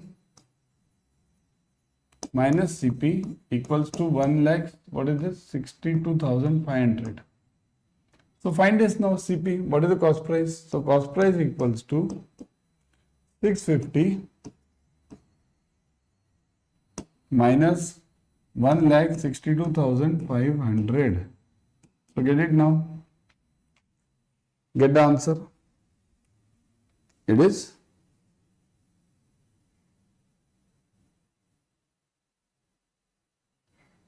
487,500. So my cost price is 4,87,000. 487,500. Okay, this is my cost price, right? So what do you mean by this? This amount I am purchasing from the creditors. So this amount will be given in credit by my creditors. And this sales 6,50,000. This I will be giving as a credit to my debtors. So this will be related to debtors, and this 487 will be related to the creditors. Okay. So this will be related to my creditors. And what about the stock holding? For in terms of sales requirement, so it is 8 weeks. What about this stock? This also then. So it is whatever is my raw material. See this. What am I saying? Stock holding in terms of sales requirement. So stock holding, I have to maintain the stock. Stock will always consist of raw material. So this will be again this 487. Okay. So now see this 487,500, that is related to your creditors also and your this stock holding also, and your 6,50,000 is related to your debtors. So what you have to do now? Now convert these figures into weekly figures. So how will you convert this? See, now this is yearly, I know. These are the figures which I am having yearly. So weekly will be what? So my required weekly figures are, see, in a year how many weeks are there? 52 weeks. So suppose weekly figures, let's write it, weekly figures. So what are my weekly figures of, let's say, see, what we have to follow is stock plus debtors minus creditors. Stock plus debtors minus creditors. So what is my stock then in the weekly terms? So stock holding is what? 8 weeks and amount is 487. So 487,500 into what now? 8 weeks. 8 upon 52. Now get the answer. This 487,500 is for 52 weeks, 1 year, right? So 8 weeks it will be divided and get the answer. So it is, what are you getting? 487,500 into, what is this? 8 divided by, what is this? 52. So 75,000. So weekly figure is 75,000 over here. This is for stock plus debtors now. This is stock, I write it, stock. Now debtors. What is it for debtors? Debtors means what? 6,50,000, right? Into 10 weeks now. So 650 into 10 upon again 52. So do it now. 6,50,000 into 10 upon 52. So I am getting it as 1,25,000. So my answer is 1,25,000. So it is to be added. Kindly remember, these two are to be added. Stock plus debtors. Get the answer of addition, and then creditors. Creditors are what? See this. What are the creditors? 4 weeks, right? So 487,500 into 4 upon 52. Do this. So what are you getting? 487,500 into 4 divided by 52. So I am getting it as 37,500. 37,500. So now add this. See, these two add and one subtract. This is subtract. So stock plus debtors minus creditors. Do it. So that will be equal to, yes, 75,000 plus 125. So this is simple, no? 2 lakhs. So this total is 2 lakhs. 2 lakhs. And this is minus 37.5. So do it. 2 lakhs minus 37.5. So what? 160 and then 163. So my answer net coming out is 163,500. Right? This is my working capital requirement. Right? 163,500. This is my working capital requirement. And what is given? Is there some contingency? Yeah, contingency is given. No, not given. So leave it. If contingency is given, then add the contingency. Otherwise, this much is enough. So 163,500. If they give you 10% contingency, then add this. 10%